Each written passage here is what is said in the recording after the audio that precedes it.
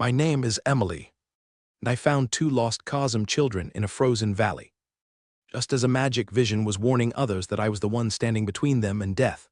Asgodel, the griffin, watched his mistress wake the crystal at the shrine. He tried to understand the vision glowing inside it, but he could not ask Aelm anything while she was deep in trance. Inside the crystal, he saw a strange small figure. It wore a patchwork of different animal skins. A curved piece of horn with a narrow slit covered its face where eyes should have been. It stood upright on two legs. Its feet looked like a small bear's feet with pine branches tied to them. That confused Asgodel. He did not understand why anyone would do that. Was it to walk on snow without sinking? It seemed very strange. The creature's hands or claws were hidden under white and brown tufts of soft fur, but it was still holding a bow. It had an arrow aimed at Aelm's two children who had been lost for 2 days after the storm. Asgodel knew one thing right away. Anyone using a bow was sapient, not just an animal. That made the creature far more dangerous. He could not think of any forest monster that looked like this thing. The huge hexagonal crystal was 10 hands tall and 4 hands wide. It stood on a base of smaller pink and black crystals. In the vision, Heldfirk, only 10 years old and newly awakened to his power, was holding his crystal out in warning and shouting at the strange creature. Asgodel could not hear the words. The creature was small, even while kneeling in the snow beside his bloodied, unmoving sister. Heldfirk was taller than it was. Asgodel could not tell whether Abba was alive or dead. Heldfirk looked exhausted. His hand shook. The light inside his crystal was weak and flickering. Tears ran down his face. The boy shouted again and the creature lowered its bow, though it did not lower the arrow. Then the vision broke. Aelm gasped and clutched her head. "Mistress, what is that thing, and where is Ledgetl?" Asgodel asked. "Ledgetl is dead," Aelm said. Her silver hair held by an amethyst-jeweled coif caught the light. "And it is not a creature, it is a rogue coin." She shook her head, looking tired and upset. "It will not hurt them, I hope. Heldfirk should be able to fight it off if it attacks." Asgodel was already saddled for travel. "Where are they? Can I take you there before sunset? How fast can you cross the lava plains in this cold?" Aelm asked. "They are somewhere in the valley of the vanishing river," she said. She stood up, pulled on her sheepskin coat and leggings over her flying clothes, and threw several packed saddlebags onto Asgodel's back. Asgodel could hardly believe it. "How did they get there? Everyone is searching south, not northwest. I can cross the lava plains before sundown, but it will be dark soon after. We will not be able to return until morning." "I am ready for that. Let me lace my boots, and I will send a message to him, stay by bird. He will be very unhappy if you leave alone." "He is always unhappy," Aelm said, "but the sun is going down. There is no time to go back to the palace and still cross the lava plains afterward. He can complain all he wants. They are my children too. I will not wait. If I had been wiser, I would have left those 2 Cosm children to die in the snow." Their mount had been killed by a snow bear on the other side of the valley, near Tourmaline Mountain. I had heard the 2 beasts fighting near the creek, and after everything went quiet, I went to look. At first, I did not know one of them had been a flying horse. Something straight out of the Greek myths from my old life. In this world, those creatures were a sapient race, enslaved as mounts by upper-class Cosm. I skinned the bear, which I believed had died because of the children's magic, and left the skin in the stream to wash and soak. That would help loosen the fatty bits before I cleaned and cured it later. I liked the idea of having a bearskin to sleep on during the cold season. The Vala's big cats, which I called mountain lions because I did not know a better name, would soon come to eat the dead animals, so I cut and packed as much bear meat as I could carry in my game bag. Since the bear had not been bled, the meat would taste strong and gamey, but it would still be fine if I made jerky from it. I would miss that bear. Over the 5 years I had lived in this valley, we had reached an understanding. Well, after I invented matches. After that, all it took was a few smoke flares thrown near the good fishing spot by the falls, the place where we both liked to fish. After that, the bear left me alone. I would try not to feel guilty while I ate its jerky. After I smashed the control gem set into the winged horse's head, I had to leave the body behind. It was too heavy to move, and with the fresh snow too wet to burn. I knew it was sapient, and I had a hard time eating another thinking being. I did not skin it and did not take its meat. I felt bad leaving it to the mountain lions. I followed the tracks from the fight site, assuming that any upper-class Cosm who owned an enslaved mount would have enough magic to survive. Return home safely. I only wanted to make sure they did not find my home and that they would soon leave my valley for good. Because of the volcanic rift and the geyser fields, Cosm people rarely cross the flood basalts. That made this a good place to live, far from any Cosm settlement. I did not expect to find 2 children. It was hard to guess a person's age in this world just by looking at size, because the more magic someone had, the taller they would grow as an adult. From the boy's face, I could tell he had not yet reached puberty, though he was close. I could not guess the girl's age because she had fallen face down in the snow. Her back was badly wounded and still bleeding from the stain on her coat and in the snow. They were both bigger than me, and the girl's hair was already turning silver. That meant she had a lot of magic. The boy was too young for his hair to have turned silver yet, but judging by his height and the way his crystal was already flickering at such a young age, he also had a lot of magic. Even so, he was panicked, exhausted, and probably close to hypothermia. He was shaking. They both needed help. I just did not want to be caught and dragged back into the hell of Cosm society, which could happen if I tried to rescue them. I wanted them far away from my home, even if I helped them. Still, they were children, and one of them was badly hurt. I made my decision in a moment. All the while, the boy kept trying to scare me off with the weak flicker of magic in his crystal tool. I hung my bow on a pine branch and looked around. Not far away, there was a large fir tree big enough to shelter both of the overgrown children. If I could get the boy to help, I could line the shelter with pine boughs and have a fire going before sunset. I took off my outer cloak and mittens. Then I removed my rabbit fur face covering and untied the slitted piece of horn I used to protect my eyes from the snow's glare. The boy gasped when he saw my face. "You're a coin, you have to help us. I order you to help us. Whoever your master is, we will reward him properly." I only shook my head and rolled my eyes. Then I dropped my game bag and neatly set down my things. I took my hatchet from its belt holder and walked across the snow to the fir tree. I ducked under the branches and was scratched by the dead limbs near the trunk. Then I began chopping them away to make room beneath the living boughs. The tree was huge and old, and its thick needles kept the snow out from under its branches. Fir and pine trees were the best emergency shelter in winter if you needed help fast. The boy tried to follow me, but he kept sinking into the drifted snow. I smiled a little as he struggled. "Hey, where are you going? What are you doing under there?" I dragged out the first dead branches and went back under. "To cut more." By the third trip, the boy finally understood what I was doing, so there had to be a few brain cells still working. By the fourth trip, he could fit inside the ring of branches. "Why are you not talking?" he demanded. I pointed at my mouth and shook my head, hoping he would understand that I could not speak. Then I handed him a branch and motioned for him to carry it outside. "That's for you to do," he said with a huff. "You're the coin. It is your place to take care of me." I shook my head hard, put away my hatchet, and walked back to my cloak and game bag. I tied my horn eye guard and face covering to my belt, put my cloak back on, lifted my bag, and started walking home. The boy stumbled after me while I glided across the snow on my pine branch snowshoes. "No, wait, come back. Who owns you that you can disobey me?" he asked, sounding more frightened now. "Get back here. My sister is badly hurt. You cannot leave us." He caught up to me on his longer legs and grabbed my shoulder. I turned around and poked his forearm hard with my long knife until he let go. Then I put the knife point against his stomach through his sheepskin coat. He needed to back off. "You will be punished for that," he said, pulling out his crystal and trying to use his magic. I knocked the crystal out of his hand and cut the base of his palm as I did it. He was no better than any other Cosm I had ever met. Right then, I was ready to leave both children behind. "Ugh, that hurt." He dropped to his knees and clutched his hand. "Why are you doing this?" He began to cry. I kept walking. "Please," he sobbed. "Even if your master wants a ransom, please help my sister. I will do what you ask, just help her." I stopped and thought about it. I could not trust him, but I could at least build them a shelter and make a fire, then leave them there for the night, so I turned back to the fir tree. By the time I was cutting more branches, he had quietly started pulling them away from the trunk. I saw that he had already picked up his crystal and healed the cut in his hand.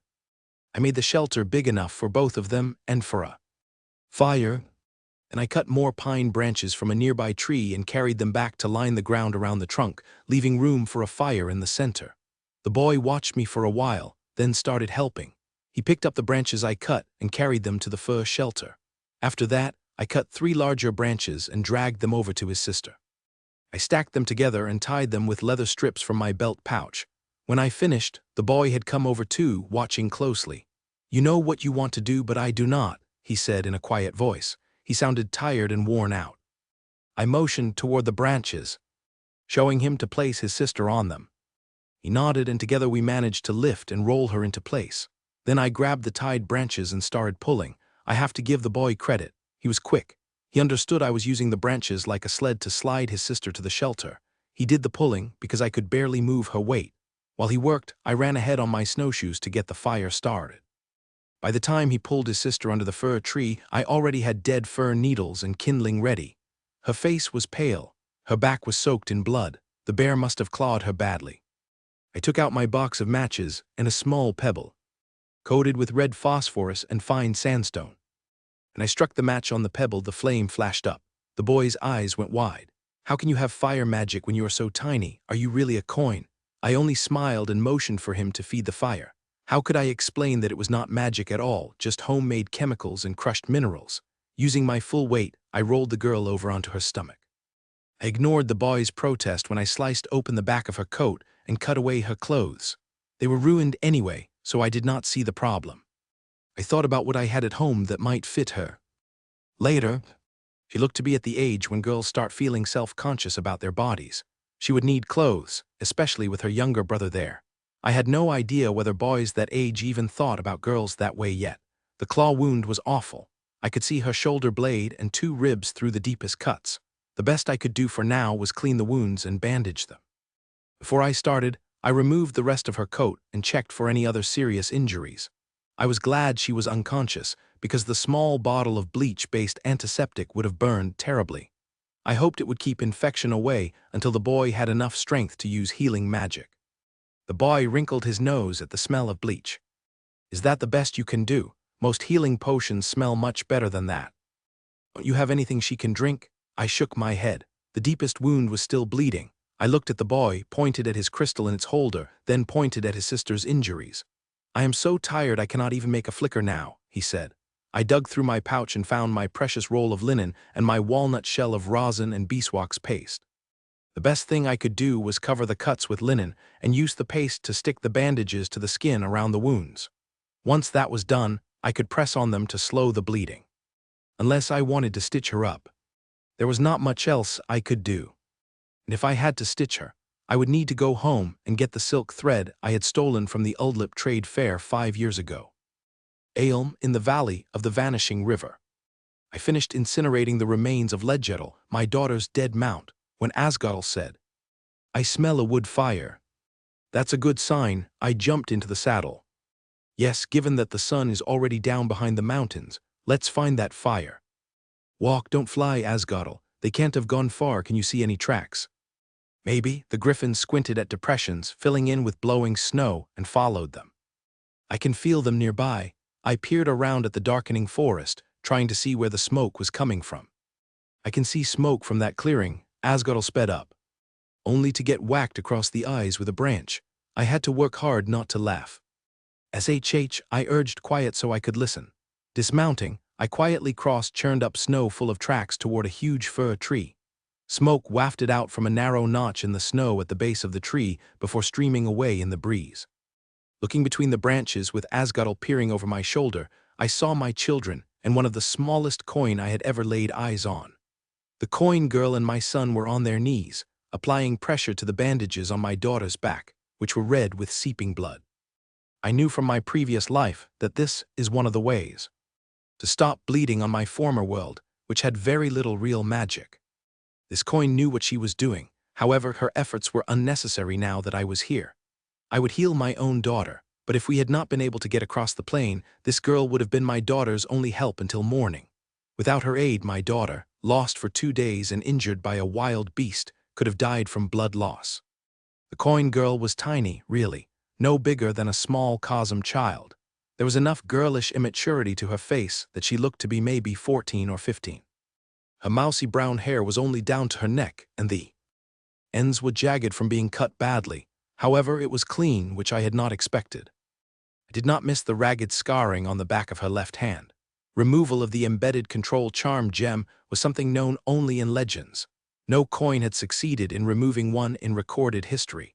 The pain was supposed to be intolerable, and only the strongest could overcome the enchantment of inhibition. It was the inhibition magic of the control gem that prevented most coin from even contemplating the act. I wanted to meet her. She must be quite unusual. I moved into the shelter she had created under the fir tree as quietly and as calmly as I could. It was small enough that I couldn't stand up in it. Kneeling next to the coin, I touched her gently on the shoulder, radiating the charm of peace from my crystal through my fingers. If you too can move your hands, I can see how bad it is. Adjusting my eyes to body clairvoyance, I could see a bright red unhappy wound trace through the bandages from 3 lacerations down Apaba's back.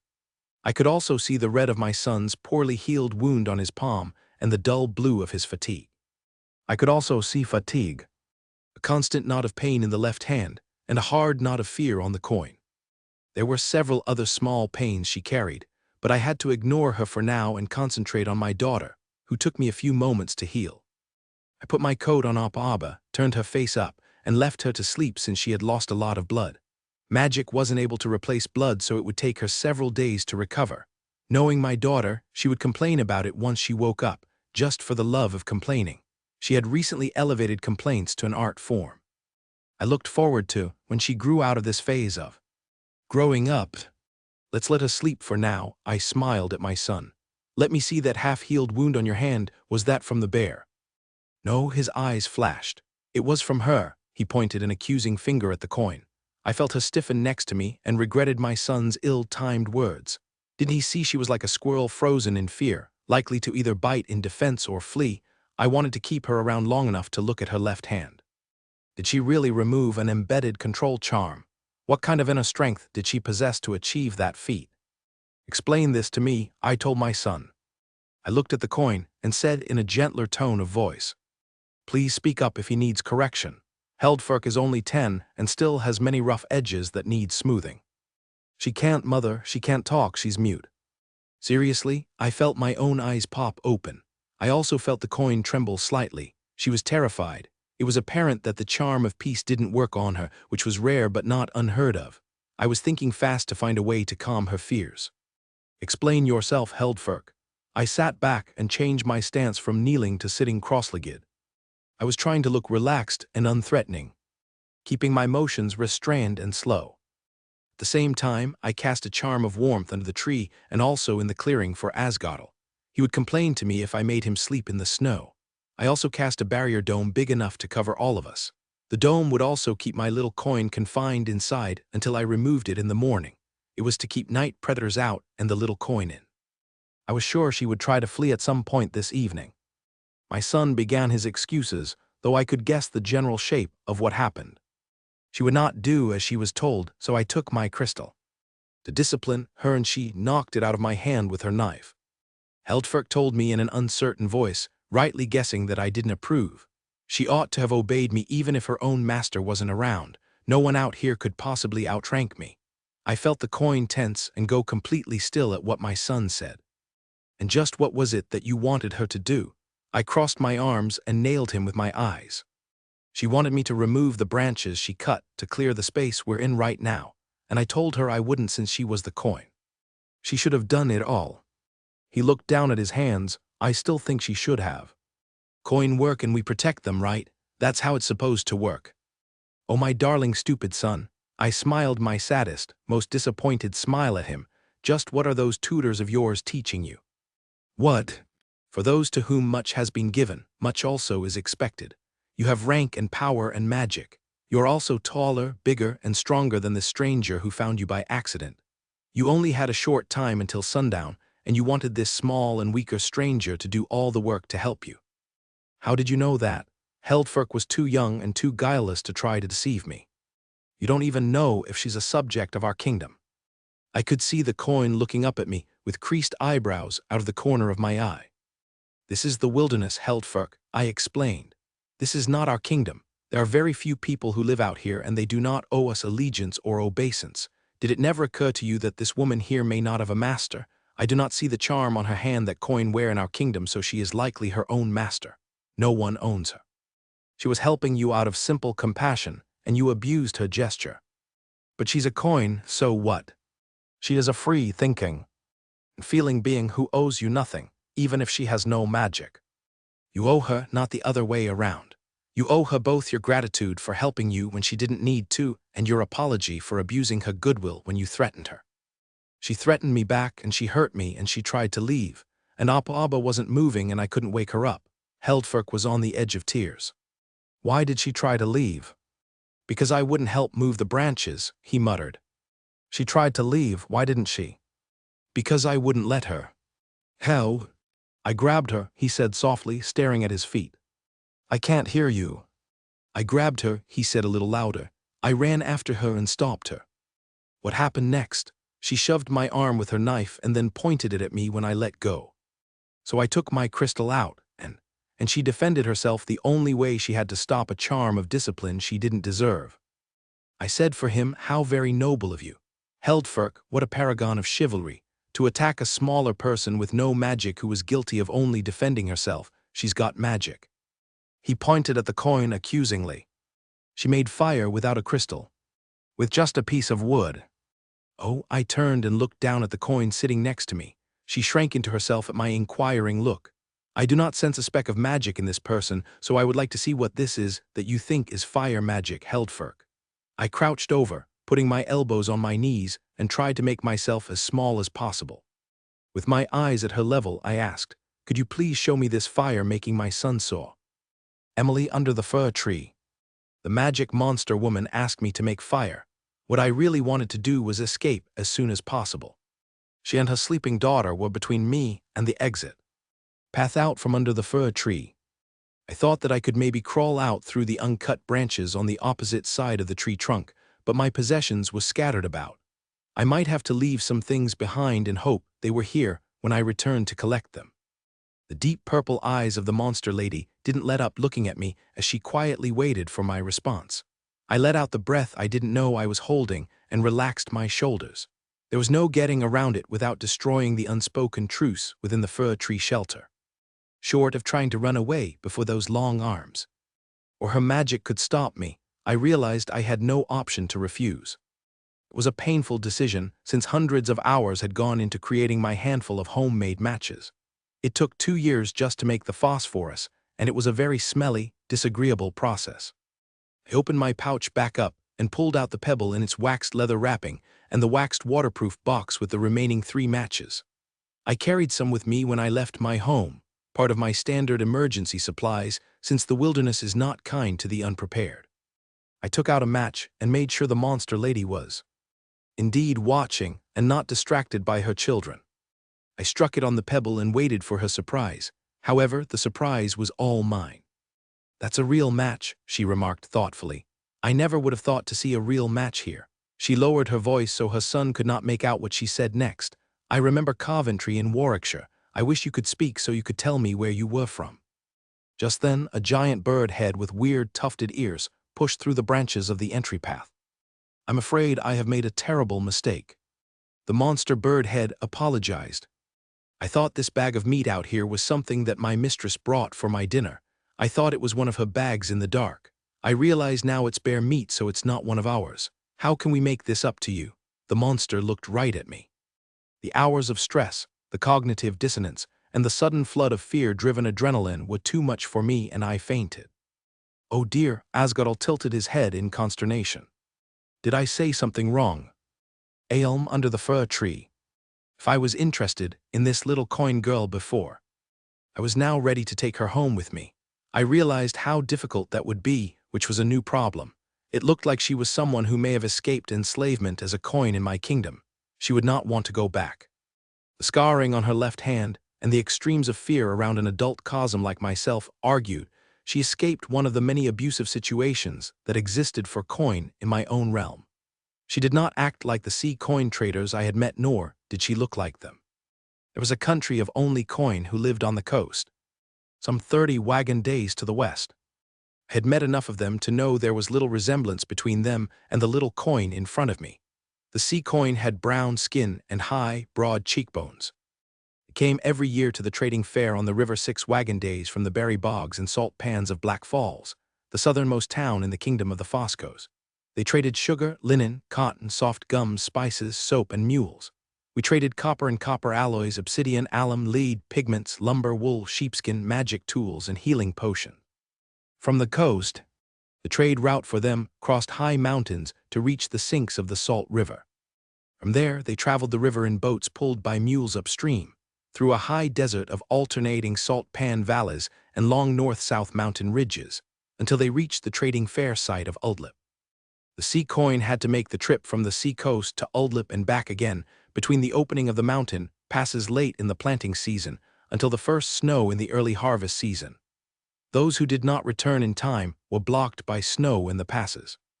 Those unfortunates had to spend the cold season at the west end of the Salt River Sinks, at the Chilean caravansary there. Some trading companies even operated 2 different branches to transport their trading goods to Uldlip, one to cross the mountains and one to travel the Salt River. No, my little fainted coin was not a sea coin from the west. Her behavior around me was all wrong. No matter how reasonably I argued, she would not want to return to my side of the lava plains. I debated whether I should keep her unconscious and bring her home with me without asking. I discarded that option after a moment's consideration. What I wanted was trust. Taking her home with me would not create it. The other problem is that my husband, Imstay, and his soldiers would certainly arrive in the morning to bring me and the children home. Imstay treats coin like property.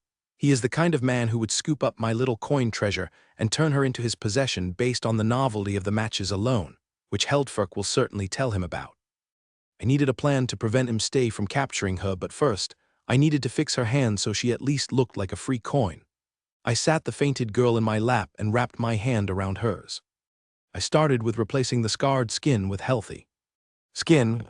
Then I removed the scars she had on both wrists. At some point, either she or someone else had slit her wrists. Slitting wrists was an unfortunate scam for certain lowlifes who wanted to dispose of unprofitable coin. An owner did not pay the coin kill tax if a coin committed suicide. Those slash scars on her wrists told me volumes of what this girl had suffered. While I had her in my lap, I couldn't resist looking at her old injuries. The badly set bones of her forearm had to hurt. The crushed eggshell depression on the side of her skull told me she once suffered a traumatic head injury. That might be the cause of her muteness. If so, a few months at the healing shrine of Mugesh would cure her, assuming I could get her to stay there. Heldfirk brought in the blankets, dry clothes, and food from my saddlebags while I gathered and packed the coin's possessions. That's when I saw the knife and hatchet. In a land with no steel technology, her tools were steel. The tools had homemade hilts and tool marks in the metal that were not polished out. That suggested to me that she made these herself. I went through the contents of her pouch and found something more valuable than a healing potion, a steel needle. I had no idea how to make steel, I realized. I was training to be a bookkeeper in trade school when I died in the bombing of Coventry. I knew nothing at all about making metals or chemicals. This girl wasn't just a runaway coin. She was the goose laying golden eggs or the possessor of Midas's gold touch. She had matches and steel. It would be perfect if she had glass too. Just the former were enough for a normal everyday greed. However, now I was feeling a gargantuan avarice. I didn't want to share this coin with my idiot husband. He would terrorize her and rob her knowledge to fund his wars. I would cure her injuries and heal her injured soul, then spoil and cozen her for the riches she could create. Using that, I could then build a kingdom where none was slaves and no one would traffic in other races to make a profit. Influence and magic were power in this world. I had the magic side of the equation. If I could make this girl a partner, I might gain enough wealth to finally build some real influence, to finally achieve the dream of a just world that I've had since I was a little girl. I packed up her possessions and then selected some gifts to make up for the bear meat that the hungry and greedy Asgodel gobbled up. I also tore the leather bag that contained the meat. I hoped the coin could repair it. Such items were invaluable in the wilderness where pioneers had to be self-sufficient. I put aside a jar of pickled vegetables, a box of salt, a small pouch of brass coins, and half the box of pemmican for the coin. I rationed the other half for the children to eat, and I abstained. I wrote a message in English to the coin in charcoal on the pemmican box. I then pondered stealing the matches, but remembered the girl's reluctant face when I demanded to see her fire trick. I guessed it wasn't easy to make matches, and decided it wasn't right to take someone else's hard work without prior consent. It was difficult not to take the knife. I wanted that knife. Copper alloys just didn't cut anywhere near as well as steel, and I was sick and tired of fighting with my mutton and my beef. How could I get her to make me a steak knife? I could heal almost any injury. I could mend almost any sorrow or mental anguish.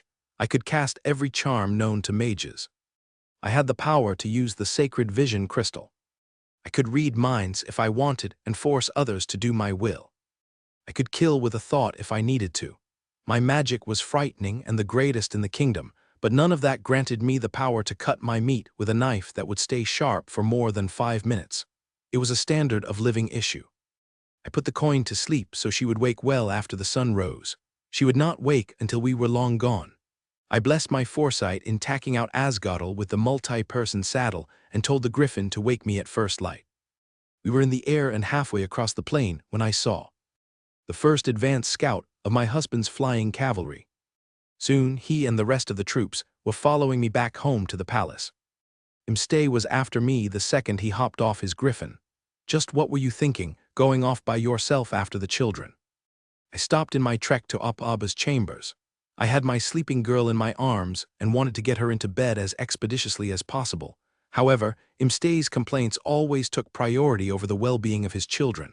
I don't think he even realized he did that. I looked down at him, which he hated.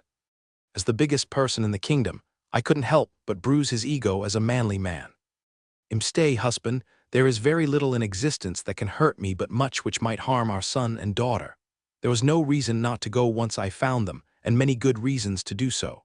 There's nothing more to say on the subject. I turned on my heel and left him in the dust of my long stride. Emily under the fir tree. I woke alone under the fir tree, wrapped in a wool blanket with a small feather pillow under my head. From the position of the sun, it was mid-morning.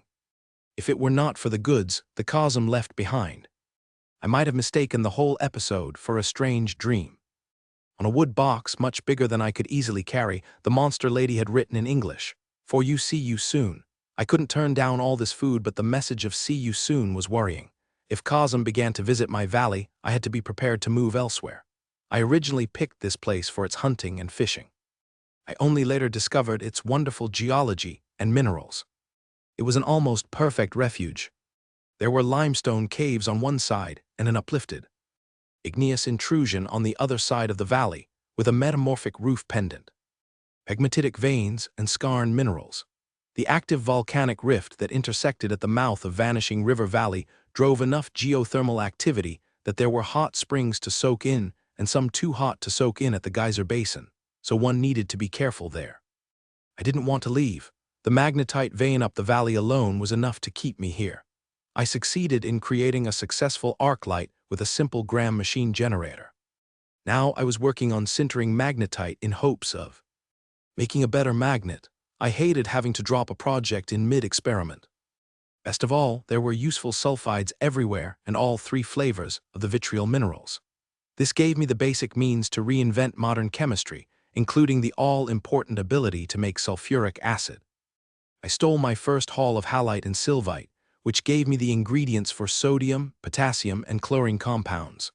Later, I was able to trade for it and left a gift one night at the trade fair at Oldlip to pay back the victim of my theft. The salts were a set of essential raw materials I couldn't get locally. The discovery of the tourmalines in the pegmatites and the hydrothermal veins of quartz crystals was a rock hound's dream. It also gave me something of high value to trade at Oldlip. Cosm mages used transparent quartz crystals for remote viewing and for making magic tools. Some also had a use for watermelon tourmalines. Oldlip was a safe place to trade. It was run by a brown-skinned, black-haired variety of coin that lived out on a sea coast somewhere to the west.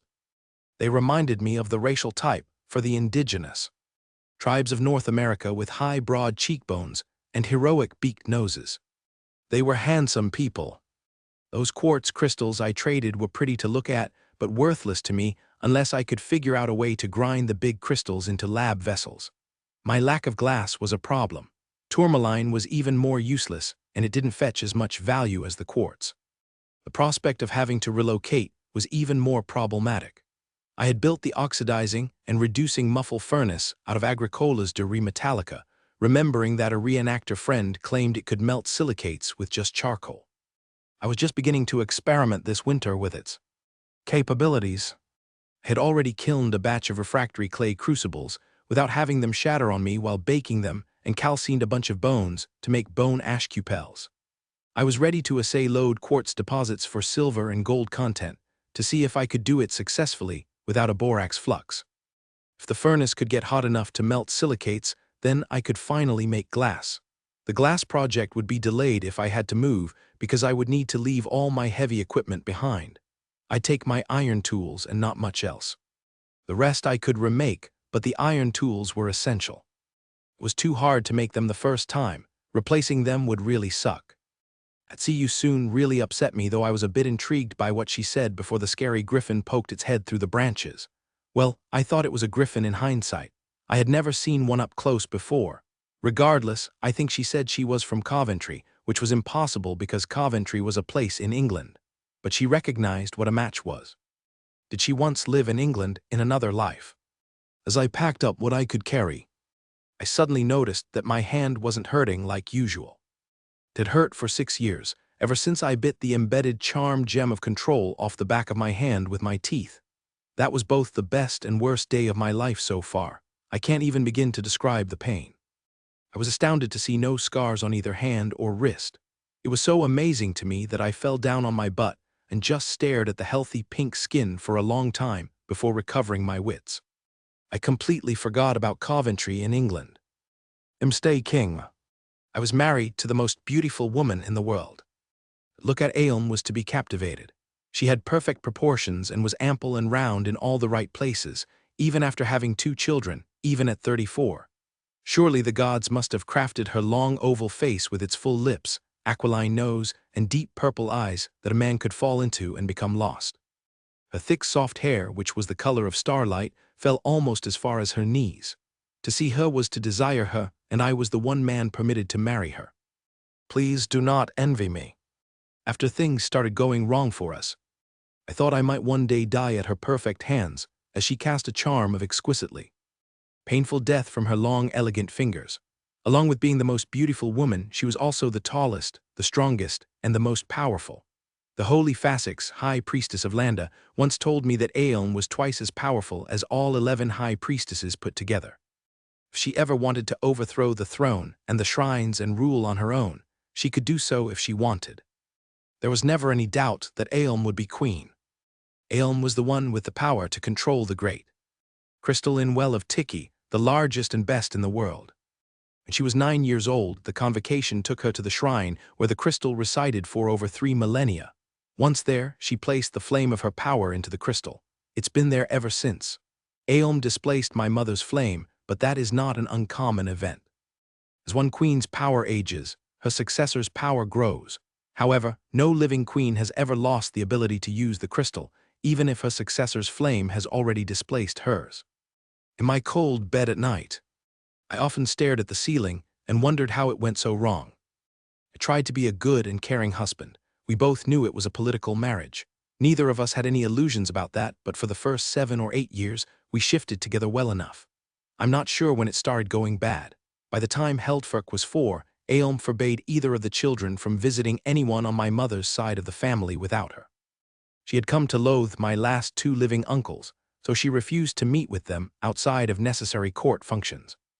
The only place left where our children could see their relatives was at the palace in my apartments. Ailm believed that my family was taking advantage of me. She thought I had given them too many kingdom offices. She became convinced that they were embezzling money from the tax collections and kingdom coffers. In the days we still got along, she asked if she could introduce a better system of tracking the kingdom's money. I'm not a numbers kind of person, so I permitted it. Her new numbers and her new way of auditing the records of the exchequer brought trouble. Her audits showed that some of my cousins had slipped up and failed to send all of their tax revenues. Some of my family received payment for repairs to roads and bridges, but later inspections suggested that the work had never been done. Her accounting showed that my 2 uncles, Kushamar and Nirigi, had shorted the kingdom on reserve grain shipments. Ailm wanted the losses on paper made up and the people who cheated the kingdom to be punished or fined. She refused to understand that people made mistakes. Many found it difficult to use the new numbers. However, she had no forgiveness for imperfections. I regretted I ever permitting the change in accounting. The Queen of Foscos has the power of veto over any law or action I want to make. I wanted to allow the optional use of the old numbers for accounting 4 years after the switch. This would have allowed those who had trouble with the new number to use the old ones for a time. Aelm said no. That was our first bad altercation. It was then that I discovered that Aelm had no regard for family. My 2 uncles and 4 of my cousins cornered Aelm about the matter and would not take no for an answer. I tried to mediate. That was a mistake. Aelm with her monstrous power cast the charm of 1,000 stings for the short time it took her to exhale. Half were bedridden for a week afterward. I managed to return to my duties the next day. The most powerful human mage ever born had a dangerous temper, and I had the misfortune to be married to her. Aelm at the palace in Isil. The argument I had with Imstay was epic, though I got the last word like usual. I sometimes thought that if I let him win once in a while, we might have had a chance at a better relationship. Sadly, being right was important, and he was seldom right about the things I cared about, so he never won. It was really a dreadful situation. I was the one with the power to use the great crystal, so I was stuck as queen. Since no one had more magical power in Foscos than I did, I had veto power over anything Imstay decided to do as king. Luckily, he was distracted during most of the good weather with his little wars over agricultural land to the east. Foscos was poor on good agricultural land. The plains to the east had a few river-fed basins that could sustain small grains without irrigation. I felt sorry for the few people who lived there, but we needed those wheat fields. Welcome to life in a primitive culture. It's rob or be robbed most of the time. Imstay's problems with me usually happened during the cold season when he was home from. Or he meddled with the tutors for the children. He spent more money than I allocated for off-season war activities, and he wanted to micromanage everything. Frankly, he reminded me of one of those twit managers from Oxford or Cambridge who thought he had the answer for everything just because he was an aristocrat with a classical education in Latin and Greek. Imstay had no common sense whatsoever about finances, believed his family could do no wrong, and had a massive ego. His mother, my predecessor, doted on him and spoiled him. Unlike her, I will not see my son spoiled and raised to be a bigot like Imstay. When we returned to the palace and I placed Abba in bed, Imstay came chasing after me with complaints about everything. The children trying to follow him on his hunting trip, the children getting lost in the sudden snowstorm, the children being blown across the lava plains, my chasing the children yesterday, and my resolve to replace the current tutors. The last round of complaints arrived just as I had changed back into my comfortable long skirts and was beginning to relax. I enjoyed having my hair done every morning. I was leaning back on my lounge sofa so my 2 favorite coin attendants could reach to put my hair back up when Imstay came stomping in with several of his followers in tow. What's this about dismissing Uncles Kashimir and Nariagi as the children's instructors, Aelm? He stopped an arm's length from my lounge with his hands on his hips, glowering as if that would ever intimidate me. From what I could tell, ever since Imstay appointed them royal tutors after the last harvest, his favorite 2 uncles had been teaching an annoying doctrine that anyone less than a noble was worthless. I thought this was a particularly bad thing to teach a kid who might become king someday. It's just as you say, Imstay. I waved my attendants to leave for now. I didn't want my time having my hair done spoiled by Imstay's current fit of pique. Neither Kashimir nor Nariagi have any appreciation for the value of life or the usefulness of craft and skill, both magical and non-magical, that may exist outside noble society. I explained with what little patience I had left. This is a bad thing to teach someone who will eventually need to rule all types of people in the kingdom, from the highest priestess down to the lowest street cleaner. It's inappropriate training for a future ruler. There's nothing wrong with the magic hierarchy, he argued. Magic is concentrated in the nobles, who make the kingdom work through its use. Everyone else is just dead weight that we have to find food to feed. Personally, I think he just wanted to flatter his mother's brothers with important titles, so he could look good and act like he was powerful in front of his mother's family. We have had this discussion before, Imstay. I have had a lousy 3 days and you are making things worse. Kashimir and Nariagi are dismissed. There is nothing to discuss. I will inform you of who their replacements are once I find them. Now please leave. No, the children don't. My temper finally snapped. I cast a very brief charm of 1,000 stings at Imstay and his minions, and they fell to the floor. Do not anger me further. You can leave on your own 2 feet, or you can leave being dragged out in a helpless and embarrassing state. Decide now. I'm afraid I am a bit scary when I lose my temper, and I seldom do so, but Imstay is talented at dragging my bad temper out of me. After he left, I counted the days until the cold season broke and the storm stopped.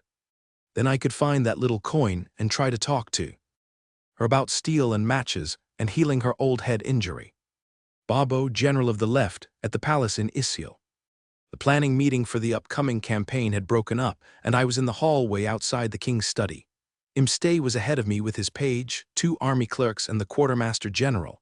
He turned when he realized I was behind him. "General Babo," he hailed me as I was walking. "Hold up a moment. I wanted to ask you for your independent opinion whether the army should pursue farmers who abandon their land. The current campaign we were planning aimed to finish the annexation of the 2 valleys on our northeast border. They were inhabited by a small population of stateless pioneers, a mix of both Khazam and Koine. We were moving in because we needed those 2 well-drained valleys to grow wheat and other small grains. The upper valley of the Salt River, which was the only ground that wasn't too steep to farm, was plagued by frequent devastating floods. Last year, many of the stateless farmers fled rather than be overtaken by our army. I had taken my tablet out to illustrate why I believed it was a tactic that would cost us needless expense. I knew his other 2 senior generals would disagree. They were also his maternal uncles, who wanted to pursue any who fled. I didn't tell the king that his uncles wanted to do so because 2/3 of those so-called farmers were Koine. If captured, every coin would become profit in his uncles' pockets. His uncles were part of the noble Hop Blocket clan, one of the northern clans that became wealthy through the coin slave trade. They saw nothing wrong with rounding up new coin to sell. Besides the ethical problem of enslaving free coin, the problem with capturing the coin farmers was one of improper distribution of costs and benefits. The army was funded by taxes, so the cost was spread out over the entire populace. The proceeds of the sale of new slaves captured by the army went to the soldiers and their officers that brought them in. No part of that sale went to defray the kingdom's cost of equipping and paying its soldiers. I was just breaking down the costs for the king on my tablet when a courier ran up and gave the king a message. "Gertzbel, take her and send her to the icy hell of Ukroy." The king turned and stomped down the corridor to the turn-off for the queen's apartments, which were also on the 4th floor. He had all my calculations on my tablet in his hand. I should never have chased after him. Went flying through the doors of the queen's apartments at a pace the rest of us couldn't keep up with. Imstay was the most magical royal male of his generation, which is why he was king. As such, he topped the rest of us by a head or more. By the time I caught up with him and his long legs, he was trading heated words with the queen, who was flushing red with anger. "There's nothing wrong with the magic hierarchy," he argued. "Magic is concentrated in the nobles, who make the kingdom work through its use. Everyone else is just dead weight that we have to find food to feed." "We have had this discussion before, Imstay," she said with fraying control. I tensed in fright at her tone of voice. "I have had a lousy 3 days and you are making things worse. Kushamar and Nirigi are dismissed. There is nothing to discuss. I will inform you of who their replacements are once I find them. Now please leave." "No, the children don't." Imstay didn't back down, which was a terrible mistake on his part. The tremendous pressure of her briefly released power slammed me into the floor, and it was impossible to breathe. Everything hurt. I swear even my hair hurt. It only lasted the briefest of moments, but I could barely move. Imstay is an amazing man. Despite the queen's debilitating magic, he was back on his feet immediately. He picked me right off the floor and set me on my feet. I am not a small man. I may be a head shorter than the king, but I was gifted with a thick and sturdy frame. I may be a half-hair with just a handful of magic tricks, but the king is one of the only silver hairs that can beat me on the tournament field. I confess I am a bit vain about my prowess, but a half-hair doesn't get to be the general of the left without being able to beat those overpowered aristocratic silver hairs into the mud with feats of arms. "Help me with the clerks, please," he asked. Lord Asiskomos, the quartermaster general, was an older silverhair. He was already struggling to his feet. The clerks were both men of little magic and nary a white hair on their heads. The charm hurt them more than they had hurt Asiskomos, myself, or the king. I picked up one and the king carried the other. Asiskomos held the door as we fled from the queen's temper. Emily in the Valley of the Vanishing River. If this was one of those silly Japanese Isekai novels I used to love to read after I Retired, this would be my cheat. I remember all my chemistry and all the mineralogical engineering I used in my 40-year career processing minerals up and down North and South America or teaching it in Australia. I graduated in 1972 from Columbia University with a degree in mineralogical engineering. It was one of the only schools in the Western Hemisphere which offered that degree. There was something special and gratifying about taking a rock and making something from it. I blame growing up as a nerd in a family full of nerds. My dad got into nuclear engineering on the ground floor in the Manhattan Project, and my mother was a physician. Every kid in my big family went into science or engineering. As children, we came close to blowing up the neighborhood just outside of Idaho Falls with all our stupid experiments. My father would come home from his job at the National Reactor Testing Station and just laugh as he placated the local Bonneville County Sheriff's deputies once again. The day I was almost beaten to death 8 years ago was the day I remembered my previous life. When the wound fever broke and I regained my wits. I had all my memories of 71 years on a world called Earth, which had no magic. In this Bronze Age world, those born female with no magic were worthless. I was born as the lowest of the low, a coin slave in a place ruled by huge silver-haired magic users. I had a life filled with foul-smelling, filthy tasks as a girl, to be followed by death in a mine or a brothel as a young adult. After that, assuming I survived into middle age, there would be more latrine emptying and excrement shoveling, capped by an early miserable death with no medical or palliative care. If this was karma, then what horrible thing had I done in my previous life to deserve this? I didn't think I was a bad person on the planet Earth. Somehow I just didn't see how divorce, no kids, and a fulfilling career would rate this sort of torture in my new life. I was mulling over karma while coming down the mountain with 2 fabulous quartz crystals, a bag of smaller ones, and some very pretty tourmaline. I detoured to visit the hot springs, thinking a soak would be so nice right now, given a sore neck and sore muscles from the first serious rock extraction day of the new year. I had even packed a soft chamois hide as a towel when I left my home this morning. It was still chilly enough out that the cold air and hot water combination was really enjoyable. I had paved a path and built a bench of smoothed amphibolite blocks in the hot spring to sit on, so soaking was quite pleasant. I hung my clothes on a branch so I could get back into them quickly when I got out. Then I stepped into the water for a bit of enjoyment, floating on my back and letting all the tension soak away. That is, until the sound of something large in the nearby trees started coming my way. I leapt naked out of the hot spring and knocked my bow, wishing I had my knife and throwing spikes within reach. What emerged from the trees was that giant griffin with the monster lady on his back. She smiled at me. I think I should have said something before we got here to warn you. I saw you soaking from the above and it looked so nice. I was wondering if I might join you. The griffin's opening remark was even worse. He lowered his head to look at me more closely, which was somewhat disconcerting given my state of undress. Are you eating enough? I can see all your ribs, young lady. Giving the griffin a face that should have conveyed my exasperation. I unknocked the arrow and hung the bow on a branch. Then I hopped back into the water before I got too cold. It was also embarrassing to be caught without any clothes on. If I could speak, I would have had much to say about people and their griffins who were aerial voyeurs. I had not seen her standing up before. She really was a monster, more than twice my height, and then some. I was reminded of the race of giants from the Thomas Covenant books I read in my previous life, or maybe the Twilight Giants from the Forgotten Realms series. This world was like living in a fairy tale or fantasy novel. As it was, I had to work hard not to watch the monster lady get undressed and climb into the hot pool. It was rather depressing. She wasn't thin like a model, but she wasn't fat.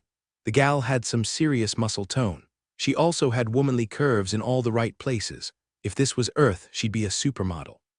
Her size made all that beauty into something scary looking, and I was scared. I admit that. If she wanted to do anything to me, physically or magically, I would not be able to defend myself.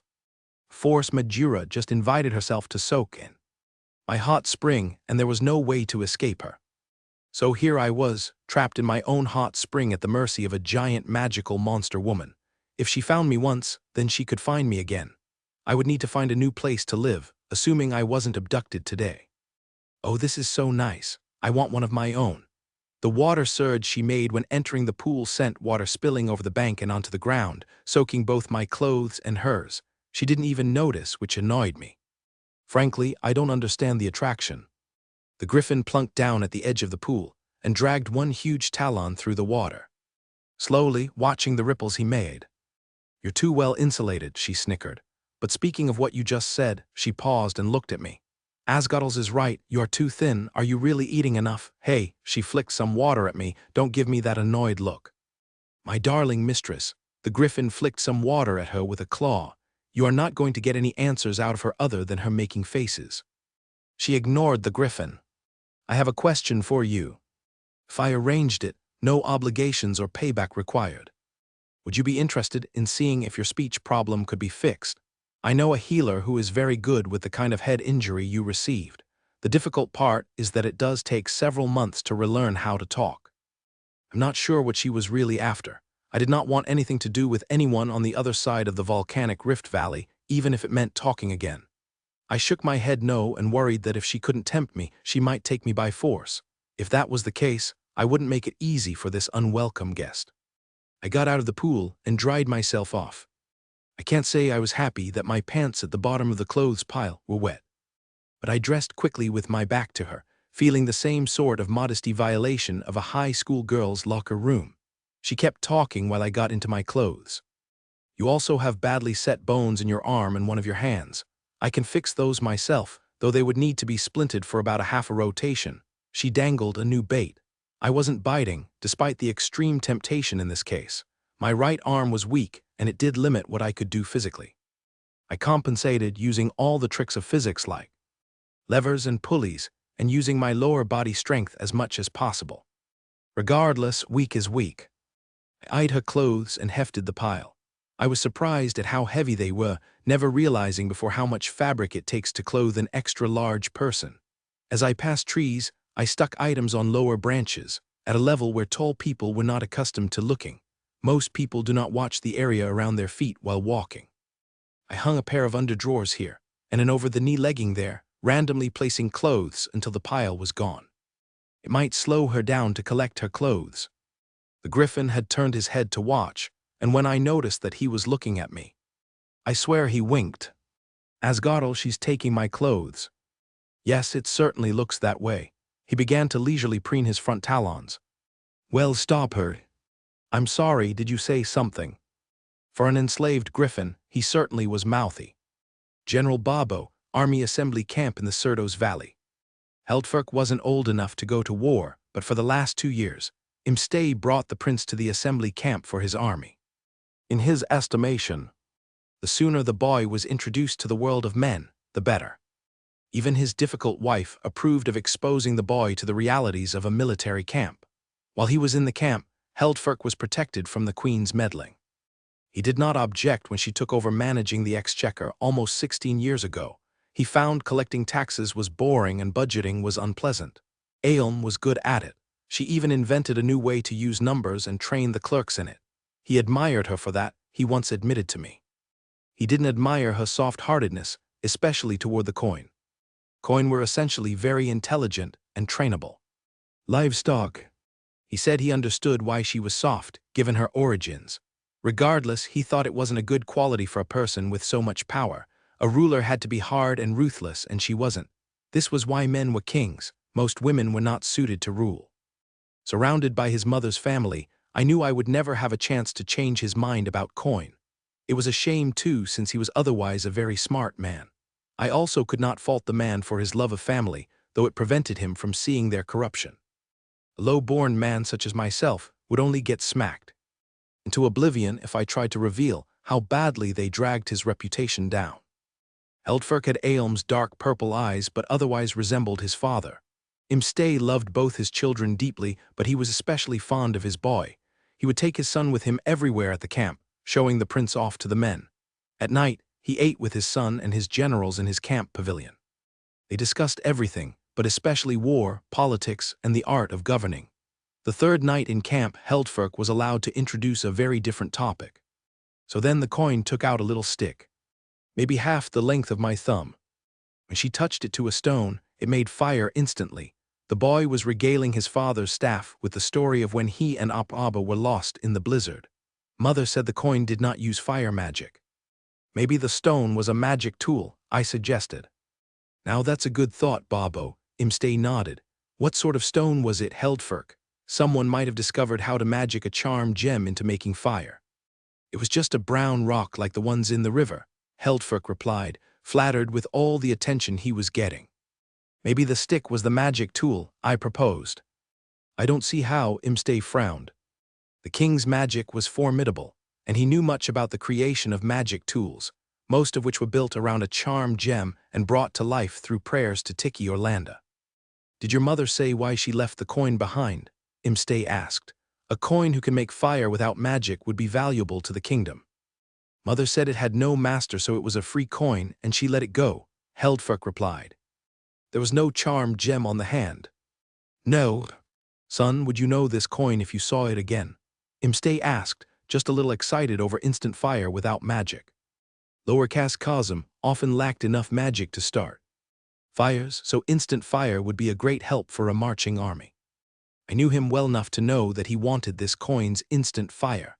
He probably wanted from the very first time he heard of it from Heldfirk, right after the rescue of his children. It was funny, Heldfirk commented. Mother's griffin ate all the coin's bare meat, so Mother left some food behind to make up for it. That was generous, Imstay smiled at his son. It was obvious that the king wanted to find this coin. Hunting bear meat suggested she was pioneering in one of the northern mountain valleys. Would be only a matter of time before the king's scouts found her. What did this coin look like, son? Imstay asked. She was really small, maybe 7 hands high and really thin. She had ugly brown hair, brown eyes, and she couldn't talk. It was mute. Imstay was surprised. Such a quality might make it easier to find. Imstay later told me that he had dispatched 10 scouts to search from the great cracks north of the fire pot, whose black lava flows covered the unlivable plains, and all the way south to Uldlip, where sea coin traded every year since before records were kept. Their orders were to find, disable and capture the maker of instant fire, Emily, in the valley of the vanishing river. I planned to leave my home behind me forever when I left for this year's Uldlip trade fair. I intended to take my chances with moving to the land of the sea coin. Without a scar on my hand to advertise I was runaway property, I no longer had to fear my acceptance among free coin. Until I left for Uldlip, I was busy making portable food supplies and exploring glass. I needed about 8 days to walk to the ferry over the Salt River at Uldlip. I would trade my crystals there and then move on. I would take my food, my bow, my fishing rod, and my iron tools. The rest I would have to abandon.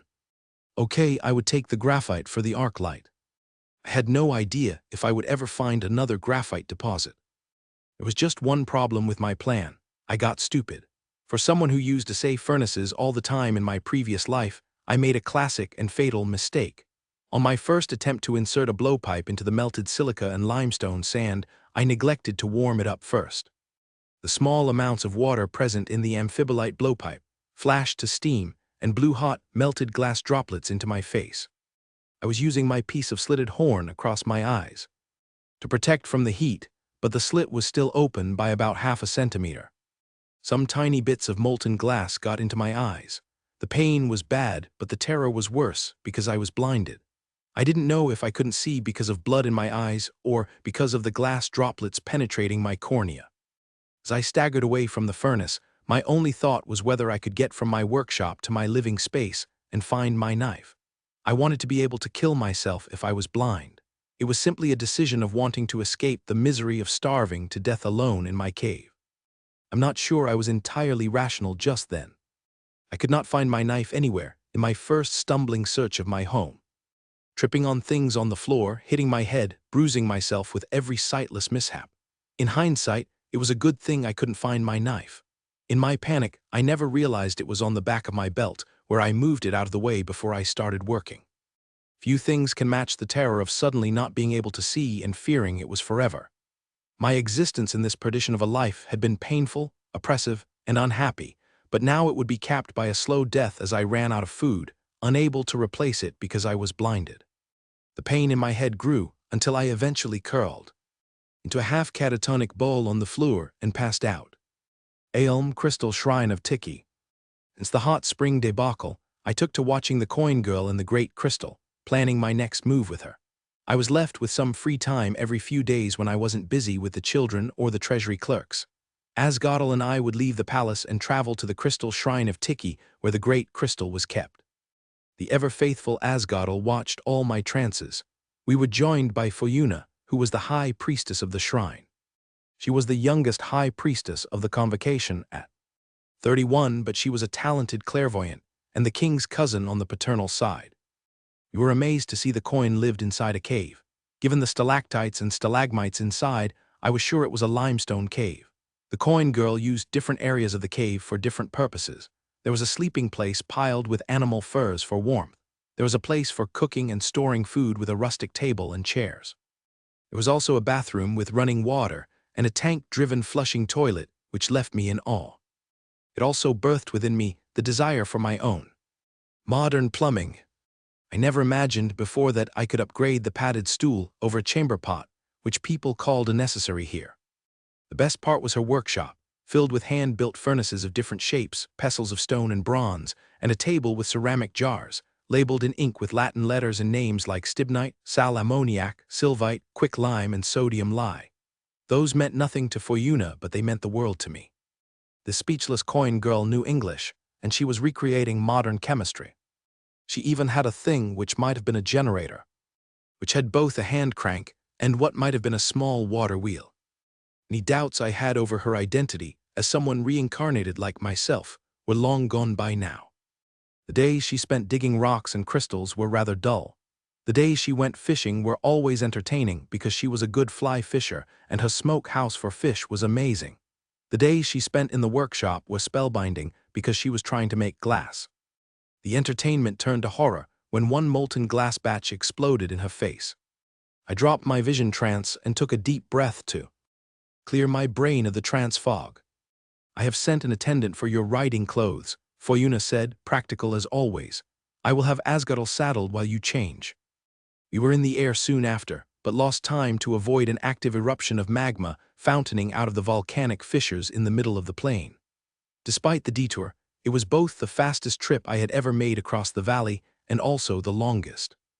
I had Asgodel land at the cave entrance closest to the workroom. I was too big to use the entrance that led to the kitchen and bedroom. As it was, I still had to take off my coat and my overtunic to get in. Not that I ever talked about it, but I both loved and hated being as big as I was. When I was younger, it was purely hate until I came to terms with the advantages my stature gave me. Right now, I was cursing my size as I had to squeeze past tight spots to reach the more open areas inside. I found my little coin girl in a semi-conscious state, curled up in a fetal position not far from her bedding. The accident was a half-bell in the past, so the immediate damage was already done. The glass landed in her eyes, into the skin on her head above and below the horn piece, and around her ears. Frankly, it was a rather ugly mess of many tiny bleeding burns. What was more concerning was her lack of consciousness. She should not have passed out. The burn was in a bad place, but it wasn't that large. Was she injured elsewhere, or was she just weak from not eating enough? Regardless, I needed better light to pull the glass out of her face and eyes, so I bundled her in a bearskin from her bedding, carried her out to Asgodel, and flew straight for the healing shrine of Mugish. Mstay King, on march with the army. Messenger bird found me watching the van of my army on its way through the second to last. Passed before the eastern plains. It was an update on the search for the coin woman we were calling the Maker of Fire. Mstay King, General Bobo had seen the bird land on my saddle and spurred his flying horse to land next to my griffin. "Is this something that may concern my soldiers?" I was busy reading the message written on a starched piece of linen. "It looks like one of my scouts found what might be a coin dwelling and workshop in a cave in the valley of the vanishing river. No one was currently living there, but there were indications of a sudden and recent departure from the premises. Food and drink were left uneaten in the cave, as if someone had left in a hurry. What are the chances it belongs to the Maker of Fire and not some other pioneering coin, mighty one?" "I think it may be the coin we are looking for," I replied. "We know about all the other pioneers on the other side of the lava plains, and none of the others are currently coin." The head of the scouts wrote that he wanted further instructions. On a scrap of the finest linen, I wrote back, "Keep looking for other habitations and set up surveillance at the one you found. Emily, who does not know where she is." I woke up confused. The last thing I remembered was a steam flash in my furnace and then lying in despair on the floor. Now I was in a bed, on a mattress with fabric sheets and feather pillows, wearing a soft nightgown. My eyes were bandaged shut and my hands were tied down so I couldn't move them. My right arm was splinted. None of these circumstances was as important to me just then as the need to visit a bathroom. Pulling on the ropes must have alerted someone. "Good morning," though it's almost midday, a young woman's voice spoke somewhere to my right. "I see you are finally awake. I am going to untie your hands, but only if you can keep from touching the bandage on your eyes. You've been asleep for 2 days. Do you need to visit the necessary?" I nodded my head only to be scolded.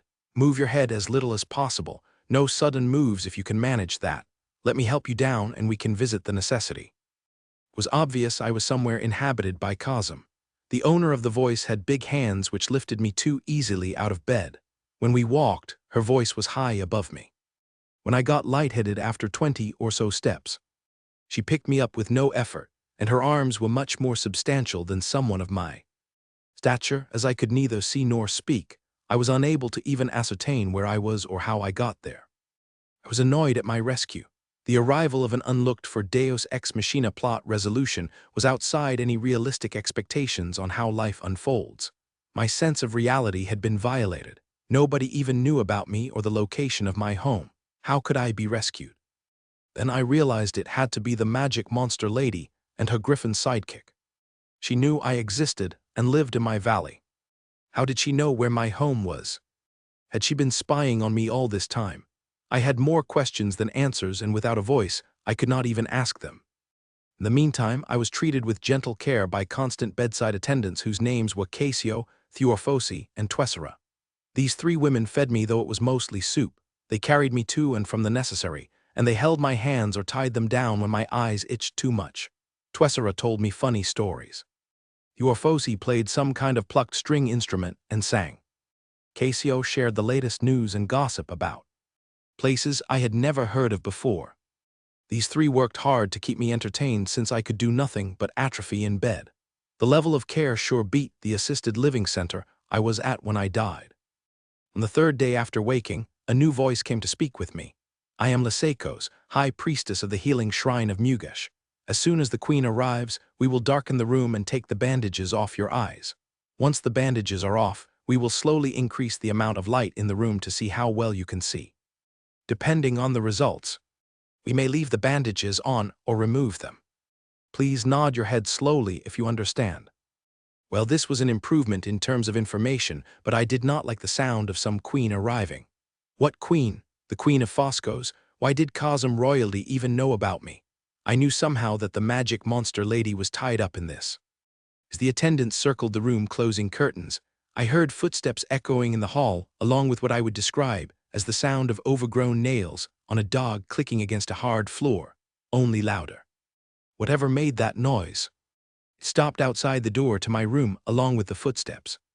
"You're late," Lysaikos remarked as if stating a simple fact. She could talk to a queen like that, I wondered. It could not be helped. That sounded like the magic monster lady. Was she the queen? What a disaster. I was the most unfortunate being alive to have attracted the attention of the queen of the one place I never wanted to revisit. I should have taken off straight for Uldlip after she had crashed my hot spring. But fool that I was, I delayed to play with glass in a furnace I intended to abandon. "This is your work, so you should take the bandage off," Lysaikos stated. "We need to sit her up first," the magic monster queen said. Someone supported my back and stuffed pillows behind me. "Close the door and bring the light gem here. Keep your eyes closed until the bandage is off." I could feel fingers unwind layers of cloth. Twessera put the light out. After a breath's pause, the queen said, "It's now dark in here. Open your eyes. Is there any pain?" I shook my head no, wondering how anyone else could see in the dark when I couldn't. "Open the curtain just a little, thank you. Now, is there any pain?" I reluctantly nodded my head because there indeed was some pain. Not a lot, but some. "Can you see anything?" I nodded yes. I could see the magic monster queen and one older woman's face with a beak of a nose and narrow, sharp cheekbones. I could make out 3 younger, white-haired cosm-sized women standing by the 2 windows and the door. "What do you see?" Incredible, did she forget I had no voice? How was I supposed to answer that question? I raised an eyebrow and gave her a look. The young woman by the door giggled and got a glare from the older lady, who I guessed was Liseiko's. The giggler then said, in Casio's voice, "Please pardon my rudeness, great one, but she is mute. How could she possibly answer?" The queen gaped, then facepalmed herself. "Well, I'm an idiot today, let's try this." She fished a small wood tablet out of a pocket somewhere in her skirts plus something that looked like an ice pick. She wrote on the tablet and then held it so I could see it. I realized it was a wax tablet, something I had seen at reenactments and Ren fairs. What she wrote was 3x3 equals. "Can you read this?" In answer, I held up 9 fingers. "Good, now is there still some pain?" I nodded. "The fever hasn't come back, has it?" The magic monster queen looked at the others in the room. "No, great one, not for 2 days now." "Well then, we will try this again the day after tomorrow." As a reward for my honesty, my eyes were wrapped back up. The queen tried to do it, but Liseiko scolded her, snatched the roll of linen, and did it herself. In the meantime, the queen of giant monsters worked on tempting me so more. "I took the liberty while you were sleeping to reset the bones in your arm and hand," the monster queen said. "The splint can go away in 2 more days. But since you're already here, what about letting us heal your old head injury?" I shook my head no before the rest of me could even catch up to consider the question. I guess I didn't need to think about my answer. The healing shrine of Mugesh had treated me well so far, but it was still a prison for me and filled with cosm. I was probably the only coin there based on the room I was in. When the bandages were off, I saw that the bed and the room was scaled for cosm. Nothing was the right size for my own stature, not even the dinnerware. If they had coin patience at the shrine, then there should have been furniture and dishes of a more manageable scale. The bed itself was huge. It was also too high. 2 to 3 times a day, one of the gang of 3 young healers lifted me in and out of bed to walk around a little and to take care of trips to the plumbing. Frankly, my vanity over my self-sufficiency took substantial damage at the healing shrine since there was nothing I could do on my own, not even eat. Now there would be at least 2 more days of this. If I was trapped here for much longer, I would not be able to travel back home to time, fetch my quartz and tourmaline for the trade fair at Uldlip. That's what was on my mind when the monster lady surprised me with her next question. "Has she been eating enough?" "No, great one," Twessera answered. "Even accounting for her size, she eats too little." "The food is bland and cold, you idiots," I screamed at them in my head. "Try feeding me something tasty. I'm tired of bland, boring broth." "I will leave my basket then," the monster queen said. "Asgod'll convince me to bring some treats." "You never change, you old fool," Liseiko's humphed. "I thank you for the compliment, and here I thought you never had anything nice to say to me." That was the griffin's voice, which left me confused. The griffin was here. How in the world could you get one of those giant griffins to fit inside here? My confusion must have been obvious since the griffin said, "Yes, little one, I am just outside the door. It is too narrow, so I must be content with looking in from the hallway. I'm sure if the bandage was off, you would be making one of your wonderful faces again." This statement was followed by an odd snorting noise which may have been the griffin laughing. "When we are back in 2 days, I would like to see the basket empty and its contents in your stomach," the griffin added. "You should try to do as he says," the monster queen added. "He can be a terrible nag otherwise." I thought to myself that he likely wanted to fatten me up so he could eat me as a snack. "Now then," the queen said in a very queenly voice, "I would like to speak to this child alone, so please leave the room for now. Asgod'll guard the door for me, please." I heard the scrape of chairs and footsteps retreating. Then the queen sighed. "You look like you are the same age as my daughter, or maybe a year or so older. I could tell from the scarring that someone hurt you badly." She paused for a moment. "What I am about to say is something the others can't hear. For both your sake and mine. You removed a charmed gem of control from your hand, which is something no one has done in living memory or even in written history. It is a feat that exists only in the legends of this place. That alone makes you dangerous, and you would not survive more than a day if any cosm knew about it. That is why I removed the scar from your hand. Removing that charmed gem should be impossible. I have spent some time researching this matter ever since you rescued my children. The magic used for the charm of control is meant to kill you if you try to remove it. I can only conclude that you hated your life here so much that you would prefer to die than remain here. You also may have found some way to remove it without releasing the magic within, but since you cannot speak, I may never know. I have given this a lot of thought because what I want to do is keep you here, not here at the shrine or the palace in Isil. I have an estate of my own. Most of those who live there are coin.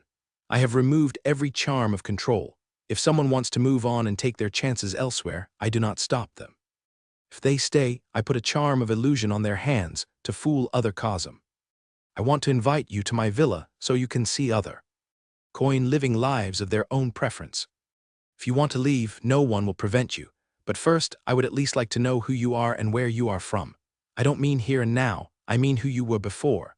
Your home has too many things that are out of place, like your matches and steel and something that looked electrical to me. I don't know where you are from. I have memories of a previous life in a different world, and I think you may also. It is possible and maybe even likely that you are not from where I lived, but some other place entirely. My name was Jane Paxton. I was born in 1923 in the city of Coventry, England. I was training to be a bookkeeper and still lived with my parents in 1940. The last thing I remember was sitting down to read after dinner when the air raid sirens went off, and then running with my mother to reach the bomb shelter. It was November 14, the day before my birthday. I would have been 17. She stopped there with such an uneven voice, as if she were trying to contain strong emotions. I had put her previous mention of Coventry out of mind since I was not even sure that's what she said originally, back under the fir tree in the snow. Her account now brought it back to mind. I did not even know how to respond to her in my sightless and speechless state. So I did nothing. Do you know the game of 20 questions? She asked. I nodded. Yes. You do, so you are from the earth where there was the Kingdom of England. Yes. Are you from England? Her voice filled with hope. No. Europe? No. The Commonwealth? No. The United States? Yes. America must be such an amazing place where a woman can learn so much science. She sighed. I wanted to be a veterinarian, but my family didn't have the money to send any of us to school. It hit me just then that she was from the same generation as my mother, who went to medical school at Marquette, in the days when it was still difficult for a woman to be a doctor. So, did you study science? Yes. I wasn't going to split hairs between science and engineering. You went to uni? Yes. It is so frustrating that you can't speak. Another sigh. What is uni? The griffin asked from the doorway. It's the place where they taught the highest level of learning on Earth, she answered. Asgodel is also another one of the reincarnated, which is a rather queer thing since there are now 3 of us in the same place at the same time, she said. I assumed she was talking to me. Asgodel used to be some kind of whale. What, after finding that reincarnation was real, and that reincarnation Isekai style was also real, perhaps I shouldn't have been surprised, but reincarnated whales. Really. She kept talking after that, but I was finding it hard to stay awake. I had been feeling tired a lot recently. I don't know if it was from recuperating or from being nervous around all these Cosm, or a mix of both. Whatever the cause, I fell asleep while the queen was still babbling. When I woke up later, it was already evening and she was gone. The treats left by the griffin were quite good. Most of what he gave me were different variations on savory bread plus spreads to put on them. One was close to foie gras pâté, which I adored and sometimes splurged upon in my previous life despite the political incorrectness. I planned to take some with me when I escaped from the shrine. Aelm Healing Shrine of Mugash. I arrived on time for the second bandage removal. My worry was about infection, especially since a few pieces of hot glass penetrated through the cornea. I hoped that the pain was related to recovery and not to an underlying low-grade invasion of some sort of germ.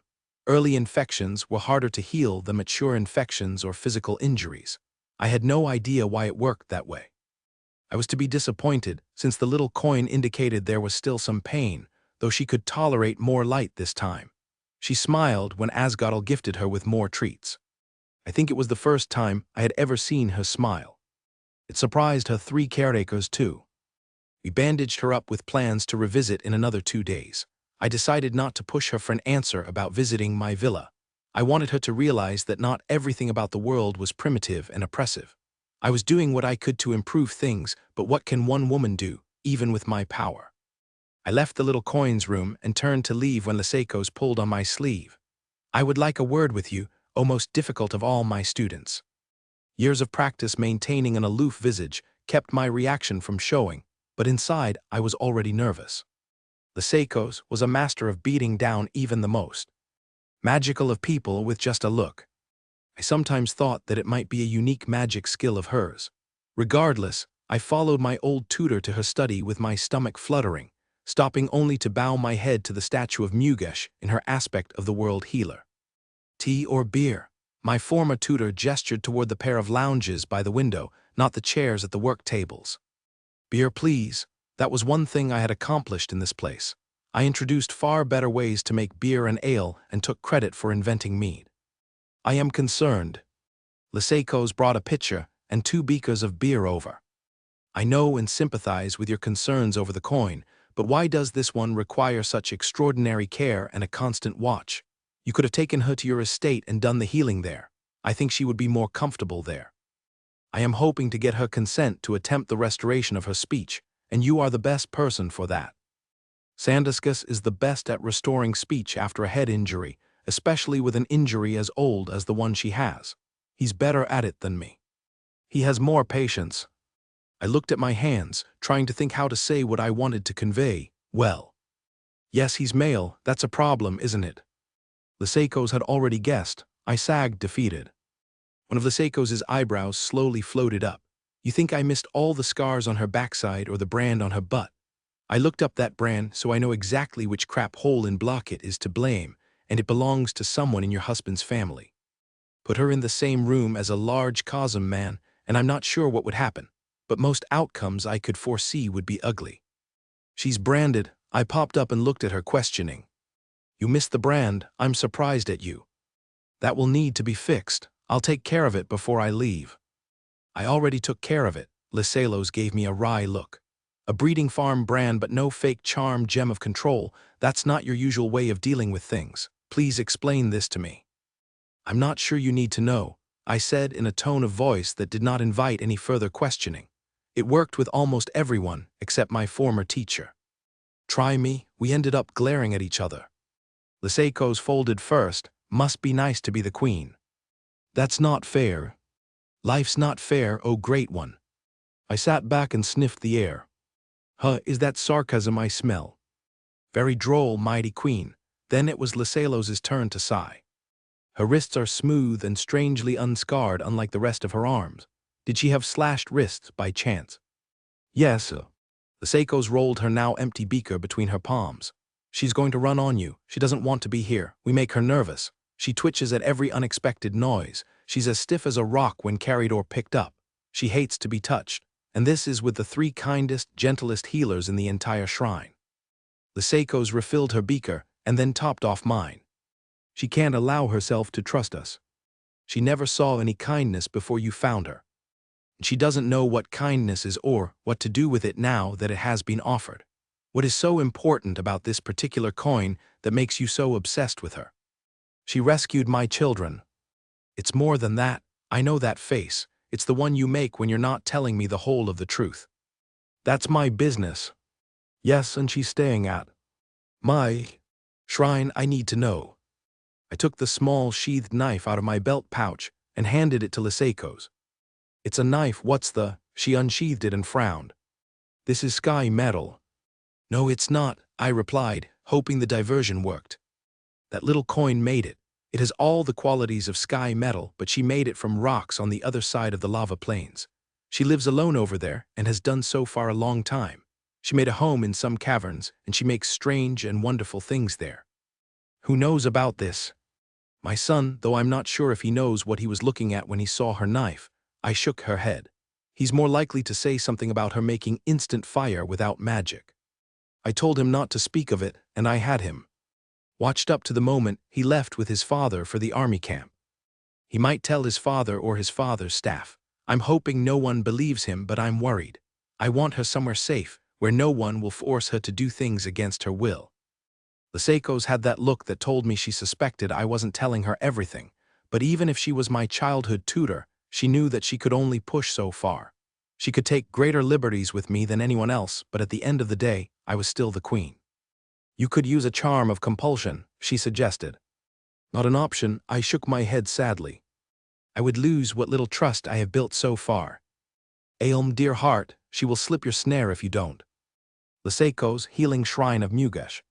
From the doorway, I motioned Casio to speak with me in the hallway. She was the youngest of the 3 healers assigned to watch over the little coin. Technically, she was still a trainee on paper. She was such a talent that I treated her like a newly promoted healer in terms of her duties. She still had a bit of color left to grow out of her otherwise silver hair, and still some more growing to do. I had moved her to her own room on the same floor with the oldest trainees and put Twessera in charge of her. Casio got up silently and left the room. The coin looked to be asleep. You wish to speak with me, Holy One. Soft-spoken and unshakably calm, she always used the correct amount of politeness for every occasion. I liked that about her. I want the rest of her scars to go away the sooner, the better. I don't mind if she sleeps it off for the next 2 days, but don't overdo it such that she sleeps for the next rotation. Don't tell her either, unless she notices and asks about it. Also, don't leave her alone even if she is asleep. Pass that on to the others. Of course, Holy One. And Casio, don't let anyone you do not recognize near this room. We've emptied this wing. No one but you and the other 2 should be up here besides my staff and the queen. You may use your powers if necessary to defend. Pass that on to the others too. I will be by again in the morning. Certainly, Holy One, Casio frowned. I'm sure she didn't understand why this little coin was the object of such special treatment. I didn't have the time to tell her tonight. I would have to tell them something soon. I just wasn't sure how much I should tell them. It was another worry I would need to add to my ever-growing list. The King's Scouts, Valley of the Vanishing River. How long do you think we have to watch this place? The scout asked his patrol leader. We got 2 rotations rations, so I'm guessing 2 rotations, Nate. The patrol leader emptied another bag full of stuff. The cave was full of dried meat, dried fish, coin-sized clothes made out of skins, strange engines, and furnaces. The 2 scouts had already stuffed their pockets full of crystals and were hoping to find more treasure. What's all these crocks of stuff, you know? Dunno, Nate. I left him alone the other day 'cause I don't know what that weird writing is. Could be spices. You know, like from Uldlip, could be worth something. Nate opened the top of a well-made wood box lined with brass and filled with dark gray powder. Smells kinda funny. Nate sniffed a pinch of the stuff. What you got, Nate? The patrol leader walked over with his sputtering pine branch torch, which just then shed a spark into the box. It was the last thing they experienced in this life. The fire watchtower at Black Falls reported a wildfire on the other side of the lava plains. It burned for a half rotation until the next belt of thunderstorms rolled through on their way east. Emily, healing shrine of Mugesh. I had a vague plan to skip out of here to somewhere far away. I had lied that my eyes still hurt, thinking my keepers would not be prepared to stop me when I escaped. If they thought I was still incapacitated, then it would be easier to leave, or so I thought. When I began my planning, I realized I had one big problem. I had no idea what had happened to my clothes and shoes. It was getting warm enough that leaving in the nightgown would not be an obstacle so long as I took a blanket for nighttime. The real problem was footwear. It was impossible to cross the Rift Valley without shoes. Volcanic glass, scoria, blocky lava. The sharp edges of Pahoho basalt, these required shoes to walk on them. Otherwise, the rocks would cut up the soles of my feet in a matter of minutes. I needed my shoes or some replacement for them. My possessions might have been here, maybe even in this room. I could not venture forth from my bed to explore, much to my frustration, because the gang of 3 were now staying by my bedside around the clock. I was left wondering what had changed. It was a huge problem. Being around all these Cosm all the time was triggering memories I had worked hard to forget. I was sleeping less, and when I did, I would wake with the feeling that something terrible had just happened, or was about to happen. I really needed to get out of this place with too many Cosm. Strange thing was that I was feeling more and more tired, all the time. I would start nodding off, and if one of the gang of 3 noticed, she would come and cast one of those infernal charms on me that put me out like a snuffed candle. I didn't realize until later that the healers were removing all the scars I had from the whippings. The fatigue was a consequence of prolonged healing. I woke to voices that were snappish. It's a problem. Leaving her here is like ripping the scab off an unhealed wound over and over again. You're not here all the time, but I am, and her mental state is declining daily. The villa is watched by agents of my husband's family. I can't take her there. It has no defenses. Then take her back from where you got her. She had a life and a home of her own, and you took her from that, oh wise and great one. The sarcasm had teeth. Rescued Liseikos, rescued. It was not an injury she could have survived in the long term.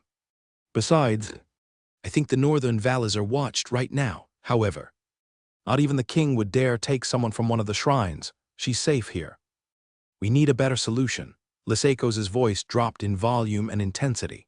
You've taken someone who by every description is self-reliant and self-sufficient and put her in a place where she is helpless and forced to abide the very race that once did her such harm. She can't even get in and out of bed without help. Listen to you too, the griffin interrupted. Start with the little problems that you can fix. You do not. Don't interrupt me, mistress, the griffin snapped. I am giving you my seldom offered advice. As I was saying, none of you are being sensible. First thing you should do is get rid of that bed and put the mattress on the floor, or build a little stair next to the bed that she can use. That way, she is in control of getting in and out of bed without help. That's what you should start with if she is going to spend any more time here. Next, get her some clothes or at least a house coat and put them where she can reach them. Some stockings or slips for her feet too. These floors are cold. There was a pause, and then Asgadal continued. Both of you are gaping so badly that you look like a pair of fish. Well, do you have any other great mots of wisdom, Featherhead? Liseikos asked dryly. Several, but you can start with those. Oh, and get the damn bandage off her if you can. Not being able to see is more than half the problem. That's what we're here for, Asgadal, Aelm snipped. Yeah, I know, but one last thing. Well, go on, Aelm grumped. Stop handling her like an object. Tell her or ask her when you want to move her or touch her. Her experience with being touched by Cosm is to be beaten or whipped. She flinches every time someone touches her to pick her up or move her somewhere. Haven't you noticed that? So warn her before you touch her. For such smart people, I can't believe how stupid you can be at times. But don't mind me. I'm just the hired beast of burden, and now it's my time for a nap. I see, Liseikos remarked, the griffin has spoken. I swear I could even hear the grimace she must have been making. I'm getting to like the griffin a lot. We should check on our patient before the mouthy griffin stops napping. Aelm sighed, one of those big sighs again. I heard the sound of curtains being closed and chairs pulled up to the bed. She slept through that, Aelm pondered. Then she tapped me lightly on the forehead. Wake up, time to check your eyes. I raised my head slightly off the pillow as if I had just woken up. All right, let's sit you up. Someone helped me up while someone stuffed pillows behind me. Bring the light, please. The queen unwound from around my head. Just like last time, keep your eyes closed until I tell you. Casio, put the light out. Now you can open your eyes. I did so. Twessera, crack open your curtain. That's good. Is there any pain? I shook my head no. We went through several repetitions until the gang of 3 opened all the curtains and the door. Without the means to escape, it wasn't worth faking pain to fool my jailers any further. Besides, the griffin made some good points. Now that I could get a good look at my surroundings, the 4 women of the healing shrine were in long skirts, in gray robes over white dresses. The monster queen wore the same clothes she wore when she rode the griffin, belted over and under tunics, long to the shins and slit front and back, over leather pants and boots. I wondered where she traveled from if she wasn't staying at the shrine. While I was pondering, Liseikos got up to leave. Where are you off to? Aelm asked. To talk to my scholar attendant, Walkeries, about some portable steps. I would have just put the mattress on the floor, muttered the curled-up griffin in the hallway, head on his front paws with his eyes shut. You would, Liseikos muttered back. Emily, healing shrine of Mugush. The griffin was right. Life was a lot more tolerable with the ability to both see and get in and out of bed on my own. A stand-alone set of 6 coin scale steps appeared before the evening meal. I couldn't explore on my own at all since one of the gang of 3 was always with me. Much to my frustration, but I was still abnormally fatigued for reasons I could not fathom. As it was, the day after the eye bandages came off was the Battle of the Bath. I think the gang of 3 was convinced I would drown if allowed to try to take my own bath and wash my own hair. I did want to get clean in the worst way. My hair felt oily and dirty, and let's not even discuss my armpits, so I welcomed the chance to get a bath. However, I wanted that bath on my terms. The gang of 3 wanted to give me a bath, and I wanted to bathe myself without an audience. I lost the battle of the bath. Theorphosi, the quiet one who liked to play that stringed instrument that looked like a zither, lost patience and zapped me with one of those infernal charms that left me incapable of voluntary motion. If I had the means to talk, I would have given the 3 of them a piece of my mind. They acted like I didn't even know what a bath was. Did they think I was some sort of barbarian wild woman? I know they had good intentions, but so do the flagstones on the road to hell. And then there was the horrid soap. Any of the soaps I made for myself at home were better than the stuff they used. Frankly, in my opinion, the lye balance was all off. Their soap was this brown-gray stuff which was probably made with unbuffered ash water. It was much too harsh for my sensitive skin. Just ask me. When they were done scrubbing my annoyed self, they put the limp, helpless, and grumpy me to bed in a fresh nightgown. Emily, healing shrine of Mugush. I didn't wake up until the next morning when Lysalos shook me awake. The monster queen was standing behind her, peering over the older lady's shoulder, dressed in the shin-length tunics and pants for riding the griffin. Lysalos was wearing the standard gray robes worn in the shrine over a white linen floor-length dress. Might I see if these fit? Lysalos held up some drawstring stockings and a pair of ankle boots with a face less stern than her usual. I motioned my agreement. Footwear was high on my list of things to reacquire. Escaping this place depended on it. She sat on the edge of the bed. I will need your feet. I slipped my feet out from under the bedding, and Lysalos had the stockings and shoes on me. Faster than I expected, I wiggled my toes and flexed my ankles, then jumped out of bed onto the floor, which startled both the queen and Lysalos. I walked to the door, exploring how my feet liked the fit. I looked up to see that griffin peeking around the door jamb, and then he winked at me. I rolled my eyes at him, and he made that funny snorkeling noise which I decided must be the griffin equivalent of laughter. I shook my head, then turned around and walked back. "How are they?" Lysalos asked. I gave her a thumbs up, and she looked back at me confused. "People don't use thumbs up or down here," the monster queen explained with a look of apology on her face, though why she made that face was beyond me. "You should do this for yes." She cupped her hand and made a motion as if scooping up water. "And this is no." She flattened her fingers and palm and made a sudden motion as if slapping an imaginary surface, palm facing downward. Lysalos looked up and studied the queen's face with a deep crease between her eyebrows, then looked down at me with the same expression. "Ailm, how is she not of the people here, and how do you know this?" The queen bit her lower lip, and her eyes pleaded for Lysalos to not pursue what she just asked. Lysalos looked at both of us in frustration. "Ailm, you are holding back information." The queen suddenly scowled and her cheeks flushed red. Lysalos grimaced and stumbled, gasping, and I fell, finding it impossible to breathe. The sound snapped the queen out of whatever nasty moment of anger she was in. "Lysalos," the queen grabbed the older woman by the shoulders. "I'm sorry, dear heart, I lost myself there for a breath." Here, she guided the high priestess to a chair. "Catch you breathe." The sudden change in the queen was frightening. I wanted to get away from her. The queen looked down on me where I had fallen on the floor, face resolute and grim. "Do you know how to write in Fosk?" I shook my head no. "Oh dear, oh dear, oh dear." The eavesdropping griffin dropped his head between his talons and sighed. "I know you remember how to write because I saw the labeling on your jars in your workshop, every one of them in Latin script." The queen stated it as a fact, not a question. "You will need to learn how to write in Fosk." Lysalos sat forward and frowned. "What are you saying? She can write but not in Fosk. What is Latin? I don't understand." "Asgodal, is anyone in the hallway?" the queen asked her griffin. "No one," he replied. The queen looked at Lysalos. "Remember when I was 12, you gave me a book of legends which had stories of people who had lived previous lives. And then I told you I had memories of another life." In response, the look that spread across the older woman's face can only be described as gobsmacked. Behind me, the griffin let out a loud, exasperated sigh. "Oh damn," the queen muttered, looking at my face and where I had fallen on my backside. She knelt on one knee in front of me looking distressed. "I am so sorry," her voice cracked. "I know you're frightened. I am trying hard not to be frightening. You're the last person I want to hurt. You're the only person besides Asgodel who is like me. Come on, I'm going to put you on the bed now."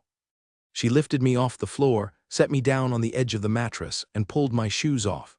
She took out her wax tablet and stylus and handed them to me. "I don't even know your name." She smiled tentatively as she pulled up a chair and sat. With my hand still shaking a little, I wrote my name from another life in the wax and handed the tablet to her. "Emily," she handed the tablet back to me. "It beats plain Jane. Liseikos, have you recovered yet?" "No, I doubt I will ever recover from this." She glowered at me and then at the queen. "I locked you in the well of Mugesh for 3 days as punishment. Oh gods, what was I thinking?" "You were thinking I was a young troubled child spinning tales, which is what anyone would think in the same circumstances, dearest." The queen suddenly grinned with one devilish eyebrow cocked. "Mugesh said to humor you since you would figure out the truth one day." I took her at her word. "Mugesh said." Liseikos' eyes grew round. "Mugesh spoke to you. Did you forget what I am? Maybe you and I should visit the well of Mugesh together, and I can introduce you." The grin got deeper. I felt a bit sorry for Liseikos. I'm not sure I would be up for meeting a deity myself. I found the discovery that there were real and active gods on this world was unnerving. "I can only deal with one revelation a day," Liseikos snapped, "and you still need to suppress that temper of yours. I can bear your momentary lapses, but this little one cannot." Then she looked at me with a wry expression. "So, your name is Emily. That's a very odd name. You didn't get that name here, did you? Did anyone give you a Fosk name?" I shook my head no, realizing that Fosk must be the name of the language spoken here. "It will be a few more days before the rest of her clothes are finished," the queen said. "Is it possible to teach her Fosk letters while we wait?" I gave her a questioning look. "Clothes? What new clothes?" "What you were wearing when I found you was a bit tattered, and the shirt had holes burned in it. So I ordered some clothes for you. Most are like what I'm currently wearing, though I did slip in a kirtle and gown, on the chance you might want to mingle with civilized people someday. I brought one set of clothes with me just to check the fit. We only have one pair of shoes so far since shoes are harder to get right. Now that I know we have the right sizing for your feet, we will get some warm weather slips and some good winter boots made for you." I wrote apron, knife, on the tablet and held it up. "Those are all safe. I have the belt with me. I have your knife too. I thought you might enjoy wearing something other than a nightdress, so I brought the belt to wear with the new clothes, though it could use replacing too." Liseikos reached out and took the tablet from me and frowned at what I had written. "So strange. These are Latin letters. You both can read this." She looked from me to the queen, shaking her head. "I'm getting too old for this." The queen left me alone with the pile of clothes she fetched from her saddle bags still slung on the griffin, asking that I try them on and then meet her in the hallway so she could check the fit. The underclothes felt like cotton. The bottoms were shorts with a drawstring. The top adjusted to the chest with front laces, not that I had much on top to lace up. The pants were a fine, soft, and stretchy wool in gray. There was a long undertunic of pale yellow linen, slit on the sides, that came down to just below my knees, and a longer over a tunic of deep blue, slit front and back, that came down to my shins. It felt strange to wear cloth again after wearing the leathers I tanned or tawed myself over the last 5 years. Having gotten accustomed to how deer and elkskin moved and stretched with me as I moved, I felt like the cloth was fighting me as I flexed my arms and legs. I resolved to get used to wearing fabric for now. It wasn't as if I had anything else to wear at the moment. My original plan was to flee this place and pick up the clothing I needed through discreet theft from the coin, who provided labor in the local community surrounding the shrine. They would be a better class of coin than what I grew up with, so the pickings would be good. The loss of an item or two spread across more than one habitation would not be too much of a burden for those I victimized. The queen surprised me by providing clothes. It was considerate and thoughtful, I realized. She had a bit of a temper, but she could also remember to get me clothes, having removed my old clothing. Her kindness also saved me from the distasteful task of stealing to make do. I put on my belt and was shocked to see that it was a bit loose. I only ever punched one hole in it for the tongue on the buckle. Did I really lose weight? Maybe there was something to everyone wanting to get me to eat more. I walked to the door only to discover I couldn't reach the latch. I tried jumping and could barely touch it with my fingers, which wasn't any better and much more frustrating. While I wondering what to do, Liseiko's opened the door. I wondered if you could reach. I will get a step made so you can open the door. We usually don't host coin at the main healing shrine. Healing shrines for coin are built on a different scale altogether, but someone insisted you be treated here. She gave the queen an accusatory sideways glance. I felt like I had just stepped into the middle of a well-worn ongoing argument. It was simply a matter of who I could trust, the queen answered without missing a beat. She knelt in front of me and sat back on her heels. Hold out your arms. Just a little too long, a bit loose in the waist. She hooked a finger in my belt and pulled it, noticing it was loose. You lost weight. You are not allowed to lose weight. You are too thin as it is. I brought more of that spread you like, the griffin said from behind me. There are also yummy things to buy in the market. We could. No, you won't, the queen cut him off in mid-sentence. I am sure the king's agents are looking for her. A kick of adrenaline hit my gut and I looked at the queen, wondering what was going on. She let off one of those big sighs. My son has a big mouth and he told my husband about the matches. So now the king wants to acquire you, which is why someone has been with you every minute of the day for the last several days. Those 3 sweet girls who take care of you can level 10 regular soldiers and maybe a general or 2. We emptied this wing, Liseiko's added. You are the only occupant. This is the highest floor, reserved for special patients. My study and my personal living chambers are just on the other side of the atrium. I am not one to ever boast, but I have stronger magic than even the king. The shrine is probably the safest place in Fosco's for you to stay right now. What they just said caused me to shudder involuntarily. I know they meant well, but at this moment, I wanted to be home, safe in my cave, far away from a world overrun with Kazum. Emily, healing shrine of Mugush. Asgodal told the queen and Liseiko's that he would sit with me until one of the gang of 3 came back on duty. Apparently, Liseiko's gave them the morning off. I climbed up a chair and used it to get to the window sill. The sill was wide enough so I could sit on it and look out. The shrine was surrounded by landscaped grounds with garden beds, pathways, and neatly trimmed trees. Beyond the stone wall surrounding the grounds was the town of Ibaz. Beautiful mansions abutted the shrine and climbed up the mountainside bordering the community. I noticed the window panes were small, not bigger than the palm of my hand. It took many pains to fill the large window and I realized they were not glass. Some was slightly colored with pastel tints, pink, lime green, lilac purple. Others had a rainbow spectrum on what looked like an interior cleavage plane. I tapped on one and then scratched at it with my fingernail. I was surprised to see that it left a gouge. Calcite, the panes were transparent calcite. I was astounded. What a show of ostentation. If anyone had walked in on me just then, I'm sure my face would have been a sight. It was unbelievable. To see this much transparent calcite all in one place, used as window panes. That's quite a reaction, the griffin said from the doorway. He startled me and I fell off the sill. I was lucky I had pushed the chair up to the window because I only fell a short distance to the padded seat. I landed awkwardly but escaped with only my pride bruised and little else. I sat up and the griffin was relieved. I was afraid you might have hurt yourself. You are all right, yes, that's good. My mistress would never let me hear the end of it if you got hurt while I was on watch. So what is with the window? I rolled my eyes and gave the griffin a look. Then I started to flap my mouth as if I was mouthing words, standing on the chair seat and gesturing at the window as if I was giving a lecture. The griffin started making that funny laughing sound, so I kept it up until he begged me to stop. Oh, that was precious, he said as he caught his breath. I am happy to discover that you have a sense of humor. I was beginning to think you were nothing but gloom and doom. Hey, don't give me that look. You can't say that you've been a bubbly package of sweetness and joy. Anyway, can you come over here? I want to know if you think you can get into the saddle. Ilm said I couldn't take you to the market or anywhere near other people, but she didn't say I couldn't take you for a ride. And looking at you, I think you're someone who has a deep need to get a break from this place. You don't have a flying coat or leggings, so I can't take you very far or very high, but we can certainly take a jaunt through the foothills or down the river. I climbed off the chair and walked up to Asgodal. He was lying down just outside the door. Standing up, he was a head taller than the queen.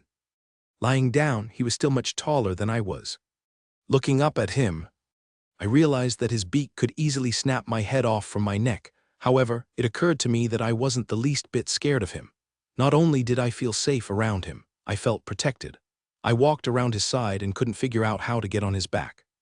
If I put my head on the floor, you can climb up my foreleg to my neck. Then you can walk up my neck to reach the saddle. But before you do so, we should agree on some signals since you can't speak.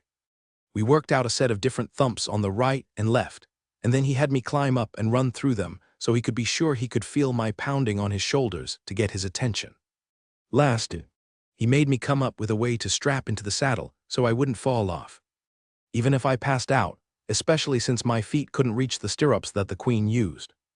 When we finished planning, we both walked sedately to the end of the hallway opposite the atrium and out onto the large half-circular balcony I didn't know was there.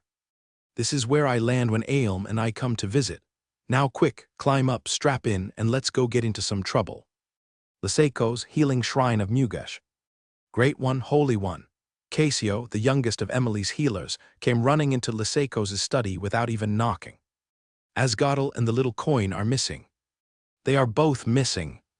Aelm looked up from the shrine's accounts, which she was balancing for me since I struggled with the new numbers and the queen's math. Knowing that griffin, he probably took her for a ride, I groaned. You can use the shrine's crystal, they can't have gone far so you should be able to find them. If he took her to the market, he's grounded for a year. Aelm growled as she got up and I followed. Casio watched us go past. I think she was a bit intimidated by us, both of whom were a head taller than she was, though at 15 she was still growing. She followed us out of my study and closed the door. Curiosity got the better of her and she ran after us. She sprinted down the stairs behind us to the ground floor and into the atrium where the crystal chamber took up half the floor space. Aelm sat on the throne known as the Seat of Healing. Close and lock the door, Casio, I told her. Casio was excited to watch the crystal be used. She had never been allowed in the chamber before today. The queen's eyes were half-lidded as she dropped into her trance. Within the insides of the shrine's modest crystal, just under 7 hands high and 3 wide, an image began to form. There was no sound to go with the motion of the image. The image showed the griffin, standing in a mountain stream up to his knees. He was trailing a wing in the water, and then using it to scoop up fish and throw them, along with some water, toward a gravel bar where they would land. The little coin would pick the fish up, and then slam them on the ground to immobilize them.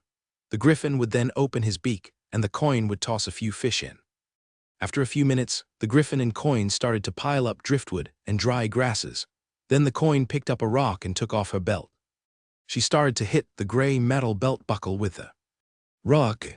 Casio and I were both amazed to see sparks fly off and into the dry grass, where smoke and then flame appeared.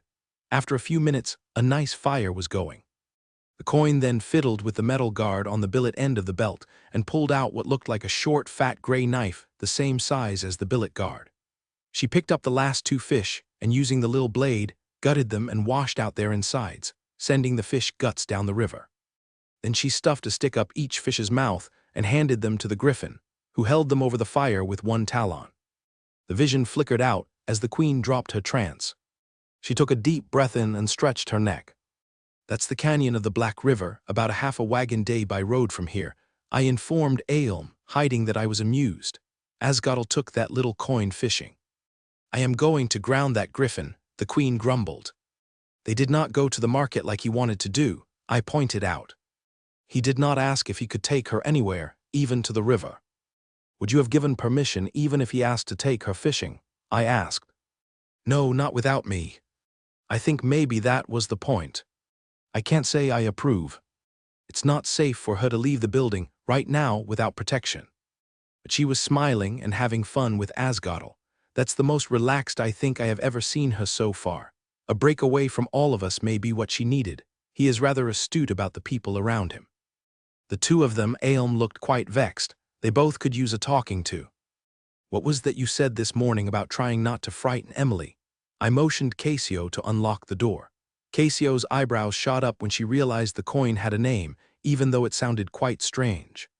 Quit being reasonable, the queen snapped. I'm in the mood for a bit of temper, and I intend to enjoy every minute of eviscerating my griffin. You could borrow my eagle and fetch them yourself, I offered. No, they will back soon enough, the queen predicted. She was wrong by several bells. Lyseiko's healing shrine of Mugesh. The sound of the griffin's talons clicking on the floor tiles echoed down the hallway and across the atrium. Aelm and I heard Asgodel's claws through the study door, which was deliberately left open. It was after the 6th bell. Dinner would be served after the 7th daylight bell when the sun went down. We had expected the Griffin and Emily back by the 5th bell at the latest, since the canyon of the Black River was nearby. Aelm had distracted herself from worrying for most of the afternoon by showing me Latin letters and their Fosk equivalents. That was because I decided to teach the little coin her letters, to hide her knowledge of another world's alphabet. Aelm leapt up at the sound and strode out the door toward the Griffin. I could tell she would let the Griffin know just how unhappy she was with him. She stopped on the atrium walkway when she saw him and Emily. Twessera and Theorphosi were undoing the leather straps, holding the coin on the saddle. The little coin looked both cold and sagging with misery. Her lips were blue. Asgodel was speaking to Twessera in a subdued voice. Get her in a hot bath right away and then put her to bed. Make her sleep if you must. What's this? Twessera pulled a tiny hatchet and a small gray metal mallet from the coin's belt. The coin followed the tools with her eyes, looking a little panicked. Those are more valuable than crystal, the Griffin said to Twessera. Please put them on the window sill in her room. She will want those near her. The scene was unusual since Cosm gave orders to their mounts, and not the other way around. However, the two young healers followed Asgodel's instructions without pause. Then again, everything about the last rotation had been extraordinary for everyone around the little coin. Aelm and I had caught up with the Griffin as he watched Twessera and Theorphosi carry the coin down the hallway to the bathing chamber. You've been to the valley of the vanishing river, Aelm said in a very neutral voice. I was worried when you didn't return from fishing earlier. Why do you smell like smoke? Asgodel looked at his mistress, then his head sagged. He laid down, suddenly shaking with fatigue. You are entitled to be vexed with me for taking Emily fishing. I will not apologize for crossing the lava plains. His head dropped to between his paws and his ears drooped. He closed his eyes but continued to speak. The east side of the valley is on fire, he said. The wind has blown the fire eastward over the ridge into the valley of the Aspen River. The fire started at her home. It looks like it has been burning for several days. We did not even imagine going there today. When we started back, without trees to block our view, we saw the fire from across the great cracks. When we got to her home, we found part of the cavern roof blown off and the walls inside collapsed outwards from whatever exploded. Most everything was destroyed, with the remains of her things strewn in all directions. She wept when she found those 2 steel tools intact. That's all she could salvage. She has lost everything, her home and all her possessions.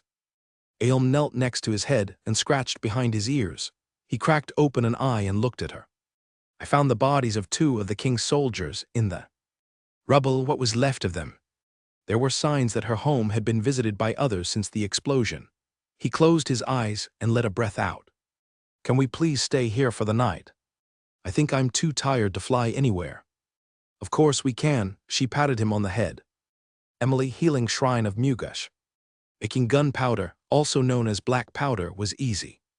The hard part was getting the 3 ingredients, sulfur, carbon, and saltpeter. The most difficult was saltpeter, which is an old name for potassium nitrate. There are at least 3 different ways to get saltpeter. Since bats like caves, I took the bat poop route since there was a lot of bat guano available. The recipe is simple. I dissolved nitrate-rich bat guano in hot water and added ashes from a wood fire. Wood ashes are mostly potassium carbonate. The potassium in the ash and the nitrate ions from the bat poop got together in the hot water to form saltpeter. The other stuff left in the chemical stew precipitated out as carbonates, leaving the saltpeter dissolved in the water.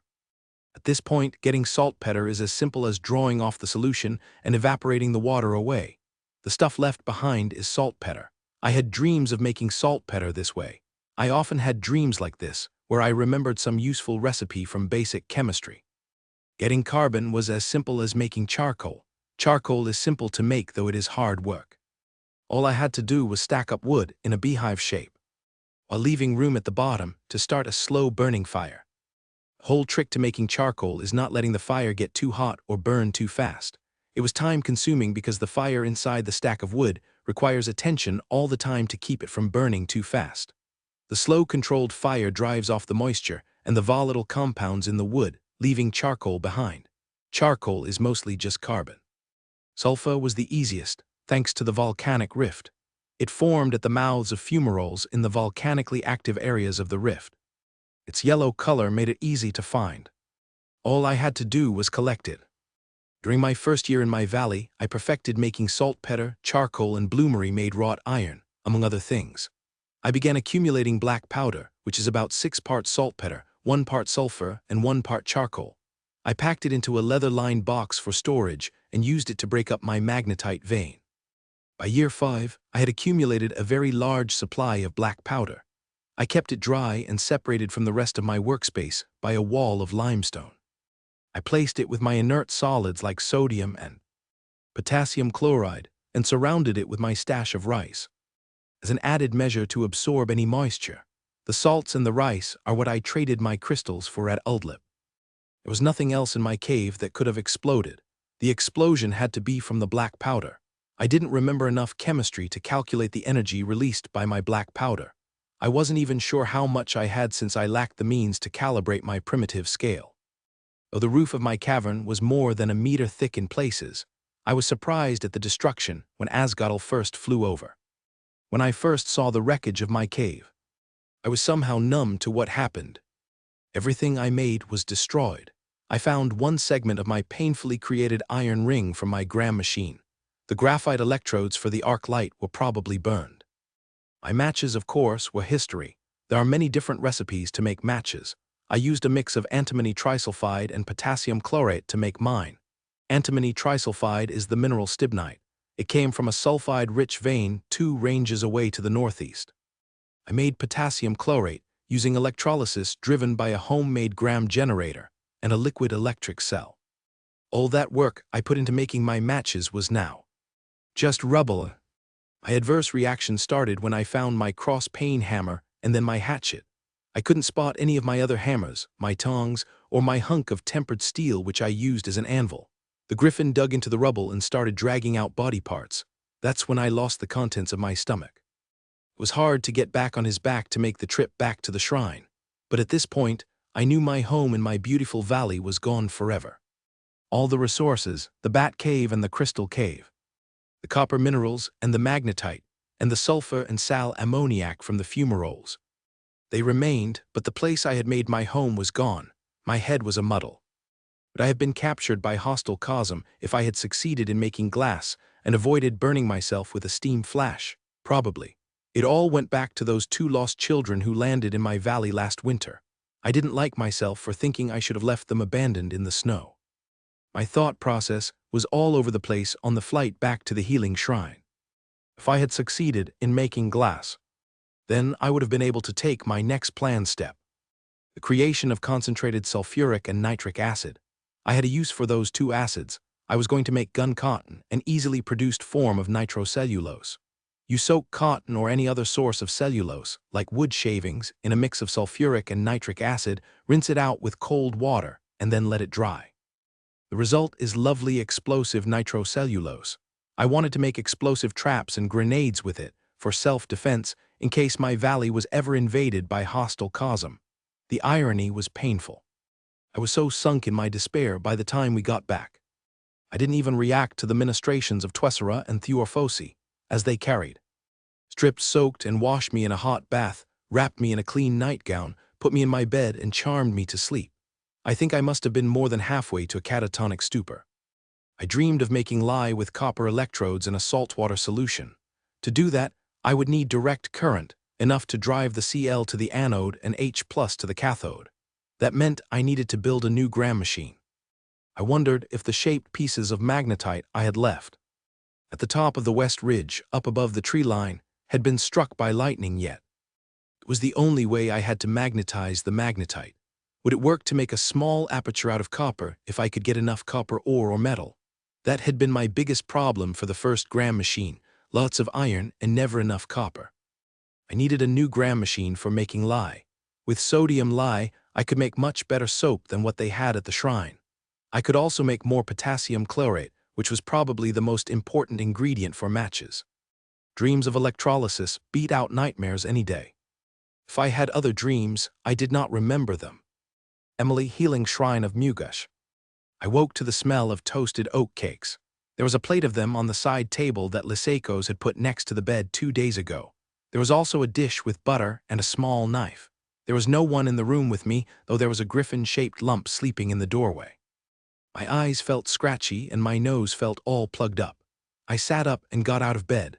I pulled the dressing robe off the arm of the chair where it was draped, put it on, and went to see if I could navigate around the lump so I could visit the necessary. I had to prod the lump and wake him up. If I tried to climb over him, he would have woken anyway. He looked as tired as I felt when he shuffled out of the way of the door. I found myself thinking about urine collection to make phosphorus compounds while using the coins sized necessary. Given a large enough volume, the process of deriving chemicals from liquid waste streams would take less time. Halfway back to the bedroom, I realized I was thinking of possibilities that involved living with people on this side of the Rift Valley. It took my breath away. I was actually thinking of doing what I vowed I would never do. This place was a trap. Even if I had met the only handful of Kazum who were decent people, Fosco's remained a place of profound evil and injustice. Given the imbalance of power between magic users and those without magic, some form of benevolent despotism would be tolerable, but Fosco's was hardly that benign. The breeding farms, the chained gangs of farm workers, and the so-called pleasuring houses were beyond any toleration. "Are you all right?" Asgadal asked, watching me from where he was sitting in front of my bedroom door. "You just went completely white." I thought about it and then nodded slowly. "Seriously, you don't look all right to me. I really wish you could talk. Just looking at you, it's obvious there's a storm of thought going on behind those eyes, but you're the only one who knows what you're thinking." I shrugged and stepped over his talon to get through the door. I hardly ate yesterday, and right now I had a hole in my stomach I needed to fill before I did anything else. Then I would give some thought about where to go from here now that I was homeless. Maybe it was time to give some serious thought to either traveling to the land of the sea coin or trying to learn how to speak again, and then traveling to the land of the sea coin. As I started to sort my options, I fell back asleep without meaning to. Mstay King, Yuxviath region. Mstay was tired of the sullen faces of the conquered farmers, the ones who hadn't vanished. Some families just up and disappeared, leaving the growing winter wheat in the field just a rotation or two before harvest. He meant to leave this valley to his youngest cousin, who did not have lands or title yet. The good farmland of this valley would be productive. However, his young cousin would also be responsible for keeping the road open between the east and west sides of the mountains and for shipping grain west to the cities along the Salt River. This wasn't a sinecure. He was looking over the map of the area with Babo, trying to decide the best places for roads and bridges when a messenger bird flew in. He unrolled the linen strip, read the message, and swore. "Something wrong?" Babo asked. Out of all of Imstay's officers, he was the smartest. Just over 40, his brown hair was speckled with white. What he lacked in magic and height, he made up with strength, prowess, and intelligence. The cave where the Maker of Fire lived exploded. The event was witnessed by 4 scouts. The 2 scouts who were at the cave died in the explosion. The fire that started has now burned over the range and into the valley of the Aspen River to the east, destroying timber stands. 2 days ago, a griffin with a coin rider stopped at the explosion site and then flew east. There was something inside that cave and the scouts must have meddled with it, Babo stated. There is no burning earth or seeping tar in those mountains, so cave gas is unlikely. That we know of, Imstay inserted. Yes, that we know of, but we've known those mountains for a long time. The flats are too wet to farm, and there is no road across the great cracks to bring timber back. Other than a handful of trappers, no one lives there. That raises 2 interesting questions. What was in that cave that exploded, and how could a coin ever ride a griffin? Only the strongest magic users could compel the obedience of a griffin or rock eagle. It's possible if the mount's owner has enough power to command it, Imstay pondered. The griffin may have been owned by someone from Fosco's. It could have been from another kingdom like Imparu or Junu. The rider could have been a Kazum child of precocious talent, or Coin and the griffin were free agents. Is there any other possibility I missed? Yes. The scouts could have made a mistake in their observations. I think that's probably the best explanation. I advise that you interview the scouts before making any conclusions. I will think about it, Imstay frowned. So where is that coin? The trade fair at Uldlip starts in 36 days, Babo pointed out. Move scouts there to look for female coin who can't talk and is wearing leathers or skins, then pick her up after the fair breaks up. What if she's affiliated with the sea coin? Taking a sea coin violates the treaty. We can't afford to lose the trade fair even if they are coin. There are several possibilities. Bobo leaned back in his chair. 1. She goes to Chalene, and you give up on your instant fire. 2. We raid the boat she's on and kill all witnesses and erase all evidence. 3. We conquer all of the Salt River from Black Falls to the Chalene caravansary at the Salt River Sink. 4. We negotiate with her for the knowledge to make instant fire. 5. We capture her quietly in Uldlip. I like options 3 and 5. Imstay smiled at the thought of owning the trade route. You would, but option 3 can't be achieved in the short term. So I will send men to capture her at the trade fair, if it can be done. If not, we will let her go for now. You could ask the queen to find this coin for you, Bobo pointed out. Oh, he knew the king would not consider it. The queen would favor negotiation and following the terms of the trade fair treaty. Imstay would favor just taking what he wanted. The two rarely agreed over means. Personally, Bobo preferred whatever would achieve one's desired ends. She will refuse, so why even bring it up? Just considering all options, Bobo said truthfully, ever hopeful that Imstay would grow out of his small-mindedness someday. His king was not unintelligent, however. Instead of looking at what was best for the kingdom as a whole, Imstay erred in treating Foscos as something to be exploited for the benefit of his family and his favorites. Imstay selected a fresh strip of linen and wrote his instructions on it. Capture the maker of fire at or near the trade fair, but only if it is done in secret. Emily, Healing Shrine of Mugush. I got dressed and spent most of the day sitting on the windowsill, staring out at the houses of rich Cosm. The events of the last 10 days had turned my world upside down, and now I had to deal with it. Casio had come and gone with the midday meal. I ate none of it. I had no appetite again. The thought of food left me feeling a bit sick. Sometime in the middle of the afternoon, between the 5th and 6th bells, the monster queen arrived. I did not stop looking out the window when she arrived and sat on the bed facing me. Asguttle tells me you've been brooding all day. She held out the wax tablet. What are your thoughts? I took the tablet and stylus and wrote, I need to leave. I need to find a new home before the cold season. You have alternatives, the queen pointed out. You can stay here at the shrine and work on regaining your voice. You can stay just long enough to learn Fosk writing, or you could stay at my villa and learn your letters there. You could move to my villa and stay as long as you might like, though in that case, I would barter room and board for steel. You want steel? I wrote. The price of steel is the emancipation of all coin in Foscos. I can't do that, the queen said in a profoundly sad voice. I free and protect my own coin. But I can't abolish centuries of this kingdom's culture. I don't have the power. I smoothed the wax back down with the blunt end of the stylus. Then I wrote, can't or won't. I never asked to be queen, she snapped. Do you think I like this? I hate this. I hate what some but not all do to the coin. Do you think I haven't tried to make the treatment of the coin better? Then why have you failed? I wrote in the face of her growing anger. In my anger, I ignored my stomach tying itself in knots. To tolerate an evil government without changing it, or leaving it, is to be complicit. What would you have me do? She shouted, losing her temper. I have no faction. I have no powerful family to back me up. I have no army. I can't create a movement or an army with your powerless coin who have no magic to fight back against magic users, and trying to get the Cosm to change is laughably naive. Why would anyone with the power of magic walk away from a system that benefits them? They have no incentive to change. Then leave, at least don't support the evil by remaining. I cannot. The gods of this world have accepted me as their avatar, until another is born to replace me. She got up and started to pace up and down the room, her mouth in a grimace and her brows in a frown. I am tied to the great crystal at the shrine of Tiki until then. If I go too far from the shrine, I will weaken and die. I am stuck with no options whatsoever. She stopped and thought for a moment. That's what I have been told, though I have never actually asked the gods if that is true. I found it hard to swallow that gods would communicate directly with anyone, given the apparent lack of divine agency in my previous life. Get your shoes on, she ordered in anger. Every inch a haughty queen. I am taking you to the crystal shrine of Tiki. Emily, crystal shrine of Tiki. The crystal shrine of Tiki was a great round structure built out of shaped basalt blocks with what looked like pumice bricks for the dome.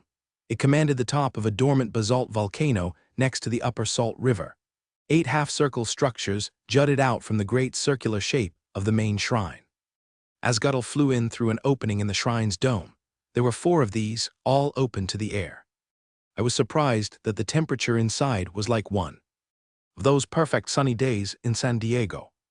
The magic of the place always kept the temperature perfect and any precipitation out.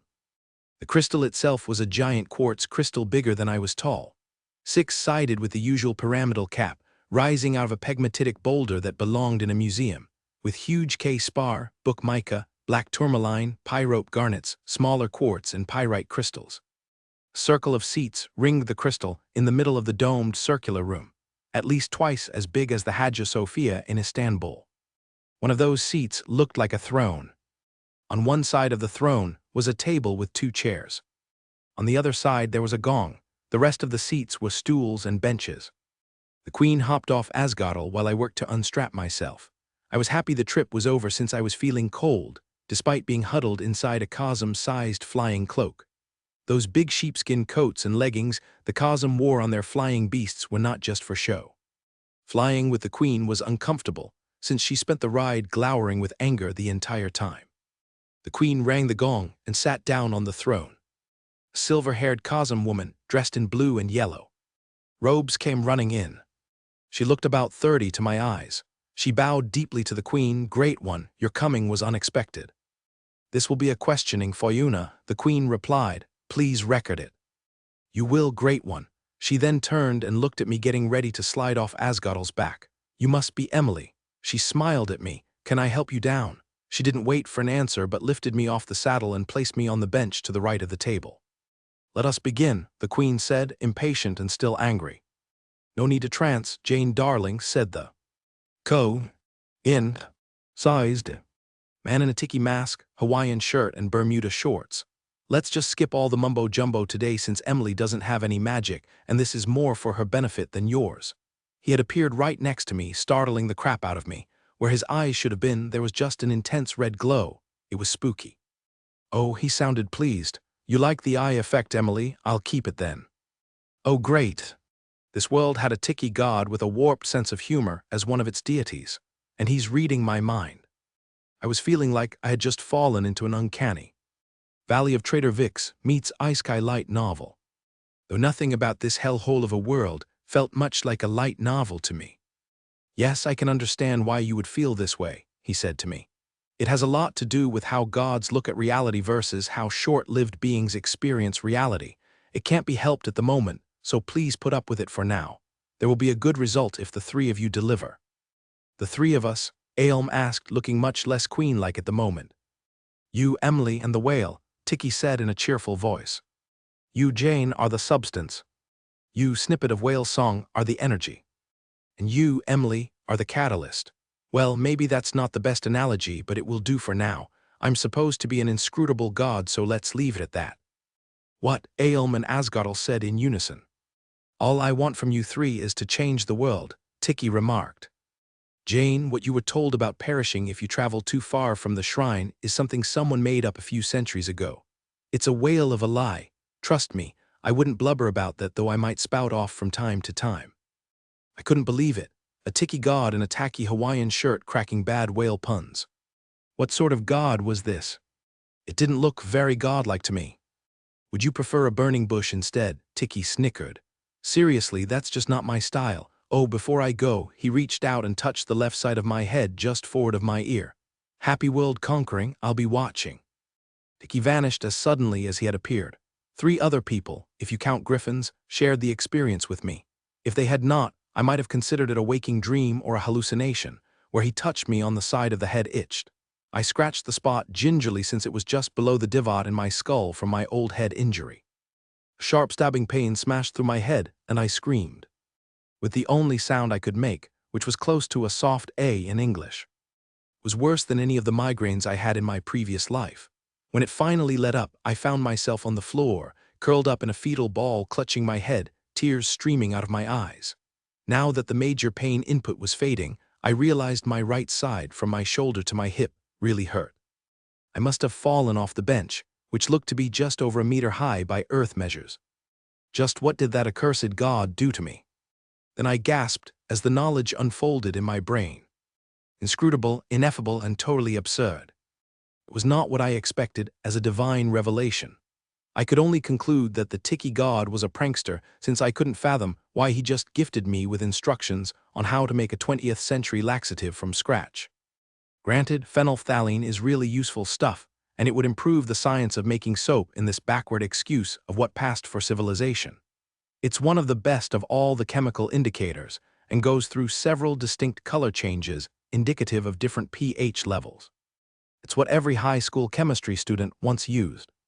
For titration before the world got too paranoid to let students use real chemicals in school. Why did a god just gift me with such a strange thing? Could it be I was meant to miraculously cure someone of deadly constipation? Phenolphthalein was once the main ingredient in X-Lax, sold for years in the Americas as a laxative. That was phenolphtalene's other big use, at least before some health kooks went off the deep end and got it pulled from the marketplace as a suspected carcinogen after a century of use. So this is what passed as revelation in this world. No 10 commandments. None of Daniel's writing on the wall or Pharaoh's dream of the fat and skinny cows. No moment of enlightenment like Buddha under the Bodhi tree. I was given a divine revelation, and it was a recipe for a pH indicator and over-the-counter poo-poo medicine. I started laughing at the absurdity, which, given the damage to my speech centers in my brain, probably sounded horrific to those who could still talk. Then I couldn't stop. My head hurt, my side hurt, and I couldn't stop laughing. My mind must have been out of phase with the rest of reality, since I can remember people trying to speak to me, but nothing they said had any meaning. It was just all noise to me as I continued to laugh so hard that it was painful to breathe. I have no memory of the queen casting the charm of deep sleep on me. Asgodal crystal shrine of Tiki. I watched in horror as the little god in the wood mask and funny shirt reached out to touch the little coin on the head. Then he said something about world conquest and vanished. The little one scratched the spot. Then she clutched her head with both hands, screamed, and fell off the bench onto the floor. The scream was shocking, since I did not know she could make a sound. It was just a long ah sound, which soon digressed to whimpering. By the time we had all rushed over to her side, she was panting with tears running out of her eyes. Emily Aelm ran to a kneeling stop beside her. "Are you all right? What did he do to you, Emily?" Aelm shook her by the shoulder. "Emily, can you hear me?" The little one did not even seem to see us, her unfocused eyes looking somewhere unworldly. Then she started to laugh. Hysterical, manic laughter that went on and on and on. Emily Aelm shook a little harder. "Snap out it. Come back to us, Emily." After 1 or 2 minutes of this, Aelm reached out and put Emily to sleep. I could tell that my mistress had entered an evaluation trance for a moment from that funny look in her eyes. Then she was back. Some head pain, Aelm catalogued, bruising up and down her right side, and abnormal brain activity. She sighed. "I can only hope she returns to some semblance of reason when she wakes up." "Foyuna, did you manage to make a record of all that?" "Yes, at least all the spoken parts." She shook her head. "Tiki is not a straightforward god. You should both stay here until she wakes up. I need to know what Tiki did to her." "But that could take days," Aelm protested. "Yes, it could," Foyuna stated it as a fact. "The length of time is irrelevant. She's been touched by a god. You know what that means. You of all people know what that means. I will make arrangements for you and her to stay. How many places do I need to send messages?" "This is most inconvenient," Aelm groused. "Have you ever met a convenient god?" Foyuna smiled a perfect innocent smile. "I'm going to ignore that question." Aelm took out a handkerchief and wiped the little one's face of its tears.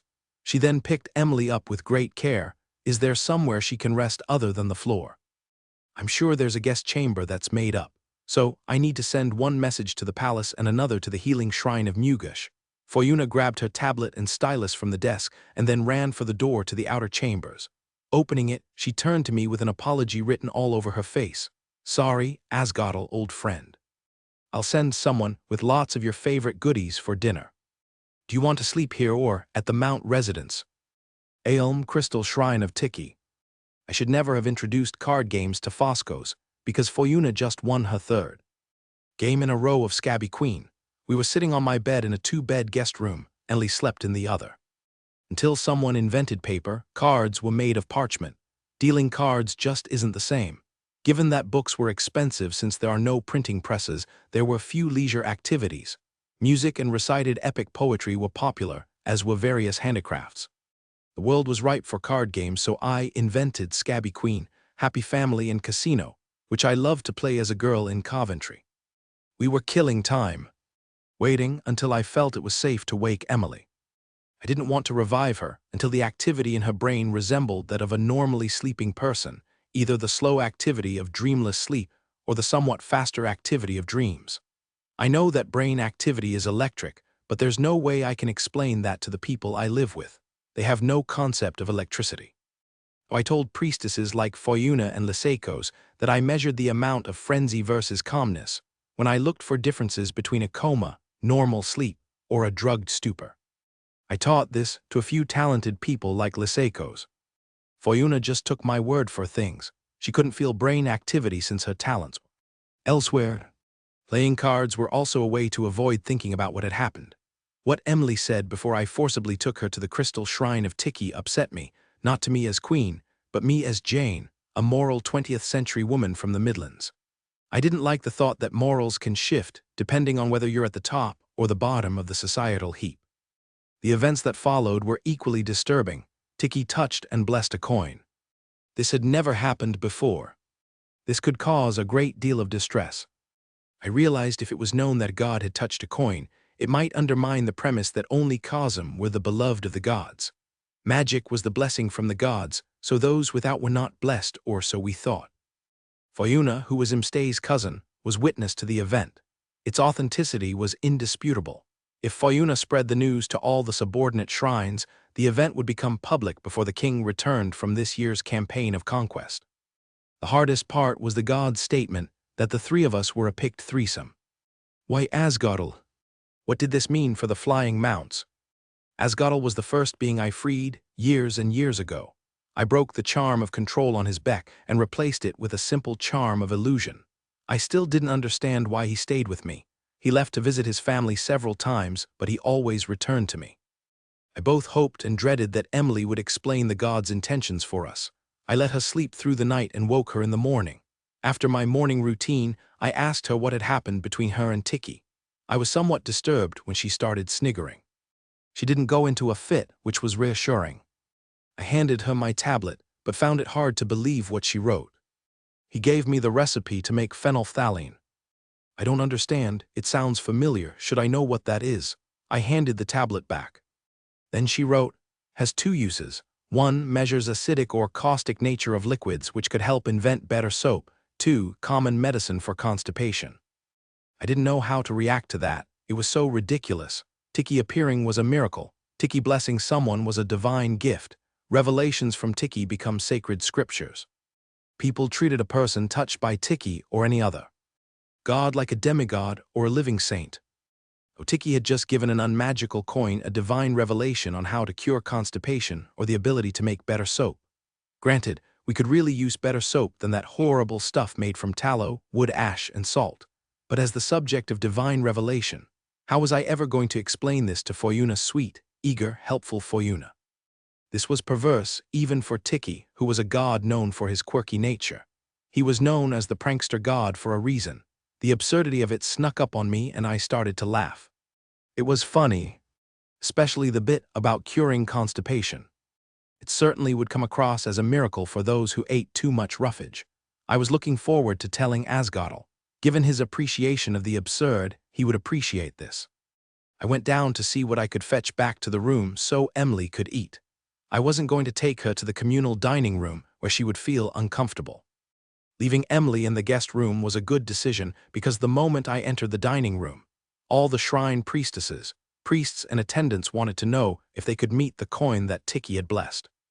Emily would not react well to the sudden adulation of her room full of Kazum, with a plate of the savory foods she liked. I realized on my way back to the guest room that I needed to warn Emily about the implications of being blessed by Tiki. Emily, crystal shrine of Tiki. The queen was sitting across from me on her bed looking rather uncomfortable. You got a triple crown yesterday. Tiki appeared and said he came because of you. Then he touched you. That means he blessed you. Last, he gave you knowledge, which counts as a divine revelation and will now become part of the sacred scriptures. I think my jaw fell off and bounced across the room. I wish I had a camera. The queen suddenly grinned. One white eyebrow racked upward. Asgodal is right. You really do make some great faces, but back to business. Tiki has shown you his favor, and the event was witnessed by two indisputable personages, namely me and the High Priestess Foyuna, who is the king's cousin, by the way. With this, you have now gained extremely high standing in Foscos, something like a living saint. I suspect this will annoy you as a bare minimum. That's the bad news. The good news is that no sane Cosm will dare touch you ever again, not even the king. Any worries about the king's agents sniffing out your trail are now moot. Do not be surprised when Cosm approach you and call you Great One, which is the title for those blessed by a god. Foyuna will insist you stay here until your revelation is recorded. Recording a revelation immediately is way things are done. This will be difficult since you can't write in Fosk yet. The only workaround is for me to transcribe what you write into Fosk. I motioned for the tablet. I wrote, don't need to tell about the phenolphthalein. Oh no, the queen said, Tiki touched you on the head. Which means there was a revelation passed when he blessed you. On the tablet I wrote, making phenolphthalein requires things that do not exist in this world and no one but me would understand the process. Why record useless knowledge? Maybe it's not useless, she shrugged. Maybe Tiki wants you to invent the things you need. I closed my eyes and shook my head. It was impossible. It would take laboratory glassware, cast iron, rubber, gas cylinders, coking ovens with gas and tar capture, and temperature-controlled fractional distillation. Did this culture even know about coke as a fuel? I could maybe do some of the tasks required to make phenolphthalein, given a lot of resources and a few decades. Other things I had no idea how to do, like making a simple thermometer. I could probably make a thermocouple instead, assuming I could perfect a galvanometer and find ores to refine chromium and nickel. Overall, I decided it was simply impossible. If a god was going to give me a revelation, why wasn't it something practical? I let myself fall back on the mattress in defeat. The last 10 or so days felt like a lifetime, and too much had changed too quickly. I wanted to go back home and hide in my cave. But I didn't have a home anymore. I felt that old black depression slip through my defenses to start nibbling at the edges of my life. The queen crossed the room and sat down next to me on my bed. I don't have to read your mind to see that you're under a cloud. She brushed my hair away from where it had covered my eyes. I will leave Foyuna a note, and we can make tracks back to the healing shrine of Mugush. It looks like it will take time to write your revelation since you can't write Fosk, and you can't dictate it. It crossed my mind just then that despite being a freakish monster with a nasty temper, the queen could also be surprisingly thoughtful. I need to find something to write on, she said to herself. No need for that. Foyuna walked through the door and closed it behind her. What did Tiki give her as a revelation? Sounds like it's not prophecy or moral instruction. She sat down on the queen's bed. It's instruction, but for making medicine, not ethics or future events. The queen was apologetic. I can read the letters she writes, but I don't have the leisure to transcribe them right now.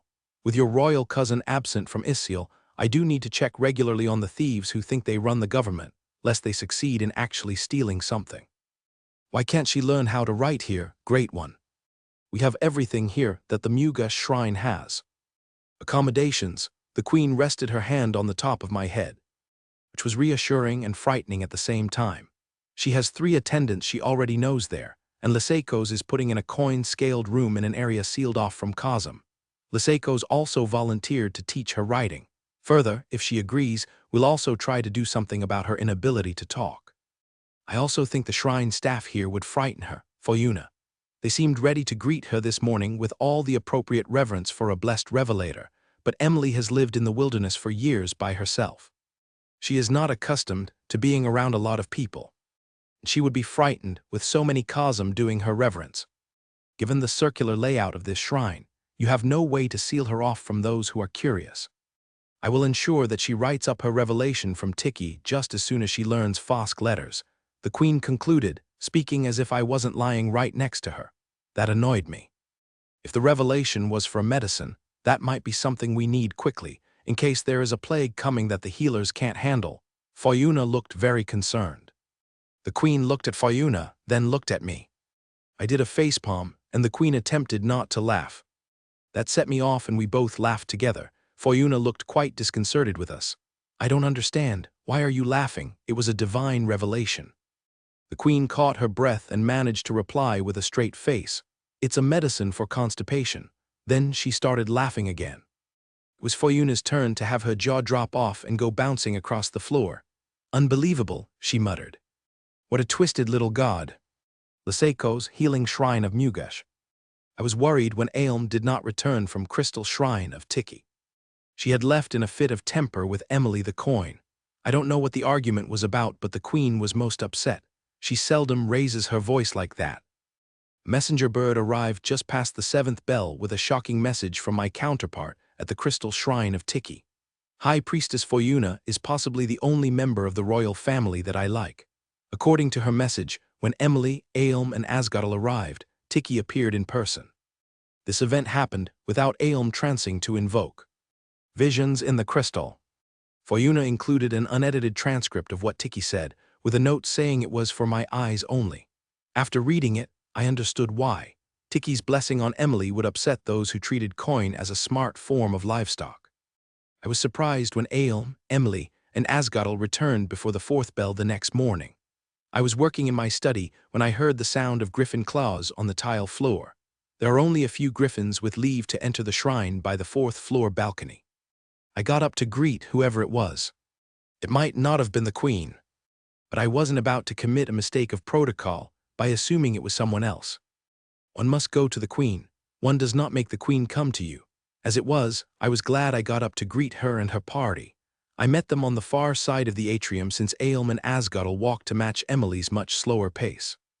We can use my study, I offered, thinking it would be more comfortable for all parties than a room with a bed and chairs. Because I assumed I would be teaching Emily letters, I had already installed a small stair of 2 steps next to one of the lounges. You too, Asgadal. So long as you are careful with those claws of yours on my carpets. My study had double doors, so the griffin could enter without trying to squeeze through. Yes, Holy One, he said with just a tinge of mockery. After everyone was comfortably seated, I lost no time in asking why they were back already. Was the revelation from Tiki so short that it is already recorded? I know this won't sit well with you, Liseikos, but it is not recorded yet, Aelm said, and then shared an inscrutable look with Emily. Emily can't write in Fosk letters and she can't speak to dictate it to someone. Considering the circumstances, Fayuna agreed that it might be best for her to learn her letters first so she can write it. Herself, Fayuna even lent Emily a copy of the Lay of the 11 Gods for reading practice. I will leave Emily here for now since I need to return to Isil before the Chancellor makes off with the treasury. I can be back in a few days. So that's the plan. You will leave Emily here and she and I can get started on writing in Fosk. It seems that's the best plan for now. I expect she will pick up Fosk letters quickly since she can already write in a different but still phonetic alphabet.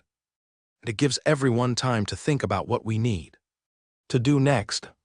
Now that Emily's home has been destroyed along with all the things she needed to get ready for winter, there's no rush now that the Valley of the Vanishing River is not an option for Emily this year.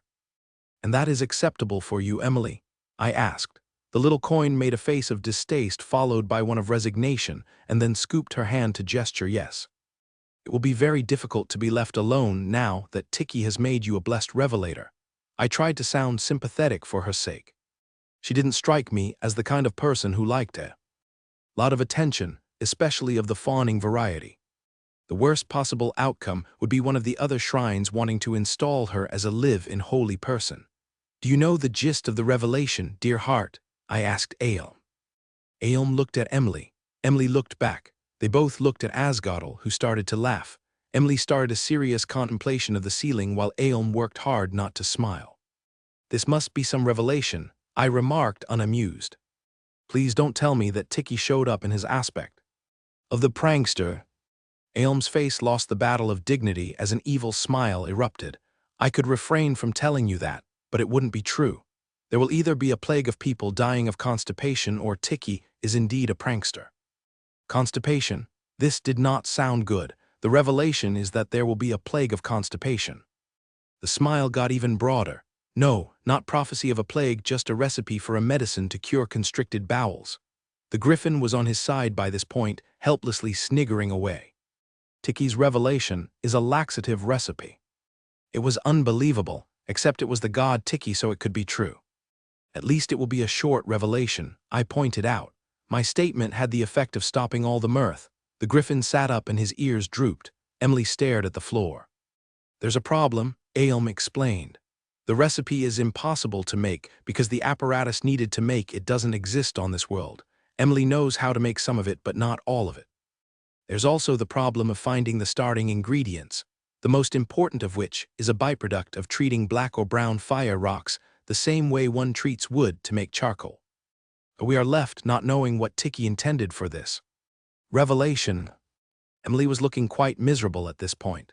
I concluded that she knew she was stuck until she put the revelation in writing. For someone who was used to being on her own, to do whatever she chose to do, the situation must be vexing. If it became too intolerable for her, there was the danger she would just opt to escape and go elsewhere. That wasn't a problem for us since Aelm could find Emily wherever she went by using the Great Crystal. However, it could be inconvenient if we had to chase her down. Emily's forest craft would be excellent, and that would make her hard to catch. It occurred to me just then that Emily might not know the extent of Aelm's abilities or about the powers of the Great Crystal. She may not realize there was nowhere she could hide and not be found. I would need to carefully inquire to find out how much Emily knew. With the Queen and Asgodel returning to Isil, it would be up to me to treat Emily well enough that she stayed put. We don't need to solve every one of these problems all at once, I declared. The first thing that needs attention is the mid-repast. I rang the bell for Walkers, my scholar and attendant, to warn him some guests would be dining with me. I also wanted to see how he and Emily reacted to one another. If she could tolerate him, it would make my life much easier. Walkers was a man with just enough magic to make light and keep a pot of tea warm. His real talent was handling my routine paperwork and my research of medicines and healings. He also made sure I remembered to eat on time and didn't work too late into the evening. Of course, with such modest magic, he was about a head and a hand shorter than me. Short, a bit round, and prematurely bald. He looked rather harmless. He was also one of the kindest people one could ever meet, a little bit fussy at times, but very easy to get along with. He had the knack of knowing exactly what to say to just about anyone. I confess I was curious to see how he reacted to Emily and what he would say to her. It only took a moment after I rang the bell for the sound of his soft-soled boots to come echoing down the hall. "Are you looking for mid-repast, Holy One, would you?" He stopped short when he noticed the Queen, Emily, and the Griffin. He promptly fell to his knees, with bowed head and right hand over his heart. "May the blessings of the gods be upon you, great ones." "And also upon you," Aelm responded. "You may rise." Emily's eyes got a bit round. "So 3 people and a griffin for mid-repast. Shall I serve it here or in the dining room? The cooks made flat coffins of beef, cheese, and spring vegetables today. I can serve them with no problem in either room. Asgodel, you have the choice of beef brisket or shredded mutton, but you must eat it in the hallway." "Hey, are you saying I'm a messy eater?" The griffin snorted indignantly. "Yes, I am." He smiled innocently at Asgold, and then turned to me with a questioning look. "We will eat in here, Walkers," I told him. He bowed and turned to leave. I snuck a peek at Emily and noted she was very still, following him with just her eyes out the door. "I'm afraid I don't have your room ready yet, Emily," I said, more to distract her than anything else. Creating a comfortable environment for the coin would take some care on my part. She was doing better than when she first came here, but she had a ways to go still. Emily gave me a confused look, so I explained. "There's a small room used for storage at the end of the hallway, across from the stair. It has a door from my bedroom, but since I don't store things there, I never use it. It also has a hidden sliding panel door in the hallway. Behind the shelving that used to be in there, I had the shelving removed out of the way. There's a window with a good view to the south. You can see the river and the farms to the south of town. Walkers has been building a bed for you that you won't get lost in. On the other side of the inner wall is my personal necessary and bathing chamber. I'm putting in another sliding panel door so you can access it from your new room and we can share. I'm also putting in your own necessary closet. We will need to coordinate what time you can use the tub so you don't disrupt my schedule. I doubt it will be a problem since I like to bathe right before I sleep, and I always work late. By now Emily was looking at me with very round eyes and dropped jaw. Since I know that my natural smile makes me look like I'm plotting to gleefully dismember children and small fluffy animals, I resisted the temptation to tease her a little with a smile, which is something I often use on younger students. I had to remind myself that she may be my student. For a short time, but she wasn't safe to tease. I didn't want to send her fleeing the building. You can look at what's been done so far after we eat, I offered. My thought was to move you into a comfortable space that would keep you safe for as long as we need, from anyone who might want to intrude upon you. I'm sure you realize that the king's men were scouting out your home that just got destroyed. They were probably looking for you. I think you probably want to avoid a visit from them. That's why I thought to move you to a room just off my own. I was unable to say more on the subject because Walkes returned with a large hamper full of food. He brought lap trays, which made for a more informal meal than when I ate in my personal dining room or the dining hall. He served the queen first, of course, and then he served Emily. I was pleased to note he had found a small tray somewhere. On it he placed a child's portion served on one of her own dishes and with her cutlery. He even found a small beaker, into which he poured sweet cold tea from a jug he brought with him. My wife told me you like sweet tea, so I will leave this here for you, great one. Walkes topped off the beaker and then left the jug on my sideboard. Emily looked a bit startled when he used the proper form of address for her, and then she gave him a questioning look. Oh, my wife? He smiled innocently, though I suspect he was being quite deliberate. I'm married to Theorphosi, who I believe was one of your healers. In reply, Emily made a face that I had trouble interpreting, though I guess she may have been just contemplating what she was just told. Hey, where's my meal? Asgardl complained. If Master Griffin would be so kind as to follow me. Walkes made a perfect bow and gestured to the door. I will lead your esteemed self to a place where you may make your usual disgusting mess while eating, far, far away from my mistress's carpets. Are you still calling me a messy eater? Why? Yes, I do believe I still am, Humph. The Griffin got up and left the room with Walkes on his heels, as the two continued to banter. Emily, healing shrine of Mugush. The morning after the queen returned to Isil. Lysaikos started me off by giving me the queen's cheat sheet to Fosk letters. These were on parchment. She also put a pile of wax tablets next to me where I was sitting on the lounge against the south wall in her study. I was thinking, since you already know a writing system, that we should start with you writing out the first chapter of the Lay of the 11 Gods in your letters. By the time you get to the end of the first chapter, you will probably be able to read Fosk letters. I've given you several tablets to use so you don't need to stop and smooth the wax back down once you've filled a tablet. Just take another and keep going. Walkes will smooth them down for you once you've filled them all. There were about 20 tablets piled up, all the size of a legal pad from my perspective. The Cosm walked around with these things in their pockets or belt pouches. It would take me a while to fill all of them. I felt sorry to add more work for Walkes. Since I couldn't speak, I couldn't protest that I should be erasing my own tablets. Being mute made it very frustrating for me to be with others, since I could never express any nuance in what I was thinking. Simple yes or no communication by hand gesture or head nodding was quite limited. It took me 3 days to gain a working mastery of Fosk letters. I found it was much easier reading them than writing them, though that might be the consequence of how Lysaikos chose to teach me. Diphthongs were a challenge. Lysaikos had a few good laughs at some of my attempts to write words that I had never seen written before. Lysaikos was an interesting teacher. The queen recorded Latin letters and Fosk equivalents. There were 13 different vowels and 24 consonants. I liked the way consonants worked. There are 2 ways to write the sound of Kin English or KW. In Fosk, there was just 1 letter for that sound. The same worked for the K sound, which can be C, K, or Q in English, but is just 1 consonant in Fosk, so consonants were easy and vowels took a little work. Though I was raised in this current life speaking Fosk, I retained the knowledge of English. There were just enough differences that it threw me off in amusing ways, especially when I tried to write without referring back to an existing text.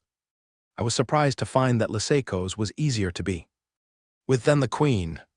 I might even say comfortable if it were not for the occasional twinge of panic when she moved just a little too fast or got a little too close. I think the difference was due to her sense of personal space. She was a person who liked a substantial personal space around her and treated me as if I needed a large personal space too. She was also much calmer and more predictable than the queen. She always spoke first before approaching, so she seldom startled me. She always asked if I needed help navigating the furniture, instead of just picking me up and moving me without warning. She never used exaggerated care as if I would break, which was a problem with both Casio and Tuessera, who tended to treat me like fragile and expensive glass. Liseiko's movements were natural and always just the perfect amount of force, never too hard nor too timid. My room was ready the day after Fosk lessons began. By the time I settled into the new space, I realized I felt safe around Liseiko's, Walcair's, and Thuorfosi. Thuorfosi came every day to help me in the morning because the tub couldn't be re-engineered for my size and the hot water tank required magic. Moving to a new room was both tolerable and vexing at the same time. I wanted to be back in my valley to see what I might be able to salvage from the destruction of my home. I also wanted to visit where I left my magnetite to see if any of it had been magnetized by lightning yet. I knew that visiting Uldlip and setting up a new home were out of the question for this year, but the shrine wasn't home for me. It wasn't overt, but my stay at the healing shrine still felt like captivity. It was a warm and pleasant prison, but a prison nonetheless. I was not free to just walk out the door, and I had no idea if this touched by Tiki thing would create another barrier to leaving. Walcair's healing shrine of Mugash. The bed for the coin blessed by Tiki was much rougher than I liked, but I built it in a hurry from odds and ends laying around my father's woodworking shop in town. It was actually much more than a bed. I made it so that the mattress was just below the level of the windowsill with a steeply slanted headboard, so the blessed Emily can sit up in bed and look out the window easily. My wife had told me that the coin would sit or stand on the window sill in the room where she first stayed to look outside. My thought was to make looking out the window both easy and comfortable for her. The elevated platform of the bed rested on a chest of drawers underneath. At the foot of the bed, I built a stair of 7 coin-scaled steps. I placed 2 small square chests with hinged lids on either end of the small room. The chests could serve as seats for anyone who might visit. They were just high enough to be usable seats, but low enough that the blessed Emily could open them and store things inside like sheepskin coats during the growing season. I built a hidden sliding panel inside the already hidden sliding door in the hallway. The door was disguised as part of the wood paneling on the walls. All I did was modify the bottom panel to make it a sliding door that only the coin would fit through easily. I did the same modification in the bottom panel of the door between the High Priestess's bedroom and the coins. I replaced the door into the bathing and necessary room with one that had a regular latch and a foot latch. Knowing that my mistress Liseiko's and the queen both worried that someone might want to abduct Emily, I built a hiding place for her behind the bottom drawers, one of which had a collapsing back to make it easy to get into the hidden space. On the day I showed her the room, I pointed out that the bearskin I used as a rug was the one the queen had wrapped her in on the day of her rescue. Before I had the chance to show her the hiding place, which I was saving for last, she had sat down on the rug and was running her fingers through the hair, looking really sad and weeping quietly. It was then that I stopped seeing her as the blessed Emily, touched by Tiki and worthy of reverence. What I saw at that moment was a small young coin woman, alone in the world and far from her home, tiny and vulnerable. I wanted to hug her and comfort her, but I had been warned not to touch her, that she was shy and wary of Kazum. Instead, I excused myself quickly and left her in peace, only telling the high priestess I had erred in using the bearskin from her home. My wife showed her the hiding place the next morning when she came to help the blessed Emily with her bath. She reported back to me that the bearskin was now folded up and placed in one of the square chests. Imstay King, Yuxviath region. This is amazing. Imstay kept running his fingers over the smooth surface of what looked like sky metal. It was about a quarter of an annulus broken off from what had once been an entire ring of metal. Bits of copper wire was still wrapped around it. I've never seen a piece of sky metal like this big and this thick. Do you think that coin made this? Frankly, my king, there is no other logical conclusion that fits the evidence we've recovered to date, General Bobo explained. The men also found stone casting molds, now mostly broken, for spoons, eating prongs, and buckles of all sizes.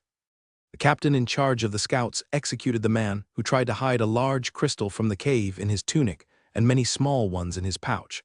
I sent one of my own agents to Ulda and confirmed that this speechless coin has traded crystals for the last 4 years at the trade fair. So she mines crystals, casts metal, forms shapes out of sky metal, and has created a way to make instant fire, Imstay summed up. She sounds like some oddball genius artificer hiding in the woods.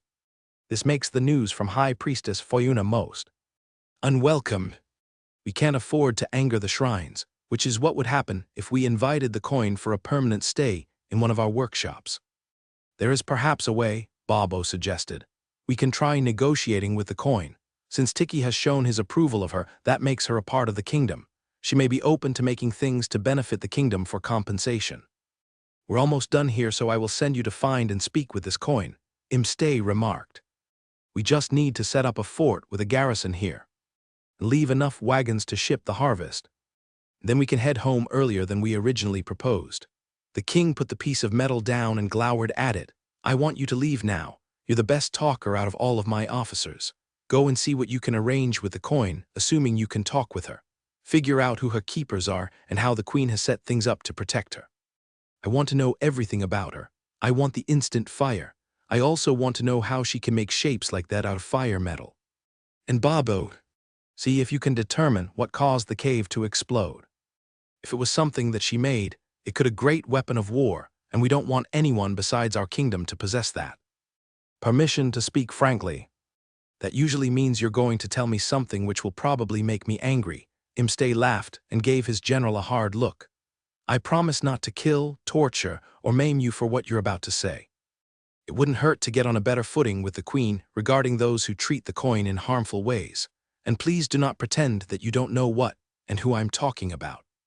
If the queen or your cousin are protecting this coin, you will be in a better position to bargain for what you want if you made meaningful concessions to the queen. Bobo did not flinch at the hostile glare the king sent his way.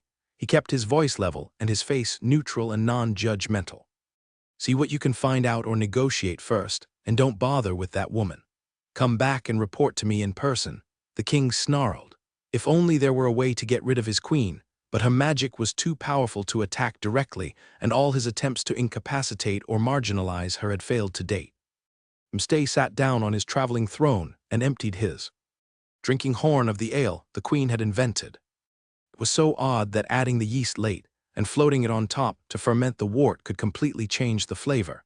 She had come up with all these ideas back in the days when they still tried to come to terms with each other. He felt he had made a good faith effort to meet her more than halfway. The changes in how the mounts were treated had actually put an end to the undeclared state of hostility between the sapient mounts and the cosm of Foscos. He couldn't say relations were friendly. But the destruction of outlying cosm settlements by the wild mounts had stopped once. Evidence of improved conditions for their captured and subjugated brethren became known to them. Conditions were so improved for the captured and tamed mounts that 4 years ago, when a drought in the mountains to the northwest caused a scarcity of game, 2 entire clans of griffins voluntarily accepted servitude with the cosm of Foscos to escape starvation. Granted, there were some novel negotiated innovations in the terms for their surrender, and they would only negotiate with the queen, which was unprecedented, but so far the arrangement was working well. It annoyed him that it was working well because the queen reaped the credit. Aelm had subtly changed the role of queen with her meddling, and that vexed him since it undercut his position. He could live with it. He had to live with it. They had parted ways over the coin. She wanted the same for the coin as had been given to the mounts. He could not agree. Griffins and eagles and winged horses provided great value. The only thing coin provided was raw labor, which was not that substantial given their lack of size and strength. He wasn't even sure that they were as smart as the mounts, though he did have to concede that some of them were handy with crafts. Their skill with crafts made sense, since they had to be good with their hands to make up for their lack of magic skills. He often thought the kingdom might be better off without the coin, given the resources needed to keep them housed, clothed, and fed. Osruldas, he said quietly so the sentries at the door to his pavilion wouldn't hear. I am here, Imstay King. A tall, lithe man in black appeared kneeling before Imstay. Follow Bobo. Report to me everything he does. Also, locate this coin and detail some of your agents to keep an eye on her. Make sure no one else is keeping an eye on her. Yes, mighty one. With that, he was gone as quickly as he had appeared. Asraldas the Wraith. As spy master, I told the king almost everything I discovered through my efforts and the efforts of my agents. There were a few things I never revealed. For example, the king thought he had a roster of everyone who worked for me. I did not disabuse him of that quaint notion. It shielded many prostitutes and coin. It also kept my most precious agent, my wife, safe. She knew what my cover job was, and she also knew that I was one of the spies who reported to the king. She did not know my real identity as the realm's spymaster. Regardless, everything that happened in the craft guilds in Isiel, or between the guilds and the shrine of Giltak, was also known to myself and the king, thanks to my wonderful wife. My wife was accustomed to the king. He sometimes showed up alone at our back door, looking for company that wouldn't judge him or expect favors from him. My growing family treated him like family. When he spotted my oldest daughter's first white hair, he gifted my daughter her first crystal when she was 9 and taught her how to cast her very first charm. There were tickle fights and pillow fights at our house, next door to the Casio Brewery on Brewery Row. Sometimes we dressed in work clothes and hooded mantles, borrowed from the brewery to take my son fishing. My home was the king's refuge 3 to 4 times every season. The king called me his little brother, and I called him my big brother. When we first met, we shared a half-rotation of life-threatening danger that forged a deep bond between us. I was 16 when we met and knew magics unknown to any Foscan, including some of the forbidden and lost charms. Through those magics, I killed all the assassins who almost succeeded in murdering him and healed his wounds. I recognized him as the king of Foscos, which is why I never dropped the charm of circular light in his presence. When he asked me my name, I told him to call me Usraldas, which in the tongue of the Termarans means spider child. It was the name my teacher gave me. When he asked me why I didn't show myself, I told him that my face would condemn me to a life of suffering imposed by my family. He shocked me when he cast the G's of blood oath on himself, and he swore that he would never reveal my identity. When I dropped my invisibility, he knew my face and understood my caution. My powerful father, and even more powerful mother, would drag me back to the soul-destroying duty that drove me to run away from home. It was then that I learned that my father was dead, and my sister inherited the lordship that I had fled. She resigned her position as an adept of Landa to assume the position I was born to inherit, Lord Gundit. With my contrary father removed from obstructing me, Imstay asked if I could return to my family, and I said no. It was both my father and the lordship I fled. My mother was, and still is, the epitome of duty. She would ensure I became Lord Gundit. I was even more frightened of my mother than I was of my father. I was also frightened that my sister would not forgive me for forcing her to leave the shrine of Landa, where she was considered one of the candidates to become the next high priestess. Imstay took me in and employed me to run a safe house in Isiel for his agents. He taught me many of the magics I would have learned had I attended a shrine. We went hunting or fishing, just the two of us, at least once a season. As time passed, my persona as Usraldas learned spycraft from the kingdom's more experienced agents, until one day I found myself appointed his spymaster. Emily Healing Shrine of Mugash. Thuarfosi woke me after my 3rd night in my own little room. I was sleeping soundly in the comfortable bed that the big teddy bear Walkairs made for me. If you can manage to wake up, oh sleepy one, the bacon, cheese, and onion rolls may still be warm. Thuarfosi was a fiend, bribing me awake with food I couldn't resist. The rest of your clothes have arrived, by the way. She put a towel on the blanket to catch any crumbs and handed me the plate as soon as I sat up. There's also a flying coat and leggings you will want to try on. She pointed at a long sheepskin coat and what I would have called chaps, also made out of sheepskin, laid on the top of one of the 2 storage chests. There was also a drawstring pouch made out of what looked like cotton with something in it. I pointed at it and made a questioning face. Are you pointing at this? She picked up the pouch and handed it to me. That's just dried mothsbane sap. It will keep out the moths and the wool worms from the clothes during the planting and growing seasons. It took just one whiff to confirm that there was naphthalene inside the cloth pouch. I cursed Tiki for being a sideway god. I had just been handed one of my 2 starting ingredients for making phenolphthalein. According to the recipe from that pain in the butt deity with the bad taste in Hawaiian shirts. Now all I had to do was make phenol, the other missing ingredient. I know you can't talk, but I would really love to know why you are smiling like that, Theorphosi said, both eyebrows floating somewhere up near her hairline. Aelm, healing shrine of Mugash. There was enough real governing work back in Isil that it was a full 10-day rotation before I was able to return to Ibhaz, where the healing shrine of Mugash is located. There were just 2 rotations left before things got going in earnest in Uldlip. I needed to be sure the usual small-time theft of the kingdom's assets was kept to a minimum before the boats, with our trade goods, made the 7-day trip down the river.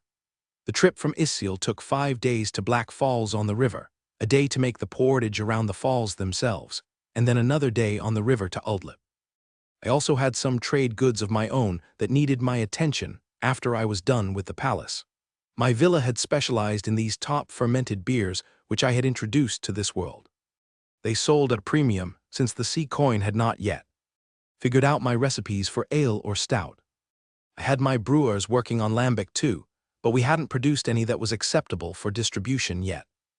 I was sending 4 boats of my own with stout and ale to Uldlip this year, which was twice as much as last year. All the ale and stout was shipped in coin-crafted firkins, which commanded a premium price of their own. The firkins were finely made from the wood of river olive trees, which were highly resistant to rot. Anything made of river olive wood was prized by the sea coin, since that tree did not grow in the salt desert or on the coast. They also preferred firkins to barrels because of the size difference. This year I wanted more linen, cotton, and sugar than I had previously purchased. After I left appropriate orders with my staff at the villa, I made my first visit to the shrine in a rotation. When I arrived, Lysaikos was making her rounds of the healing ward. In her study, I found Walcares writing out something in presentation-grade calligraphy and Emily with a pile of books, reading. Walcares immediately got up from the table he was working at and knelt with his right hand over his heart. "May the blessings of the gods be upon you, great one. And also upon you, Scholar Walcares. Please rise. I will tell my mistress that you are here." He got up and headed for the door. Asgodel, who had followed me into the study, tried to trip Walcares with one of his talons as he rushed past.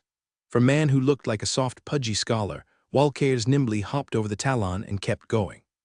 "My wind featherhead," he said as he passed through the doorway into the hall. Bah! Asgodel grumped and flumped down next to Emily, resting his beak on the cushions where she was sitting. Without looking up, Emily absent-mindedly scratched him between his eyes, which was one of the spots he liked to be scratched. I strolled over to look at what Walcares was writing and discovered he was making copies of the Revelation of the Blessed Emily. "You decided what to include in the Revelation?" I asked. Emily looked up at me, grabbed a tablet off a pile of blank ones next to her, and started writing. I was astounded to see that she was writing entirely with Fosk letters. I sat down on the other side of the griffin's beak and scratched Asgodel behind the ears while I waited for Emily to finish. She wrote a lot, so it took a few minutes. She handed me the tablet. Tiki gave me just the recipe, but said nothing about where to find the ingredients. So I have written out just the recipe with some additional comments on making sulfuric acid, chlorine gas, nitric acid, zinc, and mercury, all of which are needed either to make intermediate chemicals or to catalyze reactions. I decided to exclude instructions on how to make phenol from coal tar or tar seeps, or how to make glassware. Tiki's starting ingredients were naphthalene and phenol, so that is what I've written up. No one will understand any of this besides me, so Tiki will have to be happy with what I've done. It's not like I'm getting paid to do this, and frankly, I can think of better things to do with my time. Some of her vowel choices were interesting, but still understandable. She was making direct phonetic assemblages of letters to write out words without the advantage of spending years reading properly spelled Fosk words. I was impressed at what she had accomplished so far. I had to conclude that she was probably extremely intelligent, more so than my original estimate of her.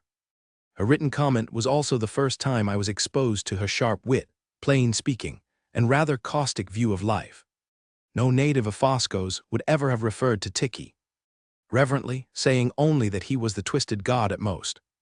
I was left wondering what Tiki was up to with this strange revelation. Granted, he had delivered some odd and some humorous revelations in the past, like the revelation to Limo. That piece of scripture was a manual on how to pasteurize and preserve food using glazed ceramics. Let's not forget the revelation to Hebraialinab, which was a manual on how to write and present a love song to one's lady love, revealed to a third-in-line prince who was too shy to approach woman. Then there was the revelation to Yud, revealed to a spinster shrine priestess, on how to pleasure one's marriage partner from both the male and female perspectives. It is forbidden to read this scripture before marriage. Tiki really is an inscrutable god. Here is what Emily wrote as her revelation. Instructions from Tiki on how to make a laxative. Mix 5 parts by weight of phenol plus 4 parts and 1/10 of phthalic anhydride made from naphthalene, grinding them if necessary. Place the mixed solids in a vessel. Then add 1 part by weight of concentrated sulfuric acid. Heat the vessel in a boiling water bath and stir until the contents liquefy. Remove from heat and allow contents to cool. Filter through a very fine cloth or paper. Take the filtrate and put it back in the vessel. Add water and place back into a water bath. Since phenol has a melting temperature of 40.5 degrees C and phthalic anhydride has a melting temperature of 131 degrees C, on a scale where water freezes at 0 degrees C and boils at 100 degrees C, both will go into the liquid phase, leaving the phenolphthalein behind. Decant the solution and discard. Again, add water to the phenolphthalein in the vessel and place it in the heated water bath. Decant the solution and discard. Do this at least twice to wash and purify the phenolphthalein. I looked around the table and spotted the other supplementary instructions. Sulfuric acid was the most complete, starting with either copperas or chalcanthite and ending with electrolysis to precipitate metals and gases out of the solution. I knew that copperas and pyrites were closely associated, since England used to have factories dedicated to processing copperas to make dyestuffs. I had no clue what chalcanthite was. Emily's notes included making chlorine gas, which also used electrolysis, in this case with salt water. The naphthalene had to be reacted to the chlorine to make naphthalene tetrachloride.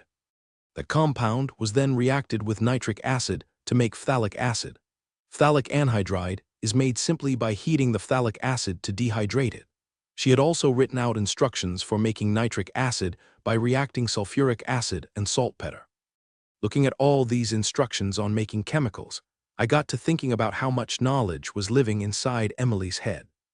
Emily, she looked up at me. Are you remembering all of this science from your previous life?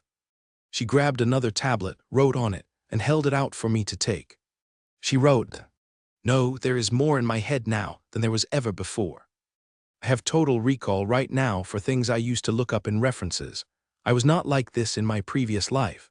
If this were an Isekai novel, this would be my cheat." What's an Isekai novel? I've never heard of such a thing. Was it one of those odd American things, I wondered? Emily did a facepalm on herself. She then wrote, "They were a genre of Japanese literature where the protagonists were reincarnated or sent back in time with all the knowledge of their previous lives, and were usually placed in fantasy settings. They became popular in the 2010s. I sat down on the lounge next to Asgardl in shock. The 2010s. I had always assumed that we had lived on Earth at around the same time, but now it looked like I was wrong about that. "Emily, when were you born and when did you die?" She wrote, born 1950 in Idaho Falls, Idaho, died 2021 in Missoula, Montana, married twice, no children. Bachelor's in Mineralogical Engineering, 1972, Columbia University. Master's in Chemical Engineering, 1974, Stanford University. I realized I had misread Emily all along. She was much more knowledgeable than I imagined, and she had twice the life experience that I had. There was an old brain inside that 14 or 15-year-old body. "You look like a fish, gaping like that." Lysaikos walked into the study with Walkairs a step behind her. "Did you know, dearest, that when Emily died she was 71? Is that the reason for the fish face?" Lysaikos studied Emily as if seeing her for the first time. "That explains many things, like her self-sufficiency despite her current age. How very interesting. By the way, we have found one of the 2 starting materials for Emily's revelation." She picked up a cloth bag from off her work table and handed it to me. It had a unique smell. "Lysaikos, this is just mothsbane." "Exactly." Lysaikos sat down at her table. "Mothsbane is an ingredient in Emily's recipe. It's such a common plant. The smell of mothsbane was the same as the mothballs my mother used to buy in Coventry for storing our winter woolens. If mothsbane was the source of one ingredient, Could there be another plant with the other starting ingredient? That's what Emily thought. She'd been searching books about plants for several days now. No luck. Not yet, Liseikos replied. What a twisted god, I groaned. It was so kind of him not to mention mothsbane. Emily, does phenol have its own smell? She took just a few seconds to write down her reply, which stated, both tarry and sweet at the same time. I tried to think of any plants which might smell like that, but couldn't come up with any. On the other hand, I didn't know much about plants outside of those used in healing potions. I finally broached what I needed to discuss. Emily, where do you want to spend between now and planting next year?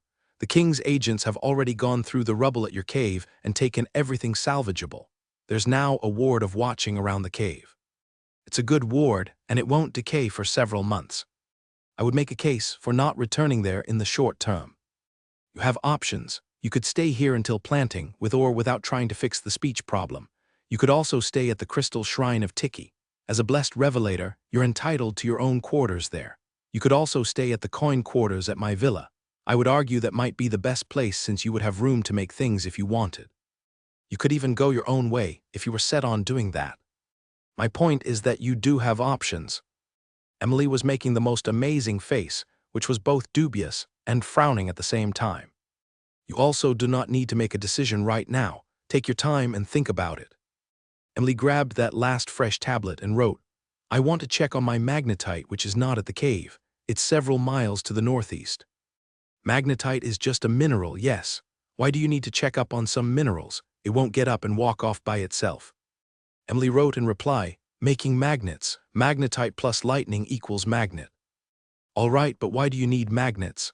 I felt like I was missing something here. Emily wrote, magnet plus rotation inside metal ring equals direct current for electrolysis.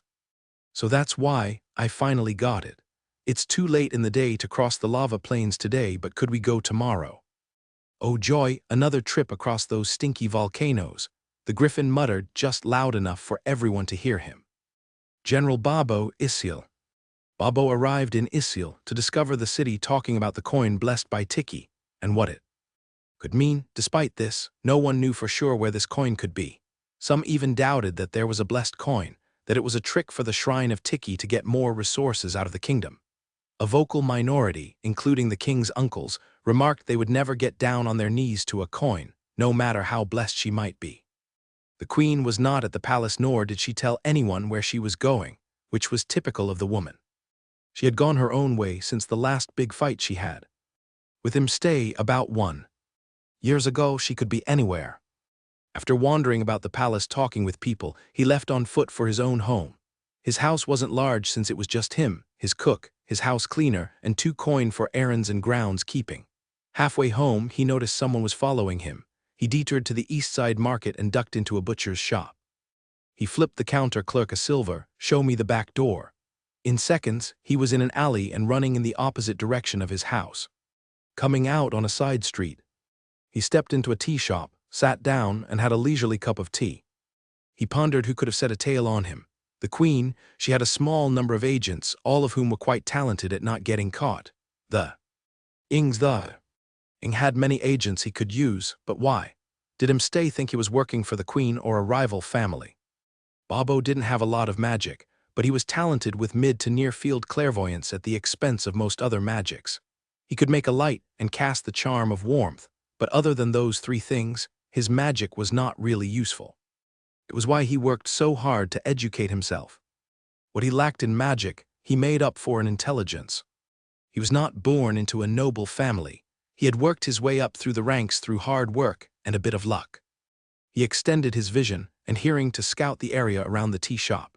His tail was either gone or had good enough magic to conceal himself. Babo walked home by a winding route. Once home, his house cleaner helped him with dyeing his brown and white hair black. He then dressed in a tunic and trews that had seen better days.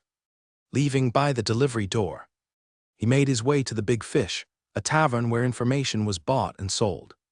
He waited across the street until he could tag along with a group entering the tavern. Then he walked to the counter in the back and signaled the barkeep. He slid a small box on the counter. This is for the lady of the house. The barkeep put a mug of the house beer in front of him and walked through a door to the back end of the tavern. Babo finished the beer, put a silver under the mug, and left.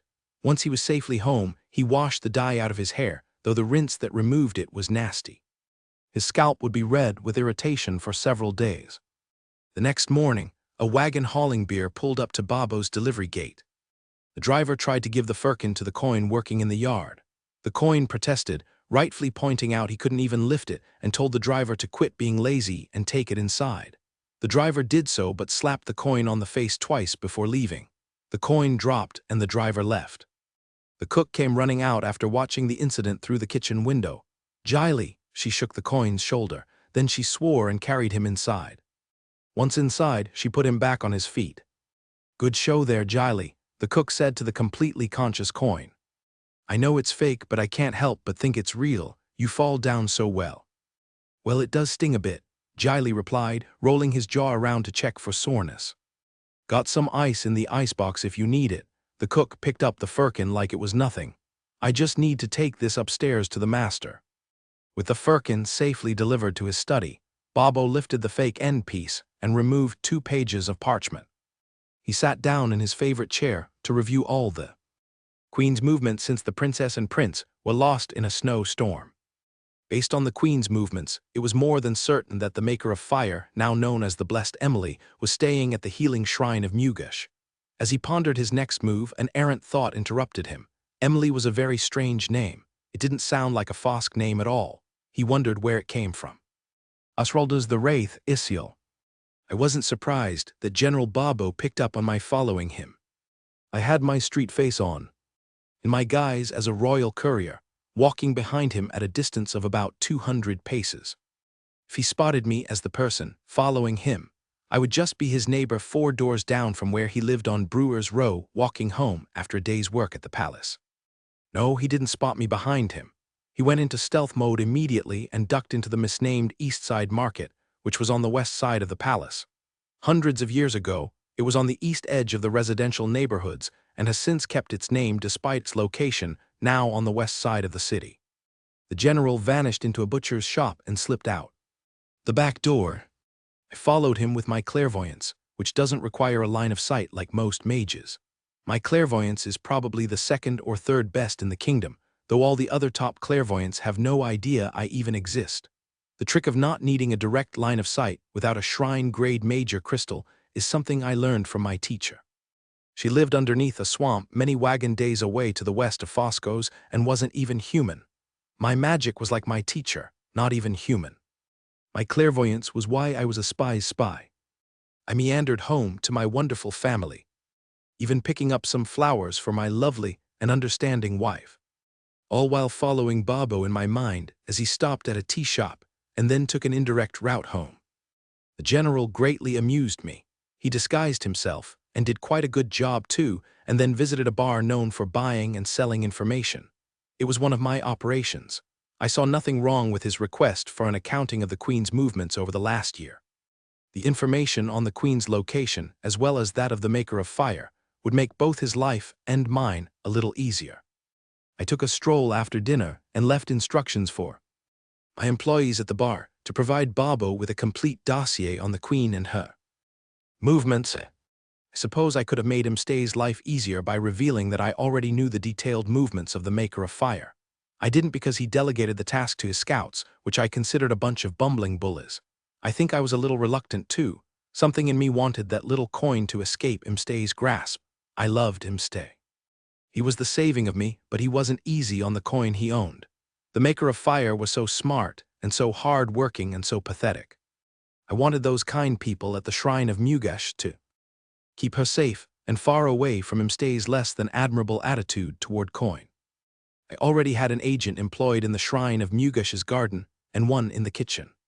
I also had 6 agents in a well-heeled house on the west side of Ibez to keep track of comings and goings at the shrine, mostly through remote viewing clairvoyance.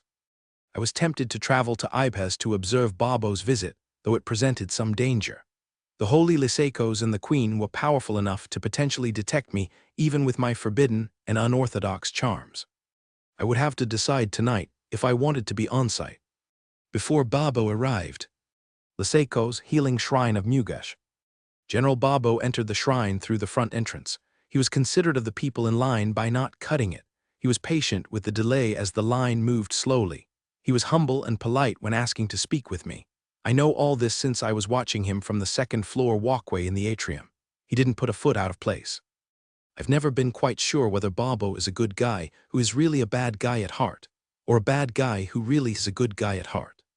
Everything about him is deliberate, almost as if he practiced his demeanor in a mirror. It always left me wondering what was underneath his facade. Runner from the entry desk caught up to me as I was returning to my study. I gave instructions for Bobo and his mount, Niflflaf, to use the south balcony on the 4th floor. I was seated and working at my table when he knocked on the door jamb of my open door. When I looked up, he knelt and saluted me. "May the blessing of the gods be upon you, Holy One. And also upon you, please get up and come in, General." I decided to cut straight to the point. "If you're looking for the blessed Emily, she not here." I even smiled to see if I could rattle him. He didn't miss a beat. "That's a shame. When will she be here so I may speak with her?" "Probably in the late afternoon, when she and the Queen are done with their errands. Alternatively, you could come tomorrow." "I'll take my chances on this afternoon." He bowed and turned to go when something caught his eye. He stepped over to Walcair's work table and examined the manuscript for Emily's revelation. "This is, seriously, a recipe for a laxative." "Yes, a revelation to loosen the bowels." "Hurts the brain, doesn't it?" "Tiki is certainly a twisted god." "What are all these strange names? Phthalic anhydride, phenol, naphthalene tetra, chlor." "I don't understand the instructions in the revelation myself, and I don't know what the names are." I leaned back in my chair. "Strangely enough, the Queen understands the revelation and all those names. Naphthalene is just mothsbane sap, by the way. We haven't been able to identify this phenol stuff yet." "Unbelievable," Bobo muttered. "Well, I will be back later today, Holy One." "General Bobo, Ibh's garrison." Bobo left the shrine and landed Niflflaf in the forecourt of the Ibh's garrison. He dismounted and waved a groom over. "This is Niflflaf. Please give him a grooming and a good rub-down. Give him the freedom of the grounds until the 6th bell, then tack him back up." He dug 5 bronze out of his money pouch and gave it to the girl. "This should cover the service and whatever he wants to eat, but don't let him have more than 1 apple. Keep the change." It was 1 bronze over the usual tip, but he overtipped so Niflflaf would have premium care. "Hey boss, that's not fair," the winged horse protested. "Make me fly all this way and expend all that energy. And not let me have more than 1 apple. If you do, we'll have to stop at least twice for you to have the trots, and I'm the one who has to wash your butt off in the river. Only 1 apple." Bobo glared at his mount and then turned to look at the groom, who was amused. "Just 1 apple it is, sir. Thank you, sir." The groom flipped one of the bronzes in the air and deftly caught it before stashing the money in her belt pouch. Bobo strolled to the entrance of the garrison's headquarters, where he was stopped by the sentry. She was a middle-aged woman who looked fit enough to be a threat to anyone who crossed her. "May I ask your business, friend?" "I wish freedom of the garrison. I am Lord Bobo Hop Pinisla, general of the left of the king's army." He presented his tablet of authority, a fire opal carved with the symbol of his rank and the king's insignia. "Wait 1 moment, honored one." She whistled. "Quit stuffing your face, Usko, and cover the gate. I need to escort someone." Coming, a younger woman arrived running. The first sentry led Bobo to the office of the garrison captain, who stood up and saluted with her fist over her heart. She was only 24 and already a garrison commander. It didn't matter how good a soldier one was. What mattered for the speed of promotion was how much taller you were and how white your hair was. He swallowed his bitterness and smiled as if he really meant it. "At ease, Captain Tyop, please be seated." He sat down in a chair facing her. "It's been a few years, Captain." "Indeed it has," she smiled at the memory. "Those were good times, so what can I do for you, honored one?" "I would like the freedom of the garrison for a few hours," explained Bobo. "I have some time on my hands before an appointment at the shrine." "Oh. Is the campaign already winding down?" She looked surprised. Bobo thought, she must think I'm here to make arrangements for the badly wounded. After last year's performance at taking their largest city, most of the towns decided to capitulate when we arrived. Only a handful resisted. Now, all we have to do is win the peace. He didn't tell Tyop that all the coin settlements were empty, and the inhabitants fled into the Naver Mountains to the south, probably to die of starvation or attacks by wild beasts or or the freezing weather during the cold season. He thought it a great waste of good farming talent. Freedom of the garrison granted. She smiled with a mischievous glint. Bet a beer I can beat you in a spar. Oh, you think? He grinned back. Not likely, little girl. She was at least 2 hands taller than he was. I've gotten better, she made a rueful face. I had to. Doesn't look good if the old lady running the place can't beat most of the troops. Old lady? He busted up laughing at her, calling herself an old lady. You haven't even had children yet. She had 2 or 3 years to go before she took the customary time off to establish a family. Hey, old man, do you want to try to beat me? Or should I collect that beer now? Heh. You can try, little girl, he grinned, but he knew better than to underestimate her. She was taller, had a longer reach, and was a lot younger than he was. He was as fit as ever, but he was 5 years older than the last time he sparred with her. She might be stronger than he was now. Not that strength was a deciding factor when fighting with weapons. His true advantage was his skill. Well, let's get going to the practice ground, Grandpa. Usrolda's the Wraith, Ibez. I knew that the general of the left was a lonely guy.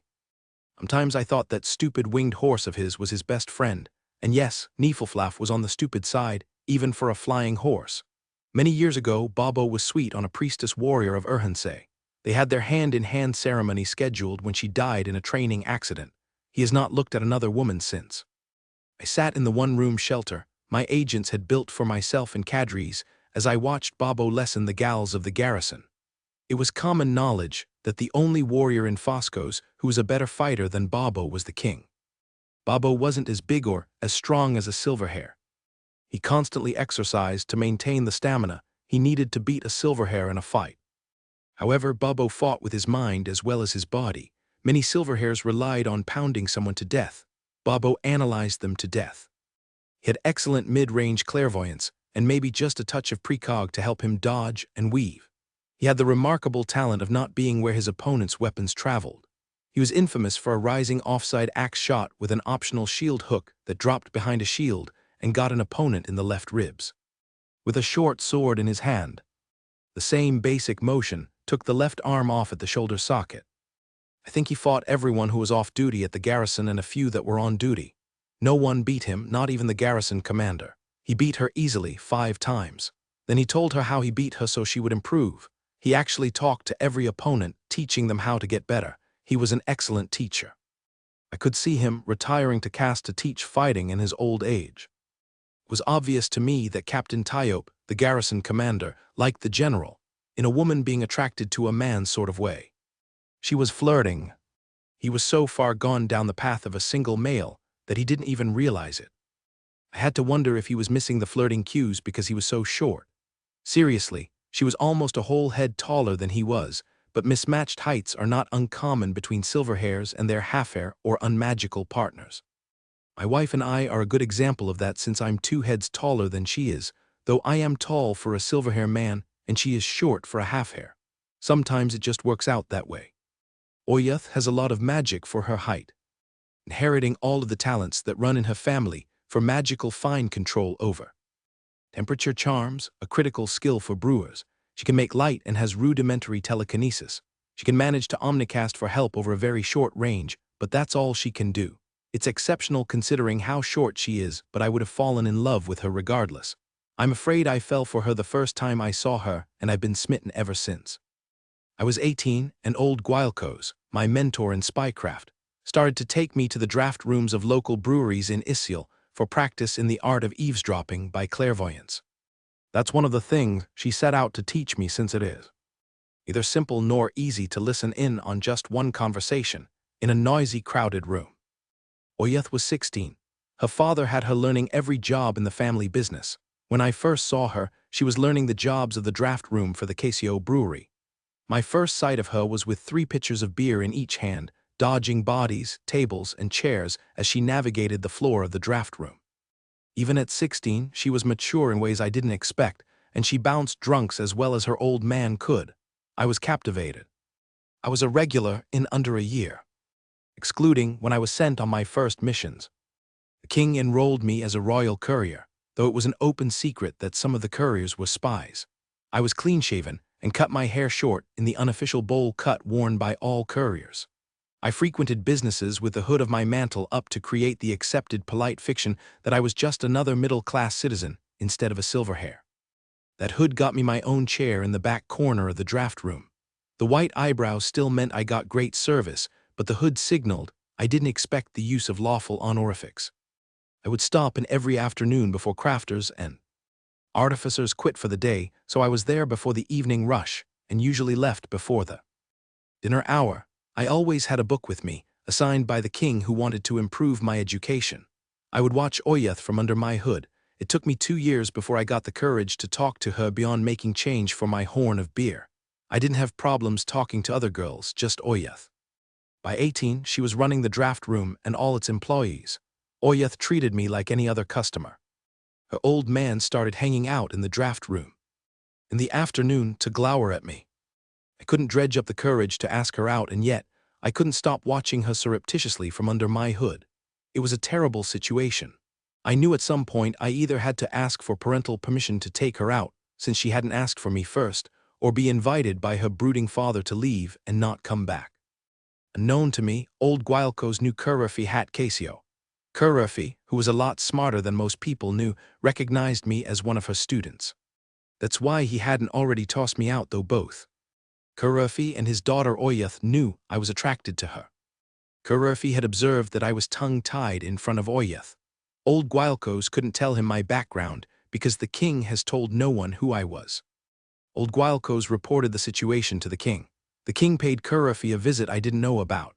The next day, Oyeth walked up to me with a horn-sized beaker filled with cold water she had just chilled down.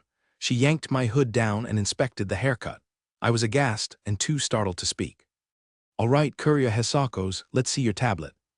She stood with one fist cocked on her hip and the other held out in front of my face. I took my fire opal tablet as a royal courier out of its special case on my belt and handed it to her. She duly inspected it. So that's what one of these things looks like. She handed it back to me, and as I put it away, she dumped the really cold water on my head. "What was that for?" I managed to sputter. "That's for making your legal guardian, who lives in the big house on top of the hill, come and talk to my dad because you were too timid to do it yourself," she said, using one of the ways city residents referred to the palace. "What?" Just then, I heard Imstay's laugh from the draft bar. There he was, hiding his long braided hair under a hooded mantle, standing with Currufi back by the big barrels of tapped beer. They were laughing and slapping each other on the back. I think my chin hit my toes. I had been set up. "Come on, wet one." Oyeth dragged me to my feet by the brooch and chain closure of my mantle. "We're going for a walk." "We aren't." "Yes, we are." Master too shy to ask me out. She dragged me to the door with her finger hooked under my mantle chain. She smiled serenely and looked quite pleased. We were married 2 years later. General Babo Ibez. The military was split between offensive forces, which were mostly men, and defensive garrisons, which were mostly women. As common wisdom stated, nothing was fierce as a woman protecting home and family. As a result, the culture of Foscos assumed men were better at aggression in attacking and women were better at ferocity in defense. Wars of conquest and raids for revenge were handled mostly by men. Policing and defense of communities and castles were handled mostly by women. Bubba was quite happy with his afternoon on the garrison practice grounds. A few of the women of the garrison gave him a real workout which made the effort worthwhile. He had to switch to his preferred weapon, the single-bitted axe, to beat the garrison's 2 best fighters. He took his leave right after the 6th bell and returned to the 4th floor of the shrine.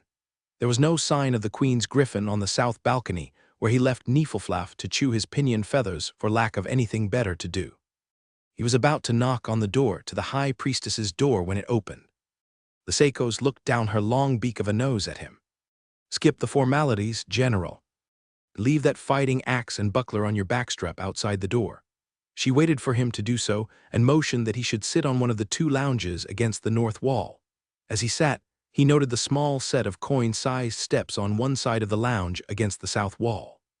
"Tea, beer, K-berry juice. The tea is hot." She pulled some beakers off the bottom shelf of the sideboard. "Oh, please, not more beer. I got quite soaked at the garrison."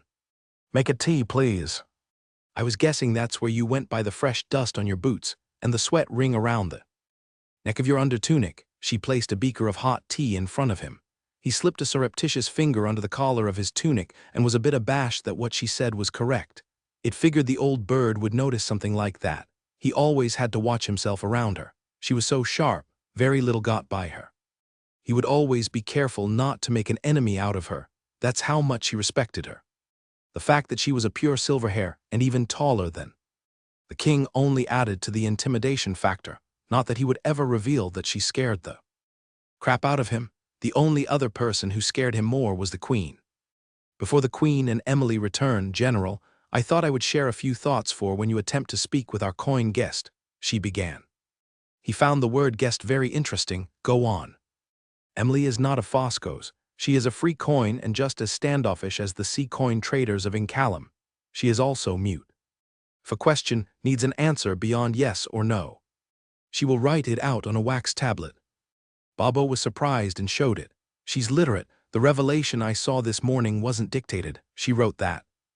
No, that's the work of my secretary based on what she wrote on wax tablets. His handwriting is much better than even mine, and I have a fair fist. But yes, she is quite literate and extremely intelligent. She is also quite feral, so my advice is to be careful how you address her and do not approach her. She is not a tame Fosco's coin, so don't expect her to act like one. I'm not sure I understand, Bobo frowned. From the old injuries she had when she was first brought here, it was obvious to those of us involved in her healing that she suffered badly at the hands of Cosm. We don't know where and we don't know when, but it's as clear as daylight that she doesn't like us and doesn't like being around us. She doesn't want to be here, and she is not happy that she can't go home because agents of the king destroyed it when they entered it in her absence. What about the blessing of Tiki? Bobo protested. Doesn't that tie her to Fosco's and make her one of us? I thought you knew better than that, General Bobo. Her words came out coated in ice. The gods care very little for borders and the petty little kingdoms and nations we chose to form for ourselves or impose upon others. Their will is inscrutable. Tiki must know why he gave a feral coin from the northern wilderness a revelation that's a recipe for relieving colon distress, because I cannot sort night nor day from it. Blarg, he swore. Anyway, Emily is shy and skittish, and I do not know how she will react to a male Cosm who is obviously a seasoned soldier. That's why I asked you to leave your weapons outside. My advice to you is to appear as harmless as possible. And whatever you do, speak softly and calmly, and try not to make any sudden movements. Feral coin, eh? Why was his life never easy, he asked himself. The Seiko smiled that frightening smile of hers at him, the one that made him wonder if she tortured small children or kittens for fun. She hasn't bitten anyone as far as we can tell. Emily, Valley of the Vanishing River / Ipas. The only good thing about the trip to my valley was retrieving some magnetite. Several of the pieces of shaped slabs of magnetite had been struck by lightning and magnetized. We took 2 of the slabs back with us. We also stopped at what little was left of my home. Most of the rubble had been taken out of the collapsed cave and piled up in heaps. From the many Cosm-sized footsteps on the ground of the fire scar surrounding my former home, it was obvious someone had bothered to go through the wreckage. If there had been anything to salvage, they had already taken it. Given that the king had sent agents to my valley, it was likely anything worth saving was in the possession of the king of Fosco's. So old Kingy Poo was once a distant figure who tolerates horrible injustices to coin.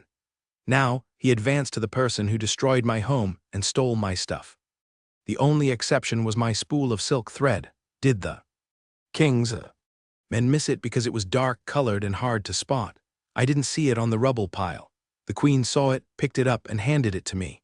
There was soot on it, but there was also one of my 2 precious steel needles. It was still stuck in the spool behind the thread. The other needle had been in my pouch, but my pouch was now gone.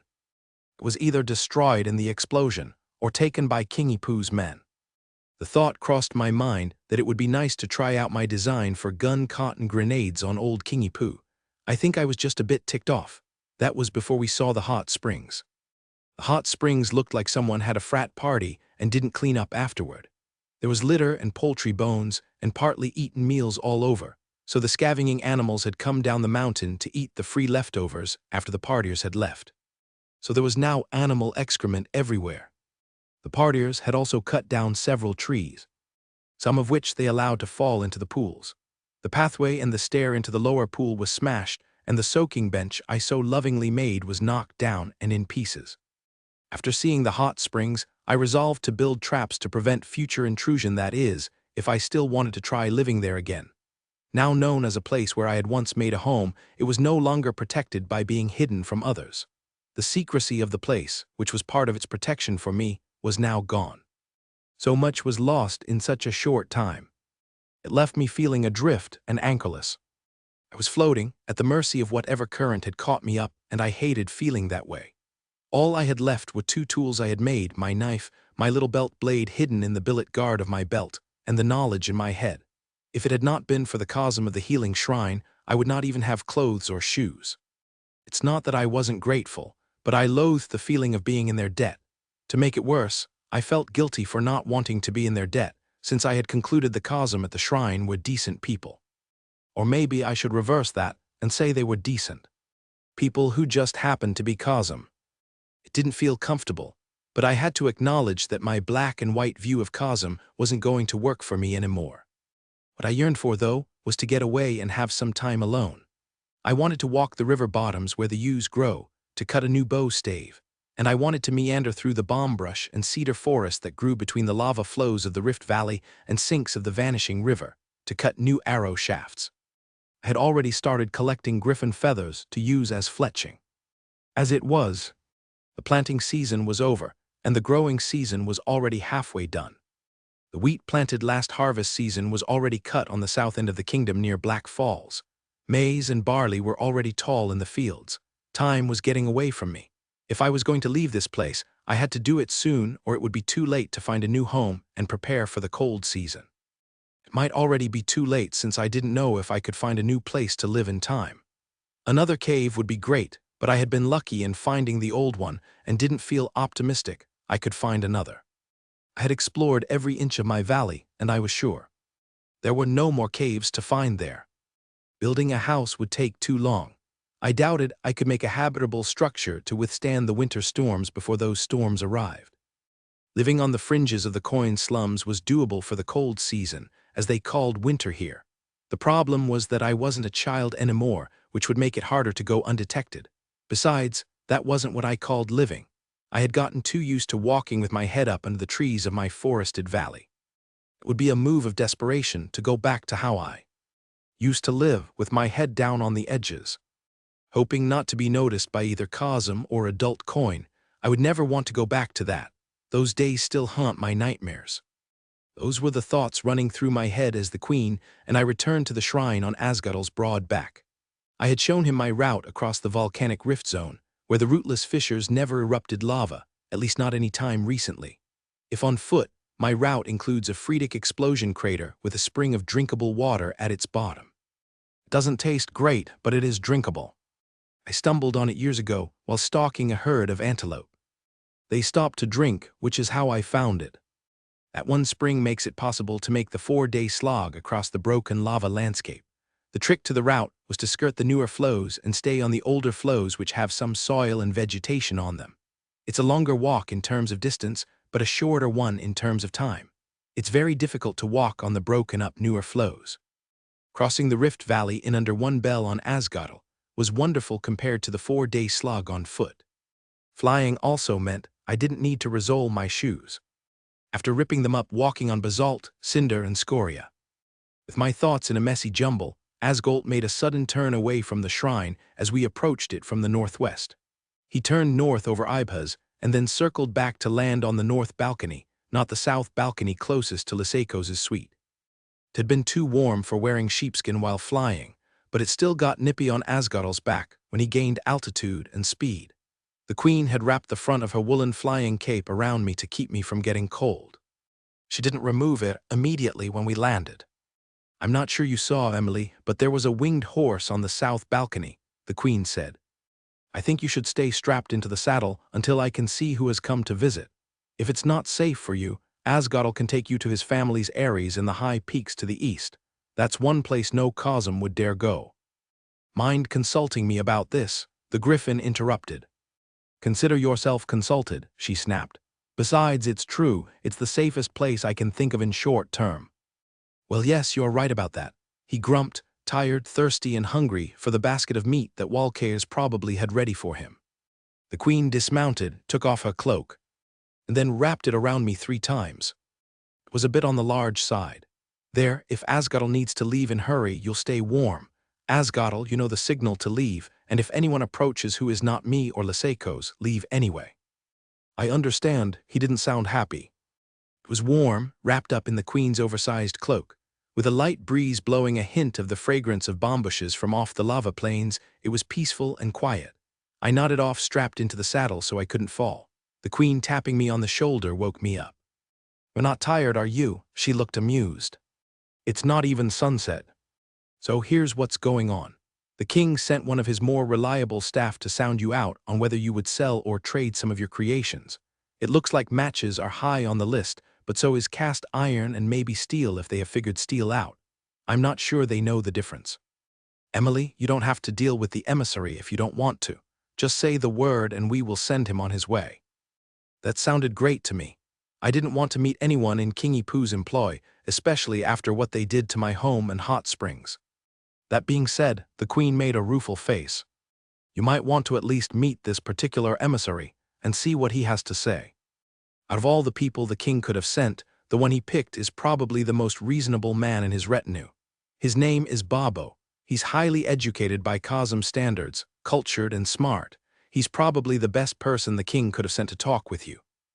I thought it out for a minute or so, and then nodded yes with some resignation. I might as well get this over with. After all, if I didn't agree to meet an emissary this evening, more would certainly show up unless I decided to bug out from Fosco's altogether. Given that I had no safe place to run and hide, I didn't have the option of just walking away and not dealing with the Cosm who wanted to trap me here. For now, it might be a choice between the Cosm I could deal with, like the queen and the healers, as opposed to those I did not know, like the king and his followers. I shed the queen's cloak and unstrapped myself from the saddle. General Babo, healing shrine of Mugash. I did not know what I expected, but this young thing halfway between a girl and a woman was not it. She was small too. Even by coin standards, she was small. Given how thin she was, she may have grown up without enough food to grow properly. Her face was pleasant but plain, and her hair a nondescript color of brown. It was her eyes that was startling. From the moment she stood in the doorway studying me, she nailed me to a wall with her eyes, those angry, burning, intense eyes.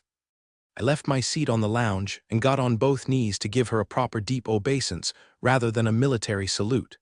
"May the blessings of the gods be upon you, great one." I bowed my head but looked up after waiting for the expected response. The coin was giving me an intense and questioning look. Frozen in the doorway. "General Babo," the queen stood behind the blessed Emily. "She can't speak, so please spare your knees and sit down." "Thank you, great one." I bowed my head again and then sat back down. I waited for the queen and the coin to sit on the lounge against the south wall, and then I waited for the queen to begin the conversation, as required by protocol and good manners. "I hear the campaign went well and finished early, General." The queen gave me a cue. "Yes, great one," I nodded. "Few chose to fight. Most either opened their gates or chose to flee and abandon their settlements. With the absorption of those 2 river valleys to the east, we should no longer have any grain shortages, barring failed crops. The hard part now will be building a haulage road through the mountains. For those sorts of tasks, my talents are no longer needed, so the king asked me if I could come and open discussions with the maker of fire, also known as the Blessed Emily, about the secret to making instant fire. I put my best hopeful smile on my face and looked back at the coin, whose eyes was still burning a hole through my head. Of course, the king would like to inquire what requirements the Blessed Emily would have for us in order to share. Her knowledge, I added. The little coin reached for a wax tablet from a pile stacked neatly on the side table next to the lounge. Then she wrote at length. At one point the queen, looking over her shoulder, stopped her. "Emily, they don't use miles here. Use wagon days. 1 wagon day is about 12 miles. The coin flipped the stylus over and rubbed out some words with the blunt end, and then went back to writing. Given the passion with which she wielded the stylus, I suspected she would not favor the king and his desire for the things she might make. Finally, she was done. I was a bit shocked that the queen got up to bring the tablet to me. When I saw that, I started to get up to stop her, but Liseiko's put a warning hand on my knee to keep me seated. Then I remembered the instruction I was given not to get up or make any sudden movements. What I read on the tablet astounded me. In a passable hand using very small letters, Emily wrote, "I can do nothing at the moment since agents in the employ of the king trespassed on my home, and in their meddling, destroyed it by touching that which should not have been disturbed. The results were a fire which left a fire scar 4 wagon days long and a half wagon day wide, as well as the destruction of all my tools and ingredients, some of which took 2 to 3 years to make. As his employees caused the loss of all I possessed, I will do nothing for the king without the restoration of my home and goods, or an equivalent worth in some mutually acceptable trade good or currency. Those are the conditions which must be met before I will consider any exchange for knowledge regarding any of the things I have created." I let the words settle in my brain and took a deep breath, thinking how I might move what could be a small but immovable object seated across the room from me. "That's certainly quite clear." I put my hopeful face back on. "Though I think this is not what my sovereign was hoping for. I believe he was hoping that you might negotiate with your king in a more friendly manner than this." She grabbed another tablet and started gouging out a reply in the wax. Looking at what she was writing, the queen looked surprised and maybe even a little upset. The coin wrote, "He is not my king, I am not his subject. Fosco's is not where I live, I am not like other people. I lived in my valley to be left in peace, unburdened by the demands of others. I am a guest here at this shrine, and not by my own choice.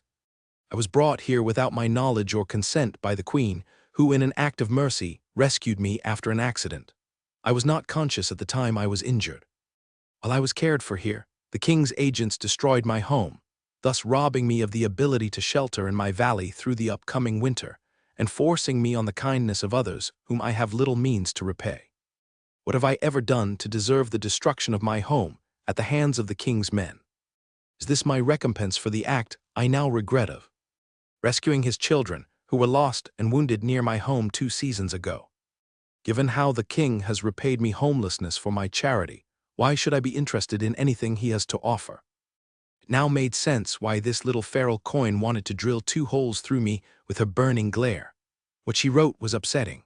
It also left me sad that her world had been turned upside down through no fault of her own. I would like to know what it was those 2 scouts had disturbed in Emily's cave that caused the explosion and the fire afterward. However, I was in no position to ask about it. I wondered if she knew that the king's agents scavenged whatever they could find out of the rubble of her home. "I believe I understand the circumstances behind your request," I sighed. "I have enough to return to my sovereign so he can plan how he wishes to proceed from here. I thank you for your candor, great one, and for your time." I looked at the queen. "Might I have your leave to depart, great one?" She nodded, so I got up in an unhurried manner. Before I bowed my way out, I had a premonition that I needed to share. Just one thing before I go. Someone tried to follow me when I left Isil. I took steps to lose them. But the problem with the best trackers is that you never really know when you're being tracked. I don't know who would want me tailed, or better put, I don't think I want to put a name to the one likeliest to have me tracked. Regardless, I would suggest that you increase the guard around Emily and move her out of reach of those who move in the shadows. Then I bowed myself out and left. I wondered if there might still be dinner left at the garrison, or I would beg a bed for the night, since it was too late to fly back to Isil. Emily, Healing Shrine of Mugush. I almost ran away when I saw an axe and shield leaning on the wall outside Liseiko's study. As it was, I stopped as the sight of the weapons triggered the memory of the bunkhouse set on fire. The Cosm guards of the breeding farm killed anyone who ran out of the building. The screams as my bunkmates died in the flames still haunt my nightmares. To this day, I do not know how I was overlooked when the corpses were collected and burned.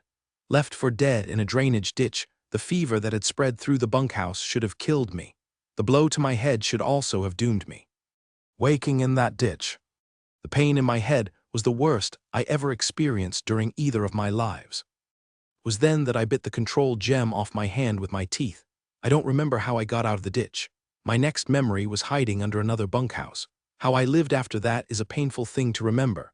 I ate snakes and insects and the remains of discarded food off the middens, and I stole what I could not scavenge. I don't know why the sight of weapons will trigger the memory of that night, but it does.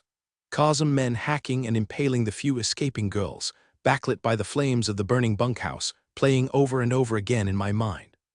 When I saw the weapons outside Liseiko's study, the memory threatened to overcome me, but I pushed it aside and stuffed it back down the hole it came from. It wasn't easy. It was hard to push those horrific images away, but I knew I had to do it to deal with the king's minion. This wasn't the time to show weakness. Confronted with beings who possessed both magical powers and physical supremacy, my only advantage was what was in my mind. I could not afford to show any mental shortcomings or deficiencies. "Emily, are you all right?" The queen looked down at me. "You just went white as snow." She was keeping pace with me by shortening her stride and dropping her cadence. I don't know how long I stood there, but I stopped until I could no longer see the flames and the death with my eyes open. When they were gone, I started walking again. The Cosm general performed a proper obeisance when I entered the room. That was freaky. I doubt I will ever get used to that. The general then explained that he came on King's behalf. The king wanted the recipe for making matches. That made me angry. The king was the indirect cause of burning down my home, and now he wanted to haggle. Over matches, it was just too surreal. I had an epiphany right then. People wanted what I could make. Properly leveraged, my knowledge was a commodity and it was a seller's market. I was safe so long as people in power thought they could profit from me. It was also a weapon, but using knowledge that way was a more dangerous path to follow. I think I was close to this realization when I told the queen I would trade steel for the emancipation of the coin. But when I said that to the queen, it was my depression and my rage at this screwed-up kingdom that was talking. It was odd that my realization only took a breath or two sitting on a couch and just talking. It was odd because it happened in such a mundane setting, but it changed everything. The world changed right then because of it. I had a tool no one else had. The only thing that limited my use of it was myself. In the face of the king's emissary, I had found my courage. My demand for restitution was written by my rage. I would play hard to get as a delaying tactic. Now that I knew what I wanted, I needed time more than anything else to figure out how to get it. The study was quiet after General Bobo left. Then the queen asked a question which she should have asked too. "Rotations ago, Emily, what caused the explosion at your cave?" I wrote the one-word answer on a fresh tablet: gunpowder. Why did you make gunpowder? That stuff is dangerous, isn't it? I was beginning to get tired of writing long answers, but I wrote, "Used it to mine magnetite. Low-power explosive but easy to make, safe to store. Should not have been enough to blow up cave. I think blast wave knocked down walls then, lacking support, roof fell in." Well, that's understandable. The queen looked relieved for some reason. "What's understandable?" "What is gunpowder?" Liseiko's asked from the other couch. It occurred to me that while the queen and I knew about explosives, this technology did not exist on this world, at least not yet. Liseiko's lacked an understanding of what explosives were and how they destroyed things. "Remember when the red terraces above the fire pot were destroyed?" The queen explained. "Huge blocks of rocks were thrown into the air and strewn all around, and where the terraces once were, there's now just a huge crater filled with rubble." "Yes, go on." "Explosives can do that sort of destruction without relying on steam or geysers or lava. A small amount of explosive was enough to destroy Emily's cave." "What a dreadful thing," Liseiko's frowned. "It would make a horrific weapon in war, worse than dropping boulders at a height." "Yes," the queen grimaced and clenched her fists, earning a speculative look from Liseiko's. Her expression returned to normal after a half-breath, as if nothing was wrong. I guess I wasn't the only person here that hid what they were thinking. "Emily," the queen changed the subject, "how hard would it be for you to make a batch of matches, starting right now?" "Wait," Liseiko's interjected. "What are matches?" "Emily's instant fire," the queen explained. "Good enough, but why is it called matches?" I do not know, do you, Emily?" I shook my head no. The name didn't even make sense in English. On a fresh tablet I wrote, "Matches need wax, potassium chlorate, antimony trisulfide, red phosphorus, and a binder. The binder is tree sap from the long needle red pine trees. Antimony trisulfide is the mineral stibnite. There is an outcrop 2 valleys to the east of my valley. Phosphorus is made by evaporating urine, took 2 years. The problem is the potassium chlorate, which is made by electrolysis. Can't make that without building a new gram machine." "Generator." "How hard is it to build a new one?" the queen asked. I wrote, have to build a cupola furnace to cast an iron ring.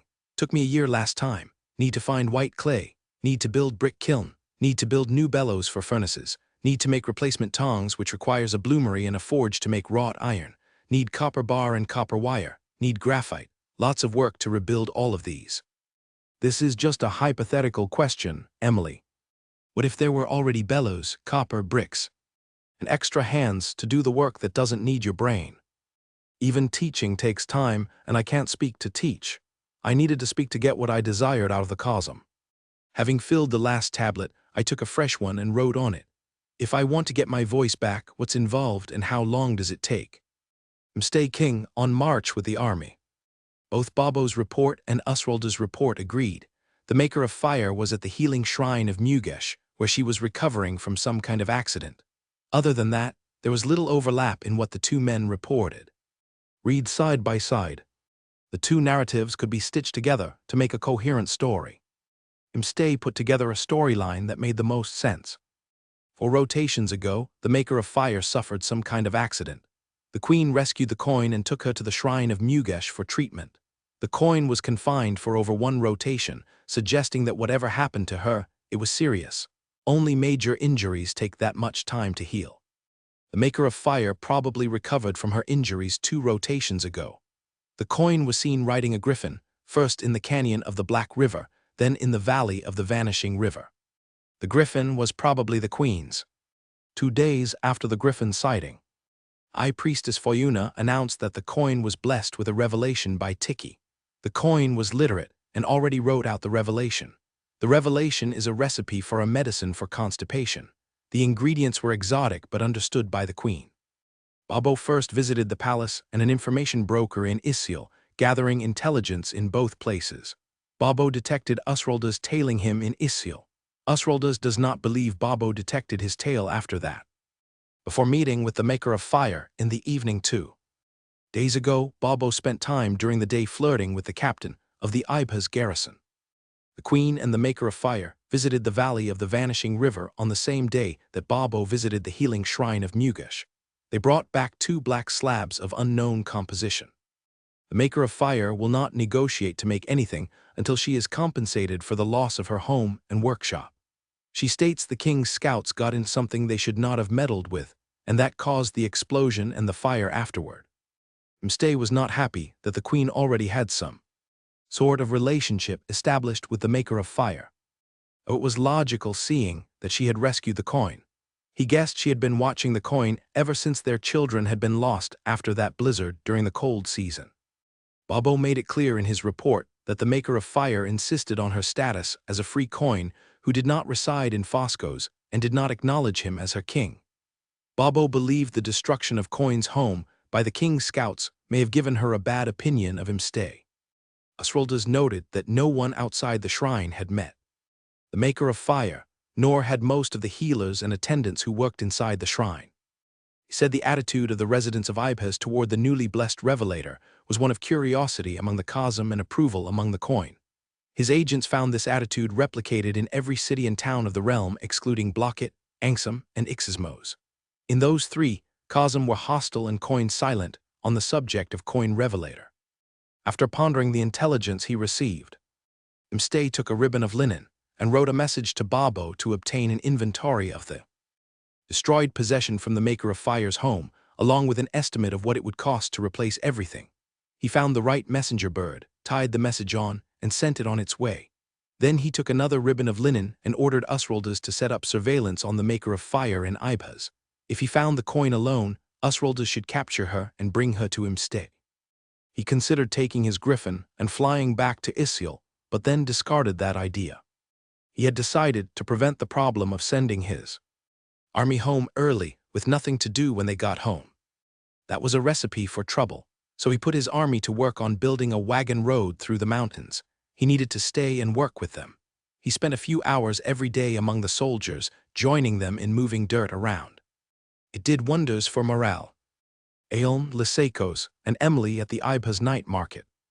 I haven't been to a night market in years, Aelm enthused. As was the custom, she was wearing a hooded cloak with the hood up to hide her hair.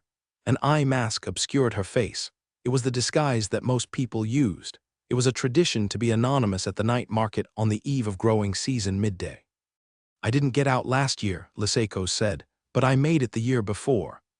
The crowd magically parted around them as they strolled down the main thoroughfare of Ipa's market ward. It was impossible to disguise height, so everyone knew who. The shrine healers were under their hoods. Everyone politely ignored the obvious and treated them like everyone else. Still, for anyone as tall as the queen and high priestess, the way in front of them was always uncrowded. Emily seems to be enjoying this, Aelm remarked. Emily's head was constantly turning left and right, looking at everything. The coin was riding on Walkeir's shoulders, wearing a hooded mantle. Thuorfosi, Twessera, and Casio walked beside them. The three were tasked to keep Emily safe and out of trouble.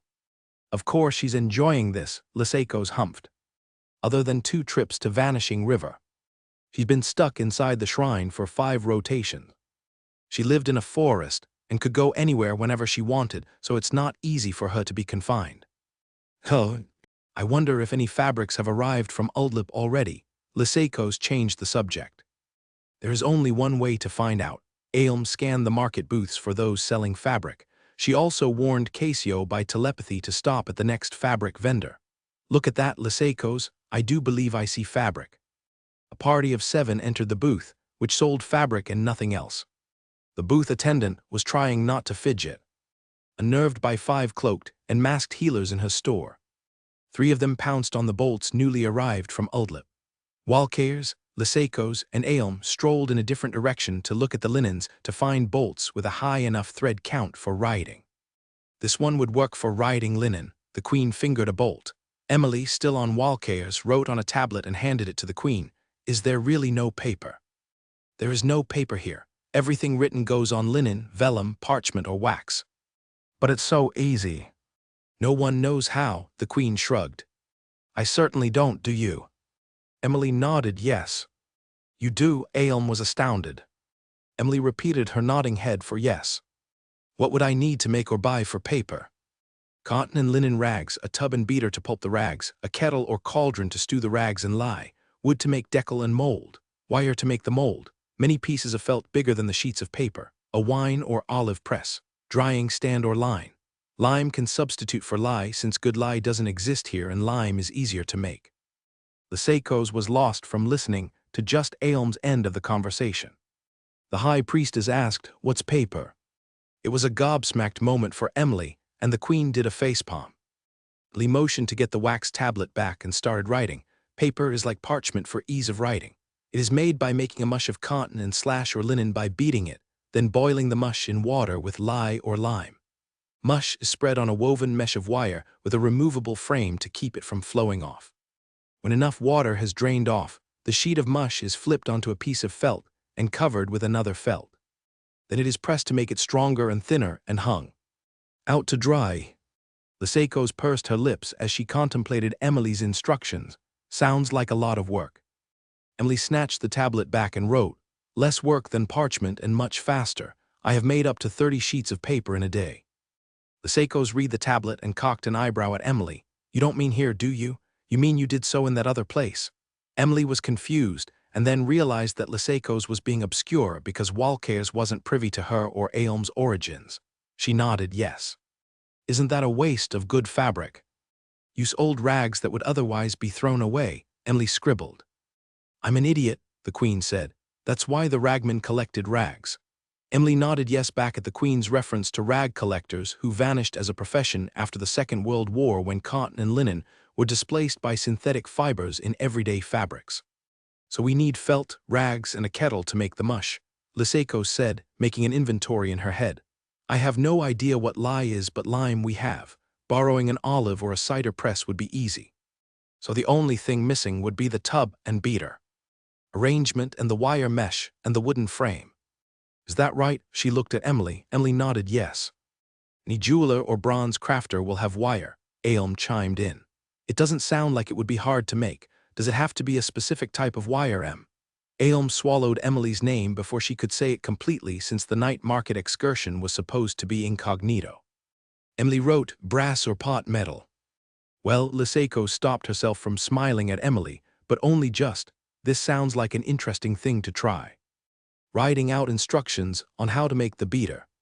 The mesh, the frame will give you something to do while you're stuck in bed for the next rotation and half. Emily just rolled her eyes and grimaced. Don't you give me that look, young lady, Liseko shook her finger at Emily. I warned about fixing a skull fracture. Your problem is that you don't know how to sit still. She shifted her attention. Walkers, do you mind doing some more woodwork for me? Thus the great paper-making industry of Ibez was born because 6 women went fabric shopping at the night market on mid-growing day's eve. Emily, healing shrine of Mugush. Though she warned me ahead of time. Seiko's was annoyingly unyielding about minimal movement while the puzzle pieces of my skull knit back together. Liseiko's didn't allow me to walk. Liseiko's and the gang of 3 carried me everywhere, and even Liseiko's treated me like I was made of glass. In truth, it wasn't all that bad, especially after Liseiko's advised me to close my eyes when being moved. It was weird, but that actually worked. Most of your fear triggers appear to be visual, she explained the day after my skull was reassembled. So close your eyes and don't look at the things that frighten you, especially when Cosm hands pick you up. Liseiko's didn't miss much. The work of moving the pieces of the cracked eggshell depression in my skull was done by the queen, who is some kind of expert at bone reconstruction, while Liseiko's prevented internal bleeding and made sure the meninges didn't tear. Casio was invited to observe the process. This all happened while I was out of it. I woke up several bells later with a fitted piece of hardened leather held on linen bandages over the newly reconstructed skull. I didn't see the queen around when I woke up. She had to return to Isil for her day job of keeping tabs on her children and running Fosco's while the king was in the field with his army. I was surprised to discover that Casio was one of the talented healers in training who received personal instruction from Liseiko's, which was a very big deal among healers. This was why she was invited to observe. For the first 2 days, Liseiko's and Casio traded off checking up on me at every bell and every half bell, even at night.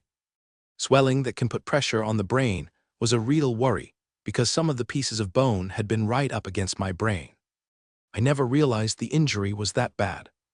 While she worked in her study, the Seikos had me installed on one of the lounges to keep an eye on me, with a cushion under my knees and pillows supporting my back and head. At night, one of the gang of 3 stayed with me in my room, watching while I slept. Frankly, I thought it was overkill, but I wasn't in a position to make a protest. After all, I was the one who agreed to this, and it solved the problem of trying to find a new home and storing enough food before the snow arrived. I spent the days immediately after the skull repair, making drawings of a mold and decal, and answering Walker's questions about the 2 pieces. Worked together. He kept getting technical about what wood to use, how wet the wood would get, what to seal it with, how the decal should fit on the mold, and that was just the wood discussion. We got more involved in figuring out how to do the wire mesh. I figured doing laid paper would be best since it would use less wire and involve less work to make. The problem was I was thinking of drilling holes in the mold and running the wires through from the working face of the mold to the back of the mold. But as Walkers pointed out, it would weaken the wood, and besides, no one could make holes small enough. The problem was I kept assuming that one could just nip down to the hardware store to pick up itty-bitty steel alloy drill bits for the battery-powered electric drill. I kept spacing on the fact that there were no steel drill bits and no drills, not even the old-fashioned hand-cranked kind that worked like an old-fashioned egg beater. It was a bit dicey when I mentioned drill bits, and Walkers got all confused because what I was describing didn't exist in this world. He got a bit vexed with me a couple of times, and Liseiko's has to reassure him that I did indeed know what I was talking about. They exist, Liseiko's told him, but they don't exist here. He would get all flummoxed, and Liseiko's would say, "Remember, she's not from Fosco's." On the 4th day after resetting my fractured skull, Walker showed up with a square frame with notched channels cut at close-spaced intervals. In the channels, he laid very thin, stiff fibrous sticks, spanning the distance between opposite pieces of the frame. The sticks things reminded me of a cross between rattan and bamboo. He then added a second frame the same size on top of the first, sandwiching the thin stick things and holding them in place. Liseiko's got interested and wandered over from her work table to watch. Holding the 2 frame pieces together with his hands, he held the assembly up. "Will this work? I think it's more workable than fighting with wire and should have the same effect, yes." "Beaver reeds." Liseiko's nodded and ran a finger down the reeds held in place to test their fit. Clever, I would never have thought of that myself. It indeed solved the problem of making a mesh to catch the mushy pulp. Assuming the reeds would release the pulp. I had only one problem. The second piece holding the little sticks in place wasn't flush with the sticks themselves. The frame of the mold had to be flush with the surface of the mesh to transfer the proto sheet of paper to the felt. I managed to convey this to Walkers, who just grinned. That's easy to fix. I'll just use some strips of brass sheet instead to hold the reeds in place. It was a good demonstration of the skill difference between a hack like me and an experienced woodworker who grew up helping out in the family woodshop. With the solution to the mold in hand, all Walkers had to do was fit a decal. In the meantime, I had to come up with a beater design to beat the fabric into mush. It was easy, much easier than designing a mold and decal. I drew out a design for a simple water-powered trip hammer using a water scoop design, just like a Japanese shishi odoshi. Used the same principle as seesaw in a playground. The hammer was on one end of the pivoting lever arm. The water scoop was on the other. Water flows into the scoop. As the scoop fills, it gets heavy and its side of the lever is pushed downward by the weight of the water. At the same time, the hammer end of the lever rises up. In the downward position, the water spills out of the scoop, causing the hammer to fall and do the work of beating whatever is in its path, like fabric that needs to become pulp. Walkers like the trip hammer. I was worried about a water source, but it turned out that City of Ibhas got its water from a pressurized main. It was fed by a reservoir in the foothills immediately to the east. The reservoir was much higher than the tallest building in the city, which was the shrine. This solved my curiosity about how the fourth floor of the shrine could have such good water pressure. So much was done by magic that it always surprised me to find problems solved by using physics. Even butting heads with Walkers over the mold left me worried about explaining more details about papermaking. Part of the problem was that I looked really young. It was hard on people like Walkers to just take my word for things because I didn't look like a person who could know as much as I did. My other concern was remembering the process accurately.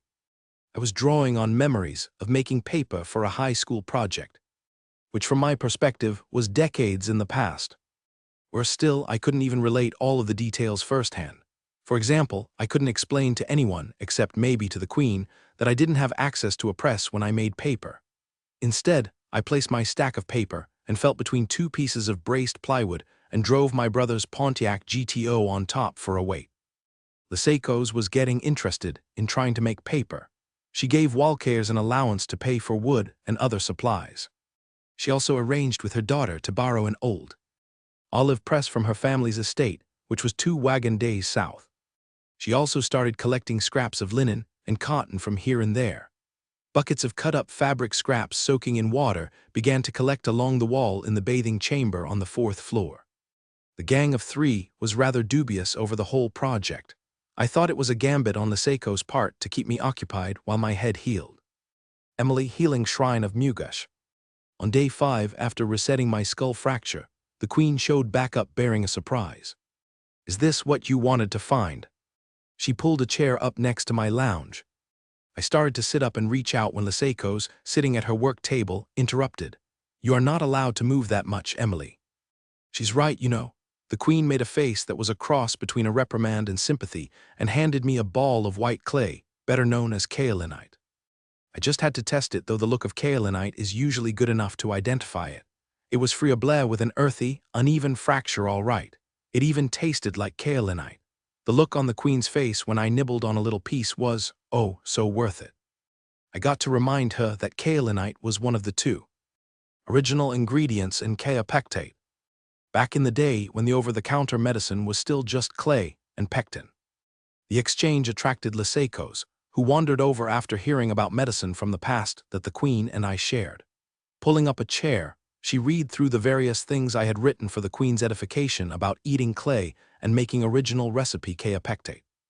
"You never told me about this ailm." Liseiko's aimed a raised eyebrow at the Queen. To be truthful, I didn't realize that kaopectate was just a solution of clay and pectin, the Queen admitted. I didn't do healing in my past life. I studied how to handle finances. Besides, I never mentioned that I had memories from a previous life after that first time I told you when I was 12. "Oog, don't remind me," Liseiko shook her head. "So what does this medicine do, pray tell?" The queen started giggling. I studiously gazed upward at the lovely decorative plasterwork of the ceiling and worked very hard not to laugh. Liseikos delivered one of her exquisite looks of long-suffering patience at us. When the queen managed to regain her composure, she managed to say without busting up with laughter, "It is a treatment for diarrhea." Liseikos dropped her head into her hands. By the 11 gods, first a laxative and now an antidiarrheal.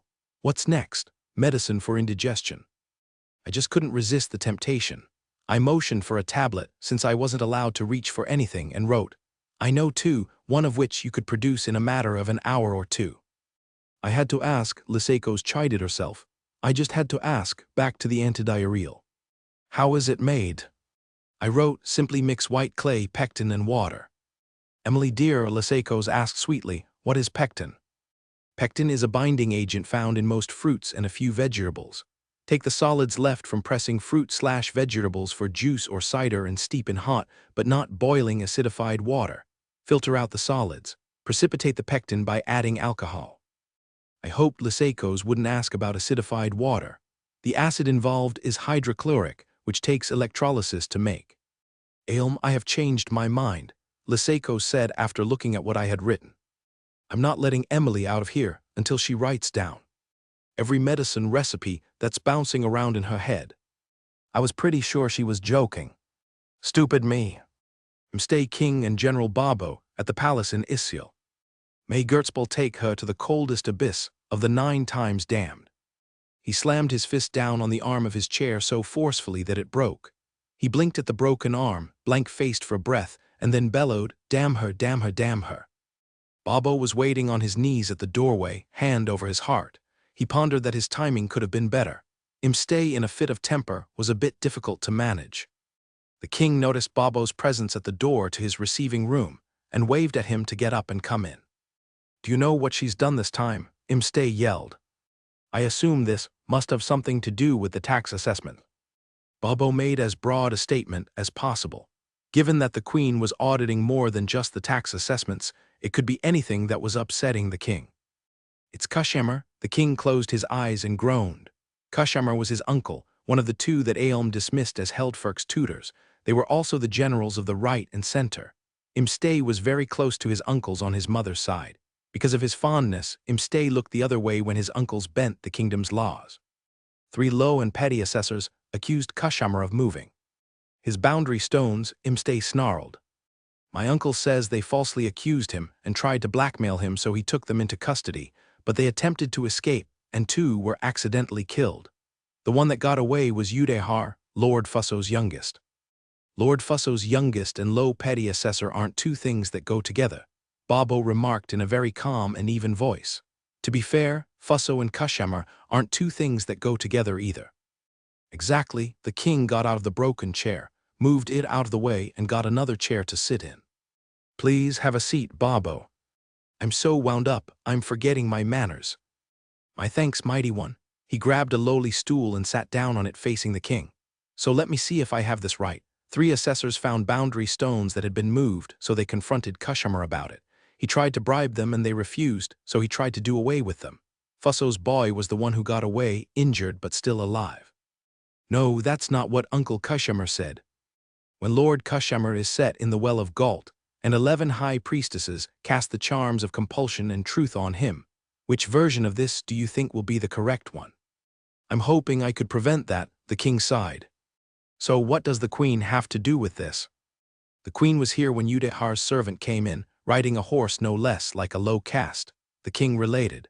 The queen flew to where Udehar was hiding, wounded and unable to travel any further. She asked General Linhadras and 2 of her subordinates to accompany her. Witnesses, Babo surmised. Imstay nodded. The queen is many things, but foolish is not one of them. Is Fusso's boy still with us? Of course he is, Imstay snapped. The number of patients the queen has lost as a healer can be counted on the fingers of just one hand. Once he recovers from the blood loss, he'll be fine. The boundary stones, they were not where they should have been. When Linhadras followed the new illegal boundary of his land, she found an unregistered breeding farm operation. The coin all had charms of compulsion as well as inhibition and control. 5 offenses, 3 of which can't be dodged, Babo whistled. Your uncle would have been wise to accept the fine for moving the stones. Again, I might add, rather than try to bribe a son of Fusso. I don't think Kushamar can be saved this time. The best you'll be able to arrange is the charm of death, or a beheading, and maybe the preservation of his estate for the sake of his children. There's got to be a way. Imste wrung his hands. Help me find a way, Babo, you're sharp, you could solve this. Attempted murder of Fusso's youngest and the violation of one of the laws of Landa. Mighty one, neither the southern lords nor the shrines will let this one slide. If you try to save him, you'll have a war on your hands against your own subjects. Your uncle has gone too far this time. No one can save him. My advice would be to beg the convocation for a painless execution for him. The king answered with a scowl. Of course, you're not going to hear this from me, because I would never suggest anything underhanded or illegal. Babo looked at the ceiling. Kushamar would be better off hiding somewhere on his brother's lands, or maybe his youngest son's new holding that we just added to the kingdom. But I would be stricken dead by Gertzball to freeze in the coldest pit of the abyss before I would suggest such a thing. The king sat back and thought. Yes, of course, you would never even think such things, Babo. Too bad Linhadras already has him in the Black Tower of the Citadel. So now that we've discussed the mess with my uncle, why did you stop by? I'm guessing you are looking for the things from the maker of Fire's Cave. Actually, yes, mighty one, Babo nodded. I was thinking it would be a good tactic to return to her what we salvaged before I asked about an inventory of her possessions. You know, to give the appearance of dealing in good faith. I will have them delivered to your house tomorrow. See if you can find out why she's got her head wrapped up in bandages. I will try, Babo sighed and shook his head. You could always ask your queen, she should know. Not funny, Babo. I meant it seriously. Emily, Healing Shrine of Mugash. Seiko's allowed me to walk by the end of the current rotation, but only if she or one of the gang of 3 was around to keep an eye on me. The hardened leather skull protector and bandages would stay on through the end of the next rotation, but I could at least get around by myself. However, Liseiko's would not allow me do anything for making paper other than watch. To be truthful, it would have been difficult for me regardless. The tub was too tall for me to bend over to scoop the pulp into the mold and decal, which were wider than I was. The felts were stacked on a cosm-scaled table, so I couldn't even reach without something to stand on. Liseiko's put me in a chair so I could watch. Looking at the scale differences reinforced how out of place I usually felt living with these well-meaning but clueless cosm. Walkeir set up the trip hammer in the south garden, such the water that spilled out of the water scoop went into the irrigation system. The trip hammer worked so well that the soaking fabric scraps and lime turned into mush in a matter of hours. Walkeirs and Thuarfosi were the ones who got to get wet and up to their elbows in mush. I was a bit envious. The trial run of making paper was a success, though the mold was a bit wobbly. Walkeir said it needed some internal bracing to make it stiffer. The first papermaking session was livened up when the Queen and General Babo arrived together on their mounts. The General unloaded 2 leather bags and brought them over to me. He did a proper obeisance on his knees to me and Liseiko's, in the middle of a graveled path no less. I pitied his knees. The arrival of the Queen and Babo temporarily halted the paper process. Walkeirs and Thuarfosi took a break while Babo, still on his knees, started to unpack one of the 2 bags with great care. This is everything that the King's scouts salvaged, he said to me. He handed me a cloth-wrapped item that I needed 2 hands to hold. The second it landed in my hands, I knew what it was. I put it in my lap and untied the string keeping the cloth around it. It was that big piece of quartz I collected the day the Queen visited my hot spring. I picked it up to inspect it for damage. I was amazed to see there was none. I had left all the crystals wrapped in leather inside my backpack. Apparently, that was good enough to save this lovely piece. One of the scouts tried to steal that and several other crystals, Babo remarked. The king has a strict policy that no thieving is allowed in his army. The scout was executed, which is the usual punishment for soldiers who steal. I was a bit shocked by that revelation. It was just a lump of rock after all. You're a wealthy woman, Emily, Liseiko's remarked. The size and quality of that crystal is good enough to sell to one of the shrines. Why are you giving me that look, little one? That crystal would easily buy you a farm. I guess my disbelief showed on my face. Babo gently lifted the big prism of quartz off my lap and wrapped it back up. Putting it to the side, he pulled several more wrapped crystals from the bag. though none as big as the first.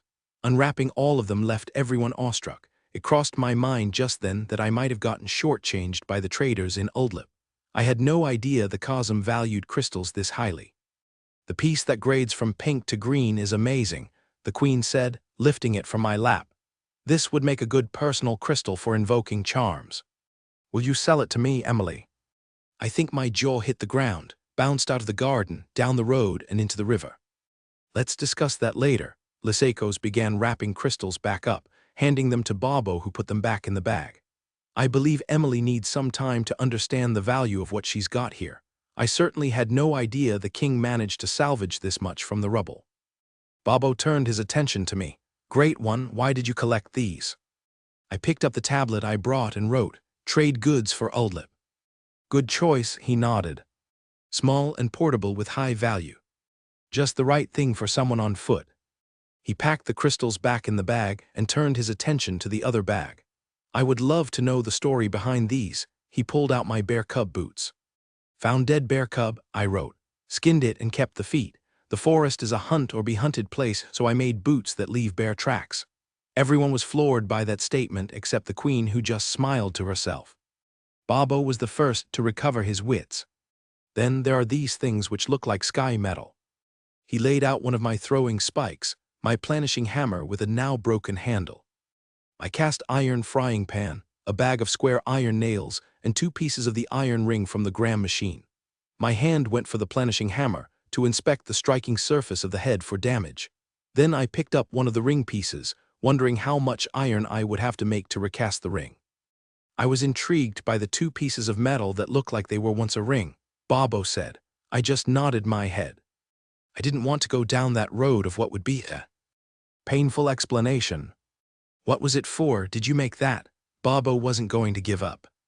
I was surprised when the Queen replied, It's the same stuff as sky metal, but it was made from rocks that Emily found. It was part of a machine that made the same sort of energy as lightning, but on a smaller scale. What? Bobo was shocked by what the Queen said, as was everyone else. When you were a kid, did you ever pull your fingernails against the inside of a wool blanket while under the bed covers to see those little sparks? The Queen asked. Who hasn't? Well, those are the same thing as lightning. Only the magnitude is different. Emily has a machine that can make that energy. She makes lightning, Bobo was aghast. No, nothing as dangerous as that, the Queen explained. She uses it to make different potions and compounds, like one of the ingredients in the instant fire sticks. That's one of the reasons why the explosion at the cave was quite the catastrophe. Now she has to make a replacement for that machine, before she can make instant fire again. As well as some stuff I would like to get my hands on called chlorine bleach that can make linen really white, or a potion called lye which makes soap that isn't harsh but cleans better. Blarg, Bobo said in a subdued voice and then looked at me. You are one of those crazy genius artificers, aren't you? I didn't know how to respond to that, so I just shrugged. Bobo exhaled and dug back into the bag. He pulled out a 3-wheel pulley and several carved stone molds for buckles, pulley wheels, rings, and hooks of different sizes. He picked up the pulley, which had a crude wood body, brass pulley wheels, and an iron pin. I assume the other half of the pair is lost, yes. I nodded yes. What is that? Walkayers was intrigued by the pulley. It's half a block and tackle set, Bobo explained, handing him the pulley. There's supposed to be another like it. They come in pairs. You pass a rope through the pulley wheels and you can lift many times your own weight. Coin use these to load wagons and move things they can't lift. That's not bad work, Walkayers inspected it. Great one, what did you use for glue? He handed it back to Bobo while looking at me for an answer. I wrote, cheese glue. Good choice, Walkayers chuckled, smelly but strong. Might I ask? Bobo picked up the throwing spike, which looked tiny in his meaty hand. What is this for? I motioned for it and he gave it to me. I looked around for target, then wrote, watch the round end of the pivot post on the trip hammer. I handed the tablet to General Bobo, waited for him to finish reading, and then threw the spike into the pivot post. It was off by about 2 centimeters, but it was good enough. It was fun watching everyone's jaws gape. Well, that could ruin a person's day, Bobo commented. I swear I could see wheels and gears turning behind his eyes. That's everything from the salvage operation. At the time, we didn't know where you were or when you had left. Of course, I caught the implication that they knew who I was and where I lived, which made me angry all over again. So what in Giltak's name are you making here? Bobo gestured at the paper-making setup. It's called paper, Liseikos replied. Cheaper and faster to make than parchment, assuming we can get it to work. Today is our first try. Walcares, could you show the general how this works? So General Bobo spent the rest of the afternoon making paper. With his overtunic off, his undertunic sleeves rolled up, getting wet and pulp spattered, and having the time of his life. I ended up dozing off sitting in the warm sun while the Seikos and the Queen talked about some big scandal involving a string of crimes by someone called Lord Kushama. Usralda's the Wraith, in the shelter on the hill southeast of Ibhas. I envied the paper makers and the fun they had. In all my travels, I had never seen anything like it. Watching the paper process from description to final product was fascinating. I wondered where the coin came from that she knew about this paper stuff. I also wondered how the Queen knew about it. I surmised that the Queen observed it using the Great Crystal. Her clairvoyant range using the crystal probably stretched all the way to the eastern coast.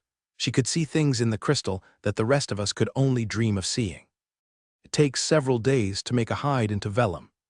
If this paper stuff could be made faster than vellum, it could reduce the cost of books. Places like the healing shrine that must record patient progress could do away with the bulk and inconvenience of using many wax tablets. Note-taking for my agents would become much easier for the same reason. I was quite interested in paper. It was miserable watching the paper makers eat dinner afterward. The meal was grilled trout and grilled asparagus basted with butter.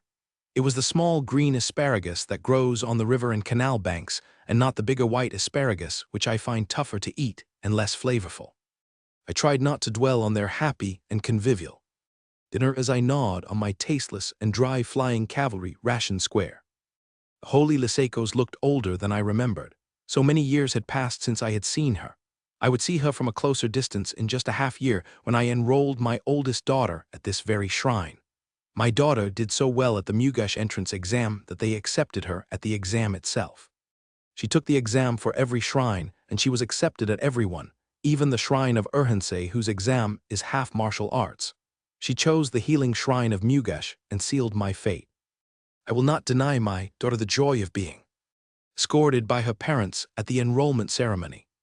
The king has placed my name, my real name, on the Cold Tide Festival list for promotion into the nobility.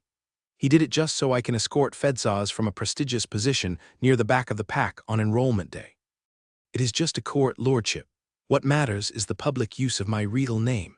My name alone will bump my daughter ahead of all other court lords and far ahead of my wife's standing as a craftmaster. If my birth family is paying attention, and of course they will be, they will come to Ibhas looking for me at my daughter's enrollment. It is just 4.5 rotations. 45 short days between the Coldside Festival and enrollment at the Shrine of Mugash on mid-cold season day. I know I must meet my mother there. I anticipate that enrolling my daughter at the highly respected Shrine of Mugash will ensure at least civility from her.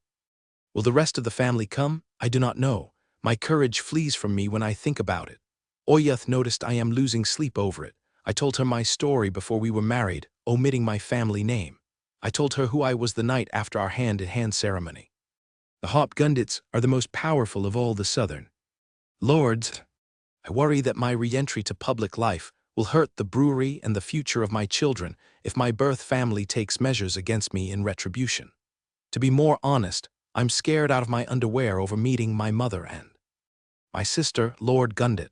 What do you say to your family that you ran away from 19 years ago? I am such a coward.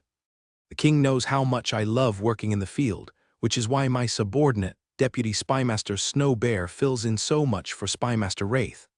I offered to step down and let Snow Bear take my position. He has all the right skills to be a great spymaster. Both he and the king turned me down. Now I face retirement sooner than I wanted if I become too public a person, all because I won't deny my daughter this singular wish of hers that I escort her at her enrollment. I've been gone from home on so many missions that I couldn't even think of denying her when she asked me. She'd even told the king to his face, ordering him not to send me on a courier mission at enrollment time. I am so screwed. Liseikos, Healing Shrine of Mugash. It was such fine weather that I had a table set up on the south balcony on the fourth floor, and had dinner served there for everyone at the paper-making in the afternoon, including the general. He assured me that he had the freedom of the garrison, so I didn't need to find him a bed for the night. He didn't much like sitting in a normal chair on 4 lounge cushions, but there was no way around it, short of letting her sit on the table. She was still uncomfortable with being one undersized coin surrounded by the rest of us, but she was better accustomed to it now than she was when she first arrived. The general asked if he might bring the garrison commander with him in the morning. He had quite smoothly inserted himself into the paper-making. It looked like he was having so much fun that it felt wrong to turn him away. I had never seen this side of the general before, and I found it fascinating. The next morning, he and Captain Tyope showed up at the south garden right at the second bell. I think he didn't tell her that the queen was present. When the captain made her obeisance to the queen, she was more nervous than I've ever seen her. Aelm usually doesn't stay overnight at the shrine, but did so this time because she too wanted to see how the paper turned out. Yesterday afternoon, the layered stack of felt and paper was pressed in the old olive press, coated on both sides with a thin layer of hide glue, and then hung on strung lines to dry overnight, like pillow covers on a clothesline. Thuorfosi took down one and brought it over to the work table. It was half again the area of a standard wax tablet. She then picked up the table and moved it to where Emily was sitting. I confess, it was fun to watch Emily's expression when Thuorfosi did that. Emily assumed a neutral expression instantly and fingered the paper between her fingers. Aelm walked over and did the same. Feels like it could be smoother. It feels like parchment before you polish it, the queen remarked. Emily nodded.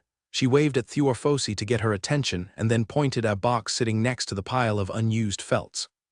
Thuorfosi brought it over, and Emily pulled out a leather sandbag for polishing parchment and a small stoppered jar. Inside the jar was a fine white powder which Emily sprinkled on the sheet. She then took the leather sandbag in both hands and started to polish the paper.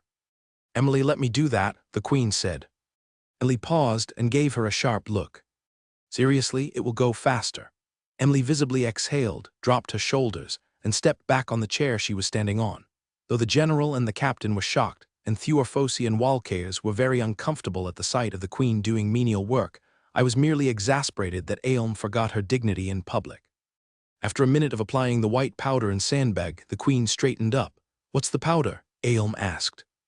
Emily grinned and reached into her belt pouch for something she had made 3 days ago. Unlike when she made it, it now had a point carved on one end of the stick-like object. She held it in her hand like a pen and wrote on the polished patch on the sheet, "Wheat starch, though any starch should work for polishing." "Hey, that's that thing you made with the candle and the clay," Walcaers burst out. Emily gave him a grin like a fox in a hen yard. "Emily, is that a pencil?" Aelm asked. It was the first time I had ever heard the word. I guessed it was just another thing from Emily's and Aelm's old world. Emily sported a self-satisfied smile, gloating even as she passed it to the queen. Aelm examined it and dragged the tip across her fingernail and looked at the line it left behind. She then bent down and wrote, "Where did you get wheat starch?" She passed the pencil back to Emily, who wrote with a grin, "From wheat." Arg, Aelm gestured at the heavens. "You made wheat starch, yes. How did you make it?" Emily wrote, "Soak wheat kernels in hot but not boiling water. Filter through a cloth to get the wheat out. Evaporate the water after filtering. The powder left behind is starch." The kitchen here made it for me. I was beginning to feel like we needed to assign someone to follow Emily around and take notes on everything she did, except I know if we did that for real, it would creep her out. "So what's with the candle and clay to make a pencil?" Aelm asked. "How does one make a pencil?" Emily looked a bit apologetic and wrote, "Long story." "I can explain the process," I interjected. "Walcaers and I watched her make it a few days ago. I suspect she did so because she knew we were going to try making paper at the end of the rotation. And so, I related the story of the pencil, which began when I lifted the restriction on Emily's confinement after fixing her skull fracture 4 days ago. As soon as I was sure the pieces of her skull bonded into one solid piece, I allowed Emily to walk on her own. It would take at least another rotation for the repaired bone to become sturdy. Bone work was difficult and tiring healing, and even several days after the reconstruction, the repaired skull was still fragile, and an accidental blow could easily re-break it.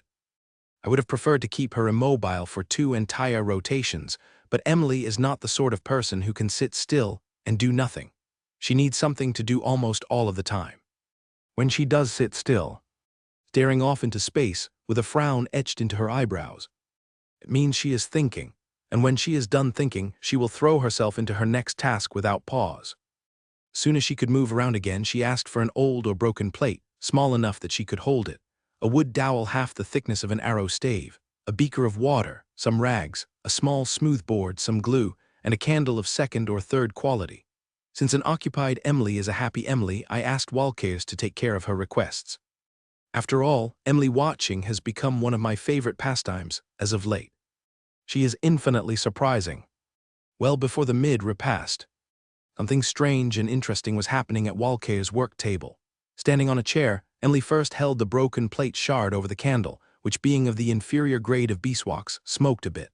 As soon as she had a significant coating of soot on the plate shard, she scraped it off onto a piece of rag. By the 4th bell, she had a little pile of soot collected. Emily is the sort of person who gets so focused on what she is doing that she will work straight through mealtimes. Walkers had to blow out the candle and take the plate from her to get her to eat. When I left, he gave me an accusatory glare and snipped, "You are not any better, Holy One." When the mid-repast was over, Emily climbed back on the chair and got back to work. She mixed some of the soot with some of the white clay Aelm gave her. She then rolled the mix together into long thread-like rolls which were very thin. Setting them aside, she pulled out that strange little sky metal blade that's hidden in the billet protector of her belt, which certainly made Walker's eyes pop open. He had no idea she had such a thing. She used that little blade to cut the stave into 2 halves. At this point, Walkers gave up any pretense to doing his own work and was watching, just like I was. See what she was up. She cut a channel down the middle of the flat surfaces of the stave halves. By the time that was done, the threads of rolled clay and soot were dry and stiff enough to hold vertically next to the relit candle flame. She hardened the threads that way by holding next to the flame and using the heat to harden and dry them, finger length by finger length. Soon after she started, she had to put the first thread down in a hurry because it got too hot and burnt her fingers. After I walked over and had healed her fingertips, she wrapped the end of the thread in a rag and went right back to what she was doing. She hardened 2 of the threads that way. She broke the tip off of one and dragged it across a light-colored rag. It left a gray line behind, and Emily, who is usually serious and somewhat grim, broke out into an unrestrained smile. I really liked the look of that smile.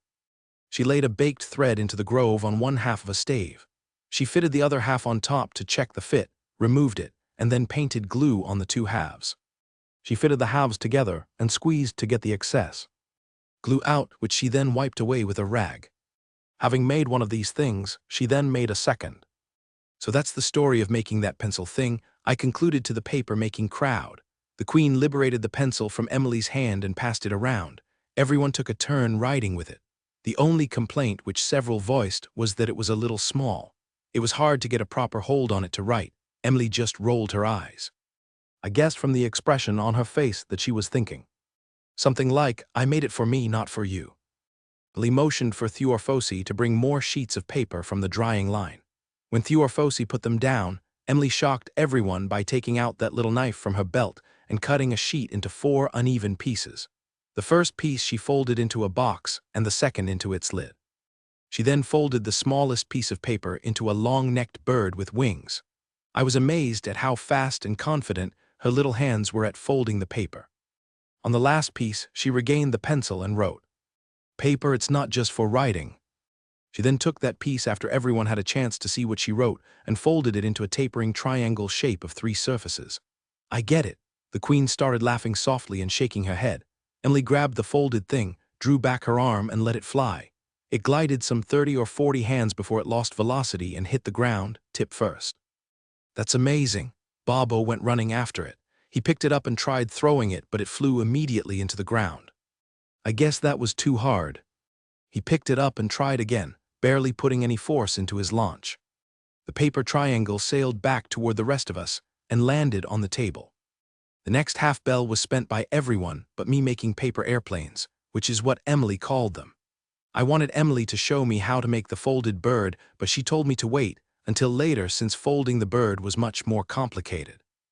I needed to make my rounds and hear the reports of my department heads. I left the other 6 behind so they could make more paper with the pulp that was left.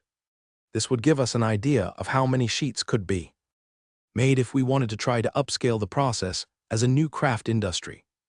Since Emily was the idea person behind paper, the required blessing from the Shrine of Giltak for new craft was a formality. That was a measure of just how much influence a blessed revelator had.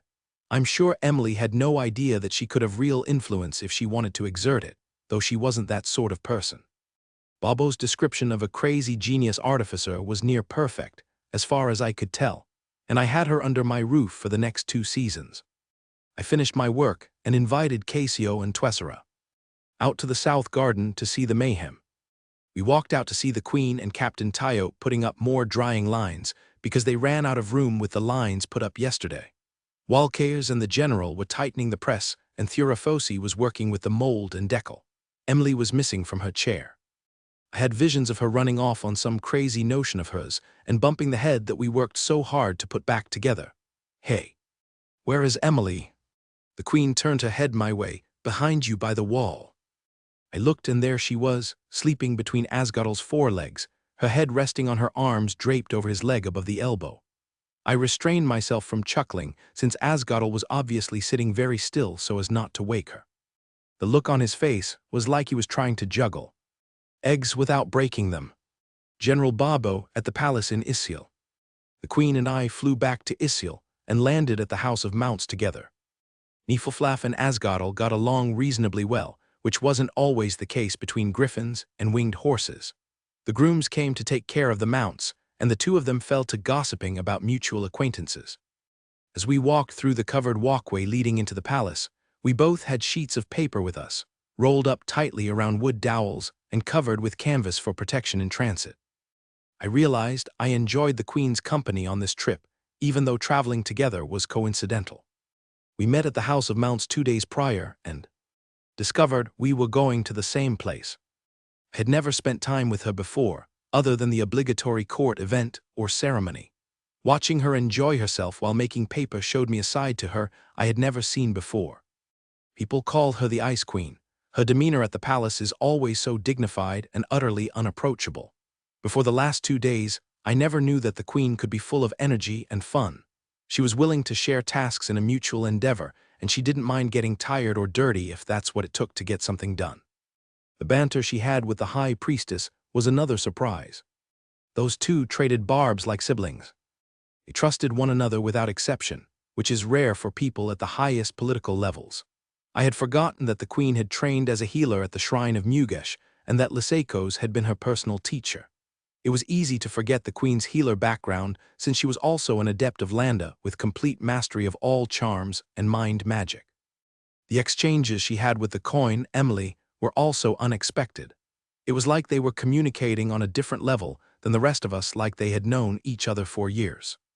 It was like the conversation of old friends who only had to say a few words to reference a shared experience from long ago, which was strange for 2 people who knew each other for less than a year. Emily was amazing and in her own way frightening. Her eyes still burned, but she was less hostile this time around. It was interesting that she had no concept of what those crystals were worth. What I would like to know is where her ideas come from. As far as I can tell, other than the revelation from Tiki, she has given the shrine recipes for 2 other medicines. She can cast metals, including something equivalent to sky metal. But she also came up with this paper stuff and a new writing tool called a pencil. Then there's that whole thing about making a weak form of lightning and using it to make potions to turn white cloth whiter and soap stronger. That's just plain scary. What must go on inside that little head of hers? I can tell she's not really at ease at the shrine. That much was obvious when that young healer picked up the work table with everything on it and carried it over to the coin. The look on Emily's face told all I needed to know about how she felt about Kazum. The holy Lysaikos was accurate to describe Emily as a feral coin, since there is nothing about her that is tame. There's one thing I do know: we cannot afford to make an enemy out of her. That little throwing weapon shows she could be dangerous if she turned her mind to war. Someone who can do her own hunting of beasts like bears is capable of violent force artfully applied. I wish I knew more about the rapport she has with the Queen. I also would love to know why the Queen is not surprised like the rest of us at the things that Emily makes. Would it be a good move to establish a closer relationship with the Queen? Great One, I addressed the Queen as we were walking. General, I had a thought that it might not be a bad idea if we both presented the paper to Imstay King. She let out a sigh and shook her head. General, the King probably blames me for the arrest of his uncle. I doubt it will be possible to have a civil conversation with him right now and for several seasons to come. He cannot be objective on anything that concerns his family. There was not much I could say in reply. She was right. Maybe I needed to rethink my efforts towards improving the relationship between them. It was possible my wishful thinking was getting in the way of my objectivity. By the way, General, she ventured, how did you convince Imstay to return Emily's possessions from the cave? He could have kept those crystals and made a nice profit, and no one would have known. That surprised me too, I admitted. I relayed Emily's conditions to him, and I did not edit what she said to make it pretty for him. He told me to return the stuff and to get an estimate of what it would cost to compensate her losses. I didn't even know what was in the bags at first, other than the broken sky metal ring. My opinion is that his gesture is a measure of how badly he wants instant fire for his soldiers. It would be a great boon for those who have little magic. He really does care about the morale of Fosco's soldiers and guards, especially since he doesn't allow them to loot. Speaking of that, the Queen inquired, when was the soldier executed that stole the crystals? About 3 days after the theft was discovered. Discipline is usually faster than that, but because of the distance from Vanishing River, it took longer than usual to get the necessary 3 officers to sit a tribunal and render a verdict. That's good to know, she shook her head. I confess to suspecting it was done after Emily made her demands. What a pitiful state of affairs that I even had that thought. I know Imstay better than that. I should have known better. I ran ahead a few steps to hold the door open into the south side of the palace for her. She smiled at the gesture, a real smile that reached her eyes. Well, General, here is where we part. May the gods be with you until we meet again. And with you, Great One. Then she was gone, and I was left to make my report to the king. I found him in his workroom, fretting about finding enough wagons for hauling grain from our newest possessions. Even with a new road, it was a trip that had 3 mountain passes. The round trip would take 2 rotations, using wagons with ox mules to deliver the grain to the royal granary just north of Isil. The wagons had to leave now before the passes snowed in for the return trip. Ah, Babo, thank the 11 gods you are here, he greeted me as I made my obeisance at the doorway. Get up and help me figure this out. Have you eaten or did you come straight here, as is your habit? The latter, Mighty One. I was relieved to find him in a better mood than when I left. I am too old to change my ways. Imstay laughed and rang a bell for the servant on duty, who appeared in seconds. Fetch the general something to eat and whatever beer is the most recent one tapped. Babo, please take a seat. I'm not sure my numbers are correct. If I did this right, we look to be about 20 wagons short. Can you look this over and tell me if I've made any mistakes? Certainly, I started untying the rolled-up paper. First, I'd like to show you this. Oh, the king reached out and felt one of the sheets. That doesn't feel right. What's wrong with this parchment? It's not parchment. It's called paper. The coin Emily came up with it. You can write on it. I was invited to help make this paper stuff at the healing shrine of Mugush over the last 2 days. We made over 200 sheets in 2 days. 200, Imstay's eyes grew wide as the implications sunk in. How many people? 3 on the first day, including me, 5 on the second, but that's not everything. Emily gave me this. I pulled half of a pencil out of my pouch and I wrote on a corner of one sheet, "This is a pencil," and then handed it to my king. He immediately wrote his name with it. It's a bit small, he frowned at the pencil stub.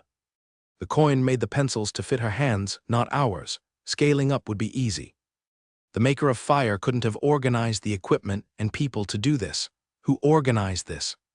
Emily told the high priestess about paper on midday eve. I explained.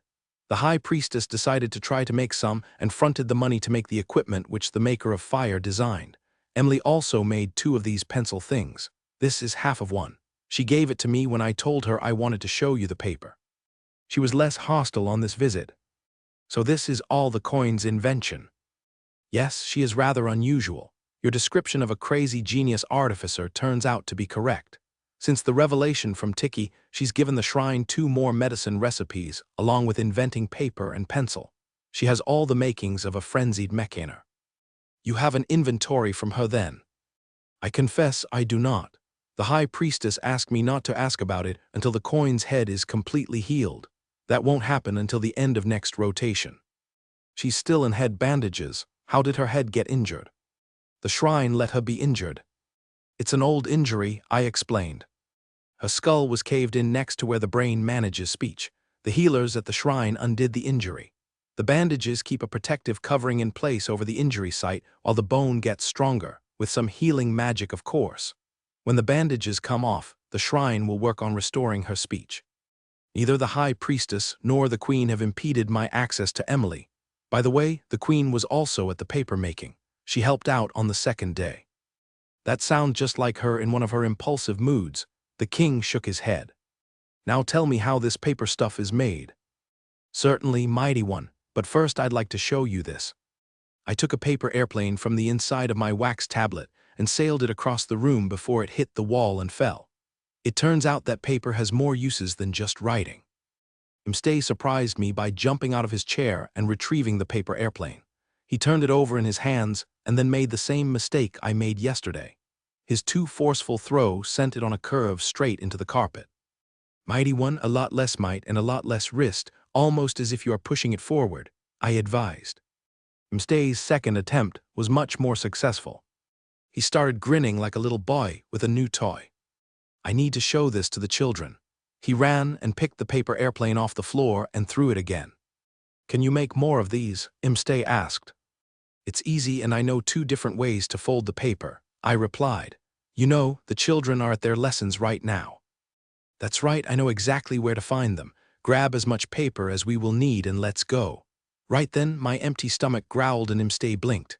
All right, you eat first then we'll go. Where is that food? Right on cue. The servant on duty walked briskly through the door with a mug and a plate of bread, cheese, and fruit. He put them on the table in front of me and then bowed himself out of the room. He was a little fellow with copper hair and green eyes who couldn't be more than 14 or 15, but he was quiet and efficient.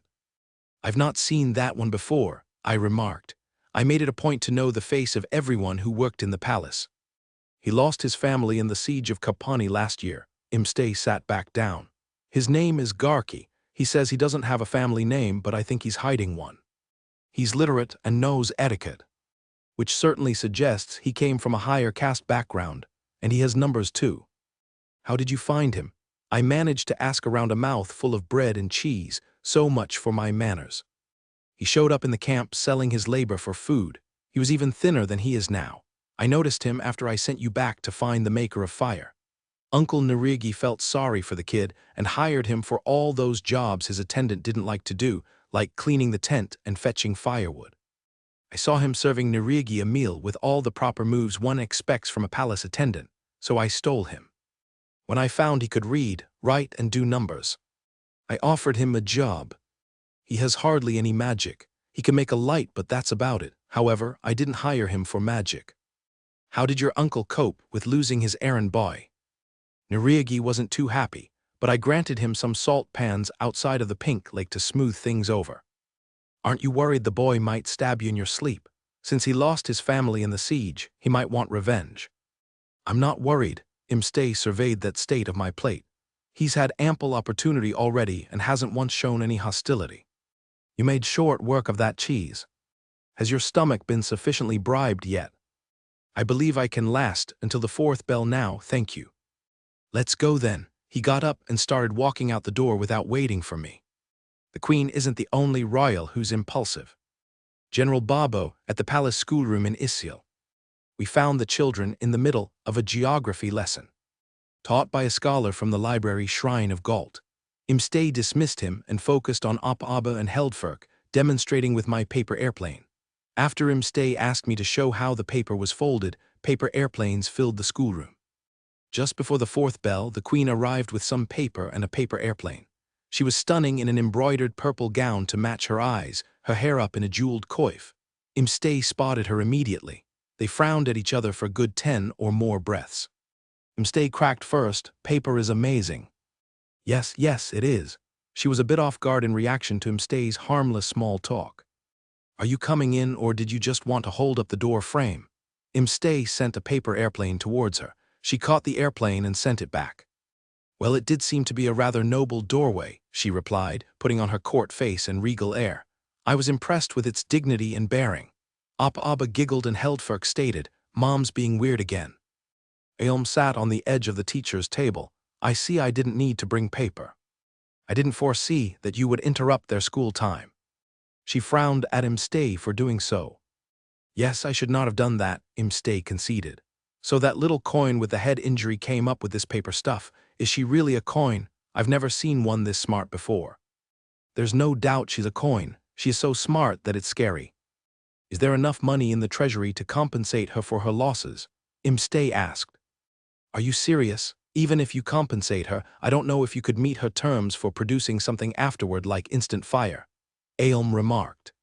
When I asked her to make me a sky metal knife, she said the price was the emancipation of all coin. What? Imstay had not foreseen such a radical request. I was shocked myself. I was surprised myself, Aelm admitted. That's ridiculous, Imstay got a bit louder. How would all those coins survive? They are entirely dependent on us. Yet the sea coin flourish in a society that excludes Cosm. Emily herself met all her own needs while living in the forest. Coin don't need us or our magic to survive. The proof of that is Emily, who makes things that magic can't create. This sounds like a new variant of our usual argument. Imstay's voice was stripped of any emotion. Which one? Aelm managed to say without sarcasm. Yes, Imstay looked her in the eye. Point taken, Aelm sighed and looked down. Did you set up Uncle Cushhammer? He aired his suspicions with just a bit of a bite to his voice. I stood as still as possible, and so did the children. No one had seen these two talk this seriously in years. Were they being reasonable because they had onlookers? If he was set up, it wasn't by me, Aelm responded in a flat voice. What sort of beast would set up Cushhammer to commit murder and mass murder? No, I don't think it was a setup. No one ever guessed he had a hidden breeding farm hidden in that gulch. Yes, but... No buts please, she cut him off, pleading. This is the point in every one of our conversations where everything falls apart. However, this time it was different. Imstay flushed red with anger but kept his words unspoken, wondering if there was a difference. Explain. If it had been winged horses, eagles, and griffins in that death pit, not a single one of our cities would be left standing from the mass bombardment of dropped boulders, she argued. I saw the death pit at the breeding farm, Imstay. There were thousands of dead coin children, mostly female. It was so overboard that I vomited, as did Linhadras and her 2 guards. All of us have seen death before, but this was. She shook her head. I don't have words to even describe it. Imstay looked like he wanted to say something, anything to explain it away. Don't say whatever it is you mean to say, Imstay. Aelm looked truly wearied. Not once did she raise her voice, which rather unnerved me. Please just listen, she pleaded some more, hoping he would hear what she had to say for once. She continued. The mass murder of thousands of coin children is so extreme that there is no way anyone can save your uncle, and the use of the charm of compulsion is a sacrilege violating the laws of Landa. The first demands that the guilty party be buried alive. The second demands death by exhaustion. The shrines will not let this pass, husband. If General Linhadras determines that Gandrohas knew his father's breeding farm, there will be no saving him or the rest of the family either. Cushhammer will be taken to the Well of Galt by the 11 high priestesses and compelled to describe what he has done. I see no way to prevent his fate. She got up to leave. I apologize for ruining what should have been some happy time spent with Abba and Heldfirk. And then she was gone, leaving Imstay at a loss for words. He knew it was hopeless and did not want to admit it. Is Uncle Cushhammer really going to be killed? Abba asked in a tentative voice. I fear that is what will happen, child. Imstay looked at his daughter with a face that wrenched my heart. The children loved Cushhammer, who had always been kind to them. Personally, I thought punishment for Lord Cushhammer was long overdue. I wondered if there was any value to having Abba and Heldfirk attend Cushhammer's trial in the Well of Galt. Lysaikos at the healing shrine of Mugash. Trust me, Emily, I told her, boredom will be the largest obstacle in relearning how to speak. We've reverted the injured part of your brain back to the state it was at when you were learning to speak as a child. This is dangerous because it might also affect your swallow reflex, so even your food will be boring since you'll be eating only easy-to-swallow foods. I got one of Emily's long-suffering patience looks as a reply. We will start with exercising your tongue by making percussive consonant sounds. I handed her a tablet with those sounds written out. Let's get through all of these today at least once since you will be practicing them while I am gone. Lee gave me a questioning look, so I explained. I need to go to Isil for a few days. I'll leave tomorrow afternoon around the 5th bell. There's a trial for Lord Kushamar, who is one of the most powerful lords and the king's uncle. He was caught running an unregistered breeding farm where over 1,000 corpses were buried in a pit. Emily flinched and swallowed hard. I can only imagine how bad her memories must be. He's been accused of moving boundary stones, which is punishable by fines and restitution. He's also accused of murder and attempted murder of the young tax collectors who discovered the boundary stones. Normally, he could pay blood money to avoid a trial, and he's rich enough to do so because blood money settlements are expensive. During the boundary stone investigation, the guards of the Isil Citadel garrison found the unregistered breeding farm. The coin there were in a pathetic state and have since been removed to the nearest healing shrine for coin. All of them had charms of disciple plus charms of compulsion. The use of the charm of compulsion without the knowledge and approval by the shrine of Landa is a sacrilege. The penalty is death by exhaustion. Lee gave me a questioning look, so I explained it to her. Death by exhaustion involves casting a charm of compulsion to run in a circle around the perimeter of the white shrine of Landa until dead. It's a terrible way to die. I continued. The Citadel guards also discovered the mass grave with over 2,000 dead coin. Since the victims were coin and not Kazum, the offense is cruelty, not murder, but for cruelty scale matters. Cruelty on the scale of thousands is a capital offense, and the penalty is being buried alive. Lord Kushamar will be taken to the Well of Galt, and those of us who are high priestesses will cast the charms of compulsion and truth on him, all of us together. This ensures that the charms cannot be overcome by a strong will like yours. Then we will question him as to his part in these crimes. The king will not be able to protect Kushamar as he has done in the past. Oh, that is why I will be gone for a few days, since I must witness any punishments that we decide upon. Walkairs and Thuorfosi will be staying in my chambers with you, and Twessera and Casio will trade off with them when they need a break. Oh, there will be someone with you at all times while I'm gone. So I expect you to practice these sounds until you are bored to a stupor, and after that, practice them at least 5 times more. I got a new version of the face of disgust out of Emily for that last pronouncement. I would like to take the big clear crystal and the pink and green crystal with me to Isil to get an appraisal on them. I believe you would do well to know what others think they are worth. I did notice that look on your face when Aelm offered to buy the pink and green one off you. It was a face that seemed to say it's just a rock.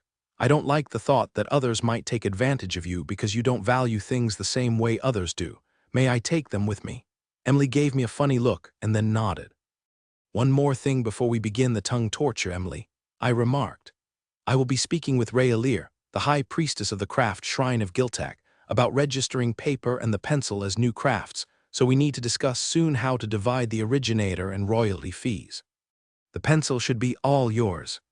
The paper had some contributions beyond just you. So give that some thought while you're working on your sounds. Emily at the healing shrine of Mugash. Without Lysekos around, her chambers felt empty despite Thuorfosi waking me in the morning and Walkair's company during the day. Lysekos was right. Practicing P, T, K and B got boring very quickly. It was also frustrating because I had problems articulating those sounds. It was like my tongue did not know what to do. There was some kind of disconnect between my tongue and my brain. The tongue worked fine, but it's the brain itself that needed to relearn how to talk. Nothing about talking was intuitive. I had to listen to myself carefully and pay attention to my tongue position to make sure I made the correct sound. According to Lysekos, my ability to speak was currently as bad as an infant's. If I stopped practicing for too long during the day, Walkairs would call out, "I can't hear you." He was a total nag. At least I had the run of the library and Walkairs had the keys. I got a lot of reading done the first 2 days Lysekos was gone. This world's technology was about Bronze Age, so no one stayed up late unless they were magical Kazum who could make their own light. The rest of us went to bed shortly after the seventh bell at dusk and got up at dawn. The second night that Liseikos was away, I was fast asleep with Casio reading in the armchair in Liseikos' bedroom. She opened the door between the two rooms so she could keep an eye on me while not disturbing me with her light. Unfamiliar sounds woke me up. I had no idea how late it was. I opened my eyes to the sight of Casio struggling with two figures who were hooded and masked in black. In horror, I watched as they stabbed Casio in the gut.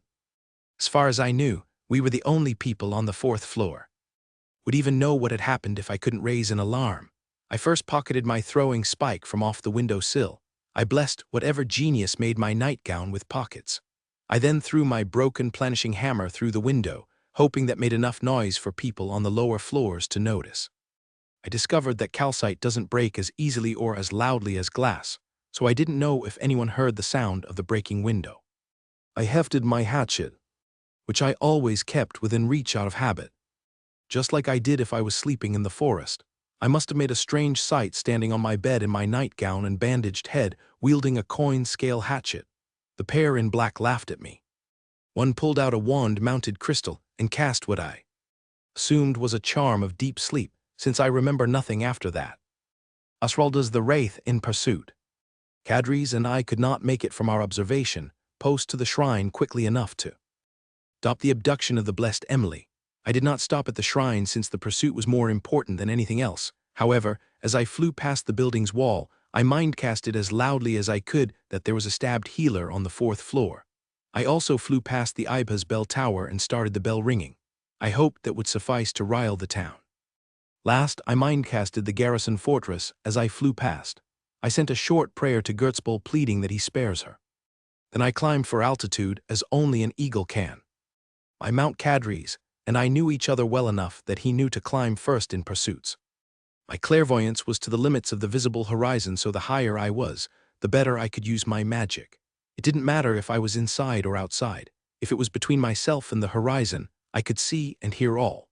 Good thing it wasn't raining or foggy, since the weather cut my range in half. I have no idea why. Both kidnappers were easy to spot. They were on griffins, which meant that someone sporting hefty magic was involved. I stayed high. Cadres was so much faster than any griffin that I wouldn't lose them. They flew up the Salt River until just south of Two Fairy Island. They landed at a small farm, hiding the griffins in a barn and carrying the blessed Emily inside what looked like a dark dwelling. What worried me was the possibility of a charm of watching. I had to resort to occupying the mind of a skunk and waddled him right up to the front stoop of the house. Though there were no lights in the windows, someone opened the door to inspect the skunk. By this, I determined there was a charm covering the house and that it was working. I had the skunk cross the charm boundary several times, until whoever was on watch duty got tired of looking at the trespassing skunk. I left Cadres on the side of the house opposite the barn. It wouldn't be good if the griffins smelled my eagle. I crossed the charm and immediately dropped and stayed still for at least a half bell. Then I crept up to the house and opened my mind to listening inside. Too small, what if I miss? Don't miss. Easy enough for you to say since you're too cowardly to do it. Shut your face, here, hold it still and I'll do it. Then I heard a loud thunk. Stop the bleeding, stop the bleeding. I'm trying, we need a bandage.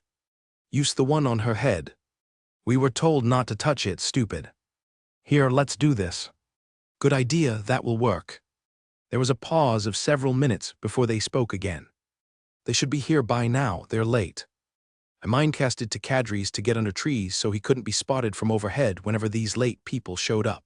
I became one with the darkness and waited. I didn't have to wait long. 3 griffins and 1 flying horse with riders landed. They hid their mounts in the barn. The riders entered the house. Hand me the goods, a new voice said. Where's the finger? By this, I surmised that the thunk I heard was the detachment of one of the blessed Emily's fingers. That's a bad thing to lose if you're an artificer like she is.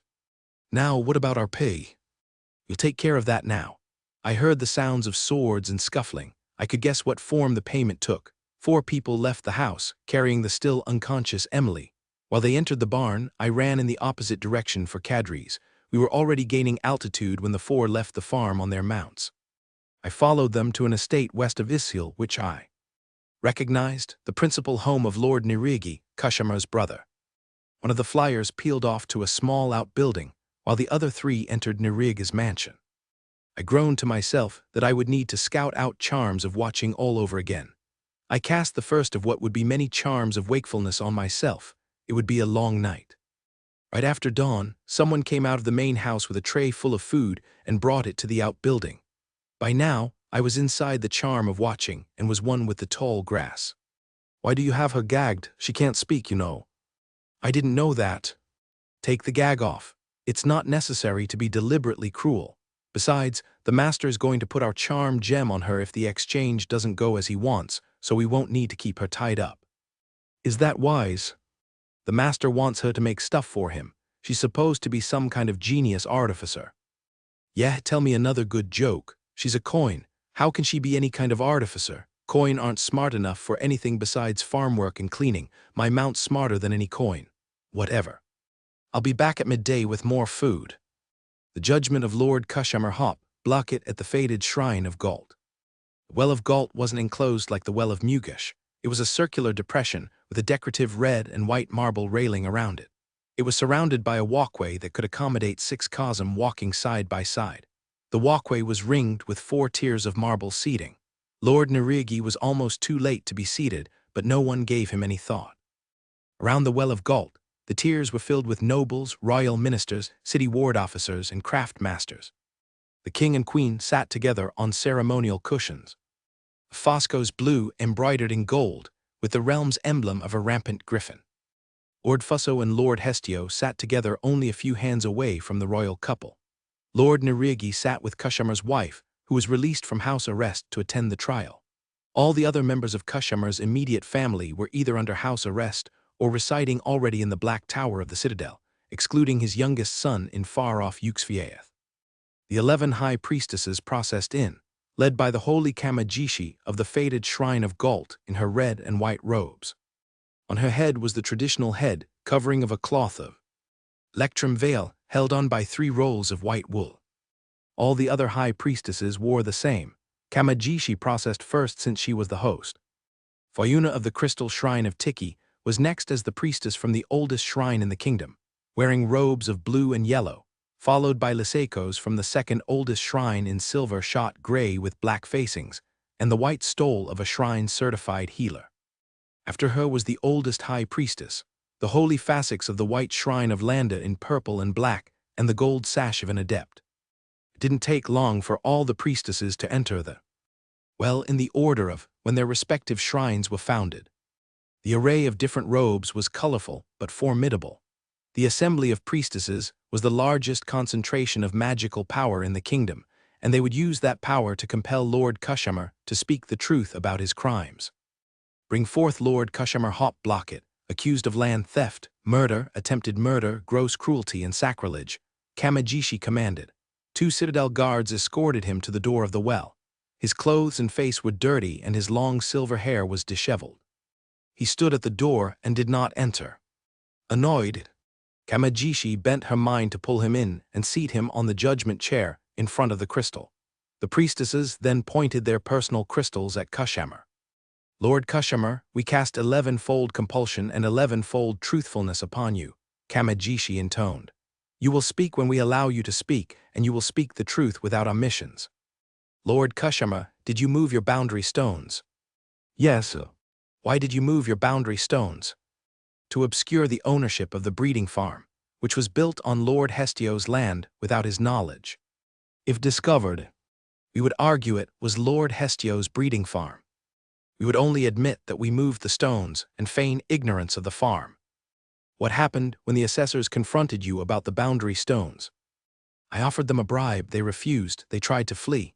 1 got away, the other 2 were killed on my orders. Was the mass grave at the breeding farm created on your orders? Yes, sir. Why? Too many coin died. We needed to get rid of the bodies. Why did you add a charm of compulsion to the charm gems? Some buyers want docile coin who won't talk back or grumble. The charm of compulsion ensures that. Did you know that was illegal? Yes, sir. Have you heard enough, sisters? Yes, sir. Then I have one more question, Kamajishi stated. Did any members of your family know of your illegal breeding farm or aid you in its operation? My eldest son, Gandrohas, and my wife, Sassio's hopsurdos. Murmur echoed through the high dome over the Well of Galt as all eyes turned to the silver-haired woman sitting next to Lord Nerigi. She leapt from her seat, levitated, and flew for the door. Before she reached the double door out of the domed chamber, there was a blinding flash. Sassio's dead body struck the wall to the side of the door and fell to the floor with a sickening thud. The holy fasces covered her still painfully bright crystal with her hands until the light from it faded. Under the law, flight before judgment was considered the same as an admission of guilt, and anyone could slay an escaped criminal. Kamajishi gave a hand signal, and 2 priestesses of Galt in red robes appeared and dragged the body from the chamber. Once the body was stripped of its valuables, now forfeit to the crown, an adept of Landa would take the body and dispose of it in the nearest of the great cracks under eruption. The chamber was shrouded in silence as the body was removed. Most of the spectators were shocked given the esteem in which the House of Hopsurdos was held. Lord Inoruk, Sassio's brother, turned white and dropped his head into his hands as he quietly wept. Kamajishi broke the spell. "Sisters, are you ready to pass judgment on Lord Kushamar?" "We are." "The list of offenses is long. Is he innocent of any?" "No." "According to the law of Landa, when there are 4 or more offenses, the worst punishment will suffice for all of the offenses. We have a puzzle, sisters, since there are 2 punishments of death. Which then is the worst? Burial alive or death by exhaustion?" "The death of exhaustion is exquisitely painful and can last more than a day," Lysaikos commented. "Burial alive for a sinner brings the long silent terror of never escaping this life even after death until the death of the world," said Senliosart of the Singing Shrine of Sasu. "Cruelty towards thousands is a crime never before recorded in all our history," said Sutsusum of the Hospitable Shrine of Gertzbal in her high and strangely ethereal voice. "So many little ones was sent to Gertzbal's arms so soon, and for such a selfish greed. A special crime calls for special death. Let Kushmar die from both penalties. Let him dig his own grave, deeper and deeper until he falls from exhaustion, but yet still breathes. Then, still alive, the earth above him will bury him in the hole he dug himself." Silence fell on those gathered. The observers outside the Well of Galt were almost afraid to breathe, lest they disturb the heavy quiet. "I find it is right and meet so to do," stated Fasix of the White Shrine of Landa, the oldest of all the high priestesses. As the voice of Landa, she had great influence. "Do you agree, my sisters?" "Yes, but where shall he dig?" asked Moksef of the shrouded shrine of Vishu. "The dunes of Rax," said Ashansalt of the bountiful shrine of Mube. "Tomorrow, beginning at the 2nd bell, do you agree, my sisters?" A final chorus said in unison, "Yes." Kamajishi walked to face Kushamar to cast one last compulsion. "Lord Kushamar, you have been judged and given your doom.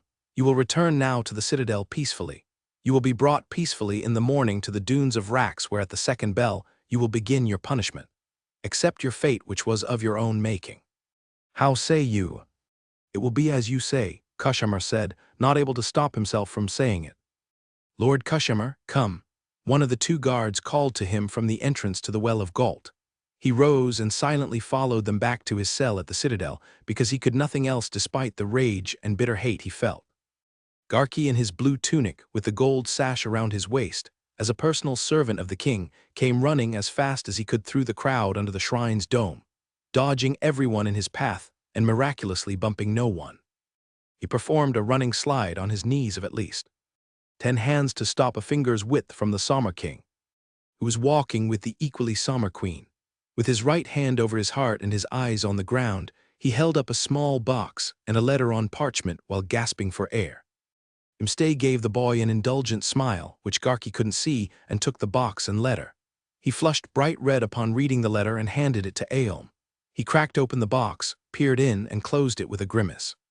The queen read the letter, and all the color drained from her face. "Let me have the box, please," she said in a completely flat voice. "You know what's—" "Yes, I know, but I would like to see if it might be saved to reattach later." "Oh, right, stupid me." He gave her the box. "Garki, please catch up to the high priestesses and ask them to meet me in." He tried to think what room would be both large enough and private enough. "Make it my solar," the queen suggested, "since I seldom entertain. No one ever uses it but me, and it has more than enough seating." comfortable and rich enough for all 11 high priestesses. And have them please meet me and the queen in her solar, immediately if not sooner, on a matter related to Lord Kushamar's judgment. When Garki ran off, Imstay turned to Aelm, who had her crystal out and was intent on casting some kind of charm on the contents of the box. Can it be saved? Yes, I think it should be fine. Someone thought to stomp on it a few times before boxing it up, but it only adds an extra step in putting things right. If they are still alive when this is over, they will wish they had died. She smiled with such concentrated malevolence that he got a chill down his back. He had personal experience with her vindictiveness. I take it that you have become fond of this coin who has kicked up such a fuss, he said neutrally. You could say that, me and Lysaikos both. They started their walk back to the palace. Heldfirk said you saw the instant fire. His curiosity got the better of him. What was it like? Heldfirk was not a very observant narrator of what he saw. The instant fire is several thin coating of minerals and potions at the end of a thin stick. There's a second part to it, which is a piece of sandstone. Not too coarse, that's been soaked in another potion called red phosphorus. When the stuff on the stick is dragged across the sandy texture of the stone in the presence of the red phosphorus, the ingredients react together to make a flame.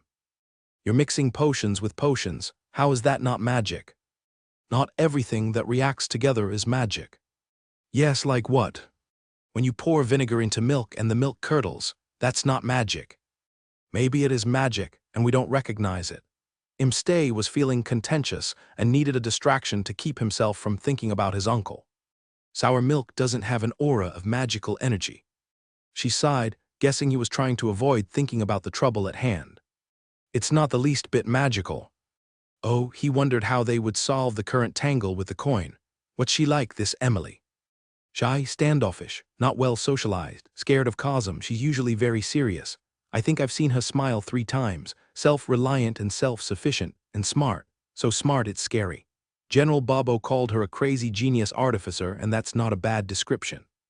But there's no greed in her and no ambition, other than to have the freedom to experiment and make things. She's unique. They walked for a moment in silence. And she's fragile, Aelm continued. Small, fragile, and physically weak, even by coin standards. And if her kidnappers hurt her badly, I will make sure they die extremely slow, painful deaths. I don't think I have ever heard of any coin being an artificer before, he remarked thoughtfully. There are artificers among the sea coin, she replied. I guess there would have to be some. Imstay frowned, seeing cracks in some of the beliefs he had held all his life. It made him feel uncomfortable and unbalanced. Emily in captivity. I woke up on a cold wood floor. Obviously, the 2 Cosm men in black killed Casio and kidnapped me. I worked hard at not weeping because I didn't anyone to know I was now awake. Her death made me realize how much I had come to care for her gentle disposition, and her silly love of gossip. My feet were tied together, and so were my hands. There were bloodstains all over the front of my nightgown, and there was a bloody bandage on my left hand, which hurt if I thought about it. My hand felt weird, but I couldn't figure out what was wrong from the pattern of the pain. It just felt wrong somehow. Whoever tied me up did a really bad job of it. It looked like I could pull apart the knots with my teeth. I wouldn't even have to fish my throwing spike out of my pocket to use as a blade to cut the rope. Seeing that the rope was on the thick side compared to my wrists, I should be able to pull my hand through the loop. Now was not the time to try. I could hear heavy footsteps on some outside steps. Then the door opened. Hey, midday feed is here. Hey, where are you? Garf, garf. Quit your yelling, a voice outside said. Can a guy go relieve himself in peace? If anything happens to her, it won't go well for anybody, but particularly you. Why are you leaving her on the floor? You could at least put her on the window seat. Footsteps approached. Someone picked me up, carried me a short distance, and put me down gently on something padded. It certainly was better than the floor. Whoever it was then covered me with a blanket and put a small cushion under my head. The master will make use of her if the exchange doesn't happen, so take better care of her. She's valuable, the one who was not Garf said. Little kindness goes a long way with coin.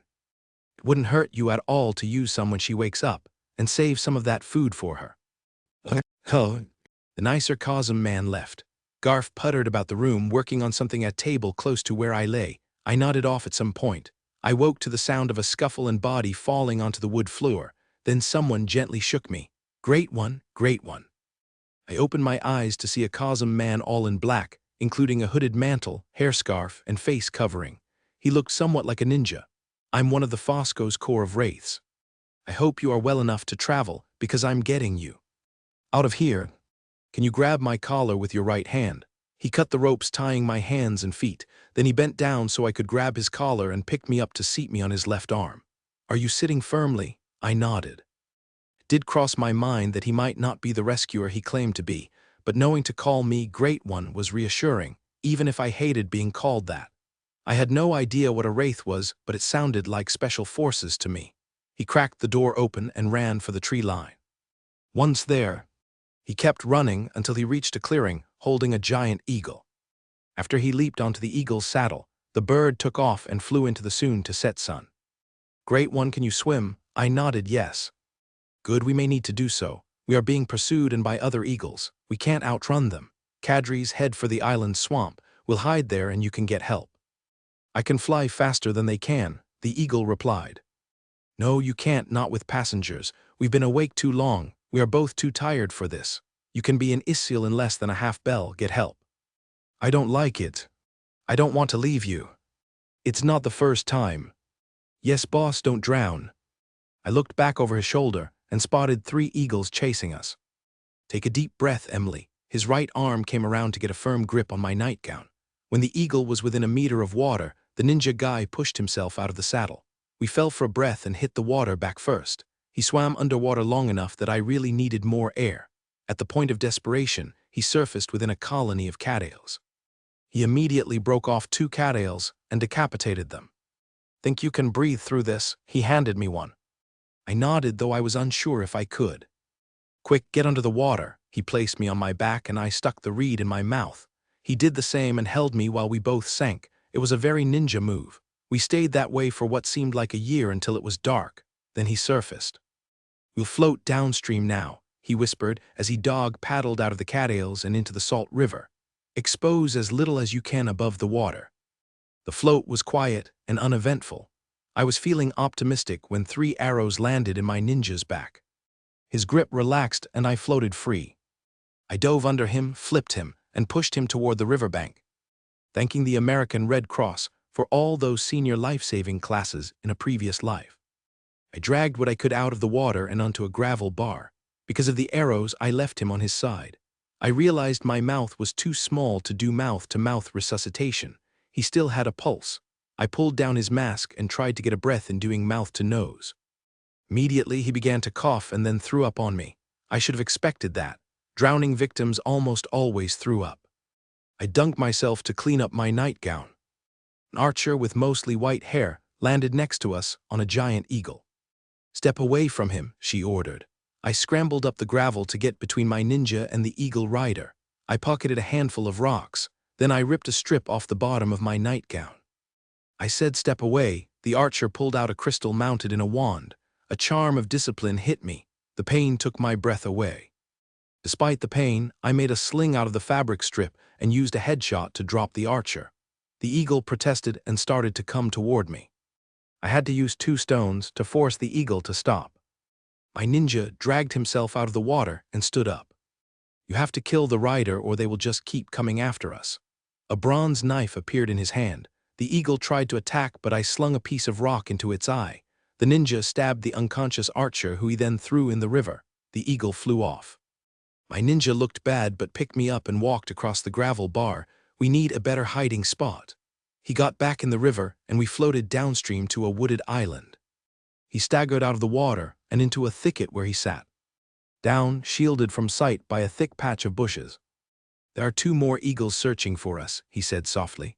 Are you cold at all? I nodded since I was quite chilled after getting wet twice. He pulled out a crystal and dried our clothes. Then he cast a charm of warmth. It felt wonderful. With the mask gone, I saw that he had a beak of a nose and a slightly sloping chin. It was too dark to see his eyes, but his short hair sticking out of his headscarf was completely white. Ah, help is coming. He smiled but sagged from fatigue. The eagles are leaving. A riderless eagle landed outside the thicket. You don't look so good, Kadri's the eagle stated. I don't feel so good. He picked me up and walked over to his eagle. Let's get off this island. He put me in the saddle and climbed on, find a decent field to land in. Kadri's landed in a recently cut hayfield. My ninja rescuer slid off and then lifted me down. He sat down cross-legged and placed me in his lap, casting charms of warmth and light. The warmth was nice, though the pain from my hand had steadily grown during the evening. Now it threatened to overwhelm me. I wondered if it was wise to pull the bandage off and see what was wrong with my hand. "Your wound is bleeding," he said to me. "I can sense your pain from here. Help is only a few minutes away, Great One. The Queen should be here first. Close your eyes and rest for now." He pulled me against his warm chest and wrapped his arms around me. We sat together like that, waiting and enduring. The Queen Solar. The king addressed General Linhadras and the high priestesses who were seated in a circle with him and the queen. The note reads, "Free Kushamar at the gate of Kesmet, or else you will never see the blessed Emily again. We send you a token of our resolve. We will send one every day until Kushamar is freed. Unforgivable." Foyuna growled, "Whoever sent this sent it to the king, who cannot reverse a judgment made in the Well of Galt," Kamajishi remarked. "The most likely suspects behind this are king's own family." Said Senliasart, "Don't remind me."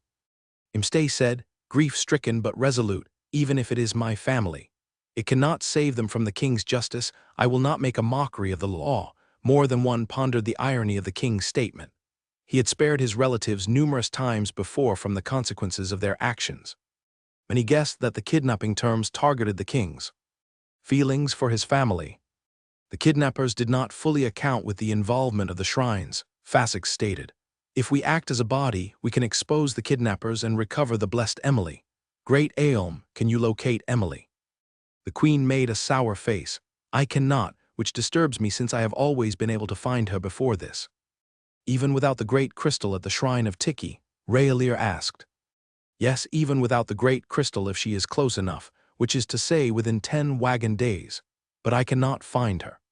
She is either too far from us, or we may be dealing with a charm of nothingness or circular light. Oh, that narrows the list of suspects to full silver hairs who can cast those. The charm of circular light is one of the lost charms." Fasix looked startled. "The prerequisites to be one of the wraiths is the ability to cast the charm of circular light and clairvoyance," the king disclosed. "My spymaster, who learned his magic outside of Fosco's, teaches it to wraith candidates he deems able to learn it." Just then, someone knocked at the door despite the presence of a guard to prevent any intrusion. The door opened a crack and Garki stepped in. He knelt in full obeisance. "My apologies, great, mighty, and holy ones. There is a messenger from the healing shrine of Mugesh outside the door with dire news." "May we invite the messenger in, sisters?" Lysaikos asked, her outward demeanor at odds with her inner worry. "I believe we all wish to hear this, given the circumstances," Fasix remarked. "Is there any dissent?" She waited several moments for a response. "I believe we agree. Young man, please invite the messenger in." Garki made a second obeisance and slipped out. The door opened wider to accommodate healer Thuorfosi, who knelt with her hand over her heart.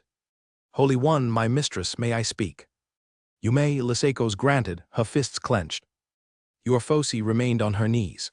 "Late last night, between the quarter and the half-night bell, 2 intruders entered the 4th floor of the shrine through the south balcony, fouled the charms of warning and repulsion on the quarters of the high priestess, and entered the bedroom. There they struggled with healer in training Casio, who was stabbed through the abdomen. They abducted the blessed Emily and fled." Lysaikos turned white with an anguished expression. The queen's wooden face at this news was unreadable. An unknown person mind-casted both the temple and the garrison, waking numerous magic users with a message regarding the kidnapping and the assault on healer in training Casio. Because of this person's mind-cast, Casio was discovered within scant minutes after the attack, before death became irreversible. We anticipate that she will make a full recovery." Lysaikos let out a breath of relief. Foyuna, who was sitting next to her, reached out and squeezed Lysaikos' hand in sympathy. Thuorfosi continued. "One of Emily's sky metal tools was thrown through the clear stone window in her bedroom. Her sky metal hatchet was on the floor in front of her bed. There were no other signs of struggle. We believe she was wearing only her nightgown when she was taken." "I see the aura of shame on you, my daughter," a Shansalt of Mube remarked. "What is it you're not saying?" Thuorfosi flushed and hung her head, "Only that it was supposed to be my night to stand watch over Emily." Casio and I traded nights so I could spend the time with my husband. So you feel that you traded your fate with this young healer in training. Many would feel the same way, but it is not your fault. Blame those who violated the shrine, not yourself, child. Holy One, Thuorfosi bowed her head. Healer Thuorfosi, Lysekos said in her usual calm and unshakable voice, you should heed the words of High Priestess Ashansalt. Now please go and rest, and we will speak later. Thuorfosi bowed herself out of the room. Well, Aelm began, that answers the question of what happened in Ibhaz. But who is this unknown great mage who mindcast the temple and garrison? Foyuna pondered. I believe he may be one of mine, Imste said to everyone's surprise. I sent my very best to Ibhaz to keep a very discreet watch over the blessed Emily. He has greater magic than myself. I did not receive his report this morning, which suggests to me he was too occupied to send it. If it was him who mindcast the shrine and garrison, then we may be in a better position than we thought, since he will do all in his power to pursue the kidnappers and rescue Emily. You set surveillance on Emily in Ibhaz, the queen said in a pleasant voice and a malevolent smile she only used when she was on the tip of losing her temper. The truce was nice while it lasted, Imste thought to himself. At the time, I was not exactly in a position to ask you for information about this most unusual, might I add, dangerous visitor to our kingdom. He braced himself for her reaction. The room held its breath while the queen digested Imste's reply. Aelm relaxed her shoulders and calmed her expression. If I were in the same position as you, I would have likely done the same. She looked at Imste, still annoyed. Usraldas. Yes, Usraldas, he kept his voice neutral. Then there is a chance, she concluded. That miscreant is more than competent, she conceded, remembering the time Imste had set Usraldas to spy on her movements and the operation of her villa and estate. Great One, you should leave to use the great crystal. Foyuna prompted. If you leave now, you can be at the shrine of Tiki before dark and can return here before midnight. Then we would gain unequivocal answers if there is no progress this evening. You would not come with me? Aelm asked, confused. I have a punishment to witness in the morning. Foyuna pointed out. Aelm at the crystal shrine of Tiki. Aelm and Asgadal flew into the great dome of the Tiki shrine, startling the young attendant on duty. Great One, he knelt and made his obeisance. This is unexpected. This visit is to find the blessed Emily, who was abducted last night in Ibhaz from with the shrine of Mugesh itself. She explained so he could make the proper notation in the shrine's chronicle of events. She sat on the throne facing the crystal and dropped into the trance. Her vision showed her the insides of a shed with Emily sleeping on an old beat-up window seat. The other occupant appeared to be a laborer of some sort, puttering about and sharpening garden and lawn tools. The door opened, and the laborer fell to a man all in black, who then scooped up Emily and ran through the grounds of an estate she recognized near Dekorat. She groaned inwardly. Imste's other uncle, Kushamar's brother Neriagi, was behind the kidnapping. She saw the current truce unraveling before it even had a chance to go somewhere. She watched as Usraldas made breathing tubes from cattail stalks and noted the location where he and Emily were hiding from Neriaga's agents and dropped the trance. She now knew all she needed. After a few words to the young attendant who was recording what appeared in the crystal, she and Asgadal were back in the air and flying straight to the island swamp region. She mindcast to Lysekos, whose mind was most like her own for telepathy, and sent Emily's location, only to learn Usralda's eagle had arrived at the palace to beg the king for help. Imste king at the palace in Isil. Will someone shut that noisy bird up? Imste bellowed in annoyance. Someone's eagle kept flying the window of the king's study screeching. He finally got fed up after listening to the racket for several minutes and stomped over to the window. Flinging open the drapes, the eagle spotted him. The bird screamed at him, Imste, Usraldas, help Imste, Usraldas, help. There was an arrow stuck in his right wing. Imste said something far worse than blarg and then mindcast at the eagle, go to the north courtyard. I will meet you there. Understand? The eagle nodded and banked downward toward the courtyard. Garki, Imste bellowed. Mighty ones. Garki, take this tablet, go to the guardroom. Tell the officer to ring the sequence for winged mounts at mounted quarters immediately. Repeat what I just told you. He listened to make sure the boy had the expression correct, physically spun the boy around and gave him a push. Run, the boy ran. So did Imstay, leaping down the stairs 3 and 4 steps at a time, yelling for people to get out of his way, running as fast as he could. Kadris was waiting in the courtyard, with one of the guards from the gate arguing that he couldn't land there.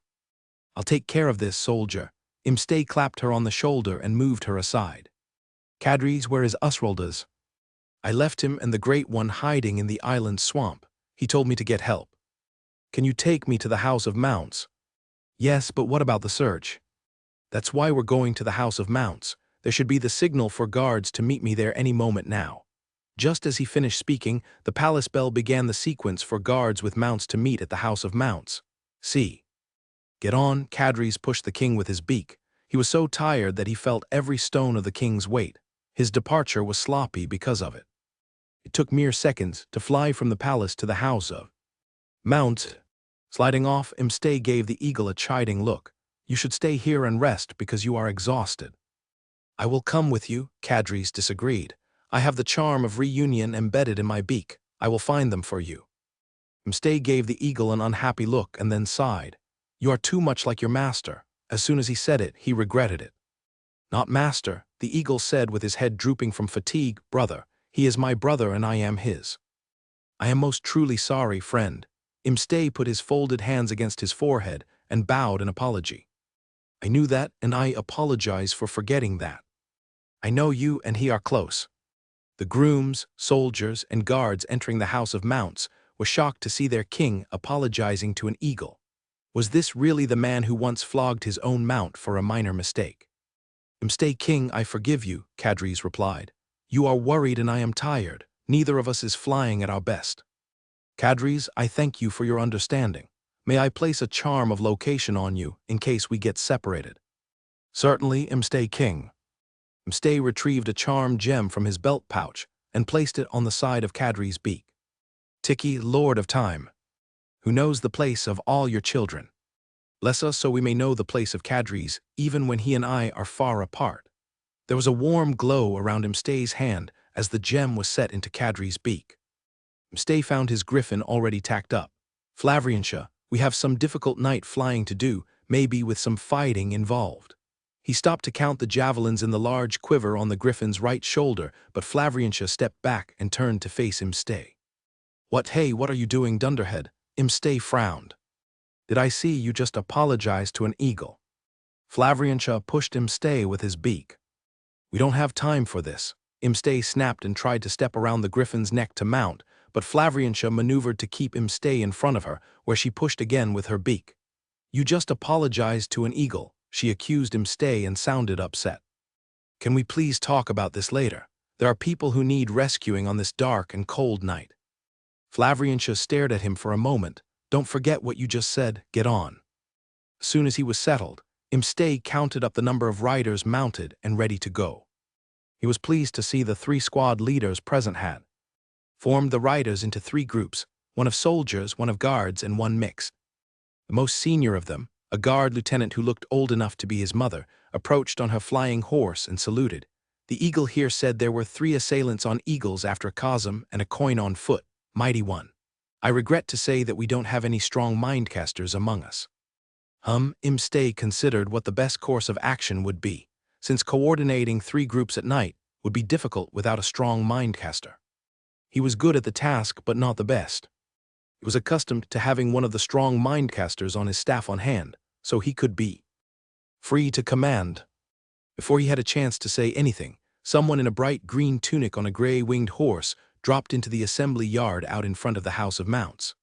The high-speed descent was followed by an abrupt bank, upward turn, an aerodynamic stall to a controlled drop just a hand off the ground.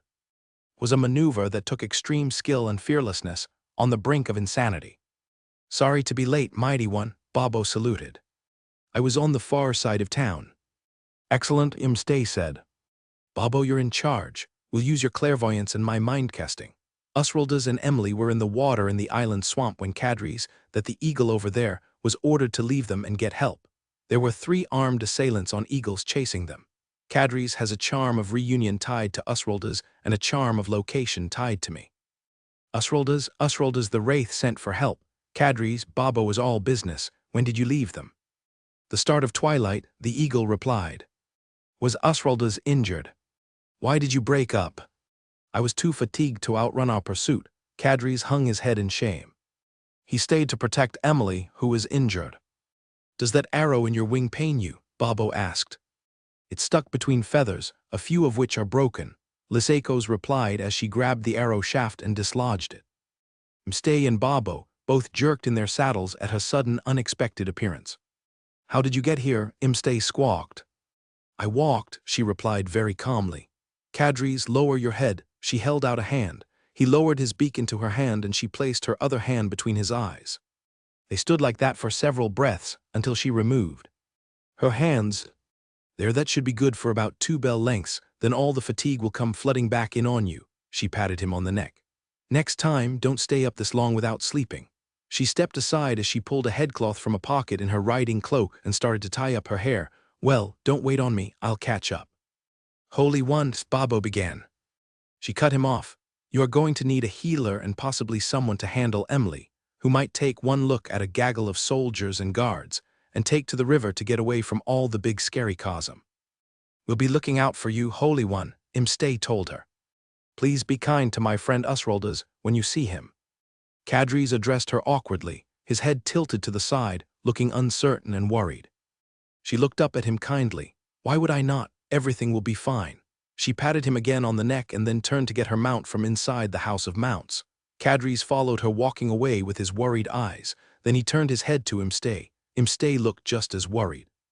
If she says she'll catch up, Babo stated. You can take whatever that woman says as scripture. He then began rolling out orders to the 3 squad leaders. Checked to see that they could hear the king's mind casting, and then got everyone into the air to follow Kadris. Aelm in a hayfield in Gampf holding. Asgodel outdid himself on the flight up the river. Even before we passed Blocket, I could feel Emily, her strong will like a bright flame in my clairvoyant sight, confirming what I suspected before, that some kind of charm had been hiding her from me, preventing me from finding her without the aid of the great crystal. I could also feel 2 different groups on flying mounts, which I assumed were the forces Imstay assembled for the rescue. Liseikos mindcasted that information to me in flight, being one of the few mages in the realm with the power to mindcast that far.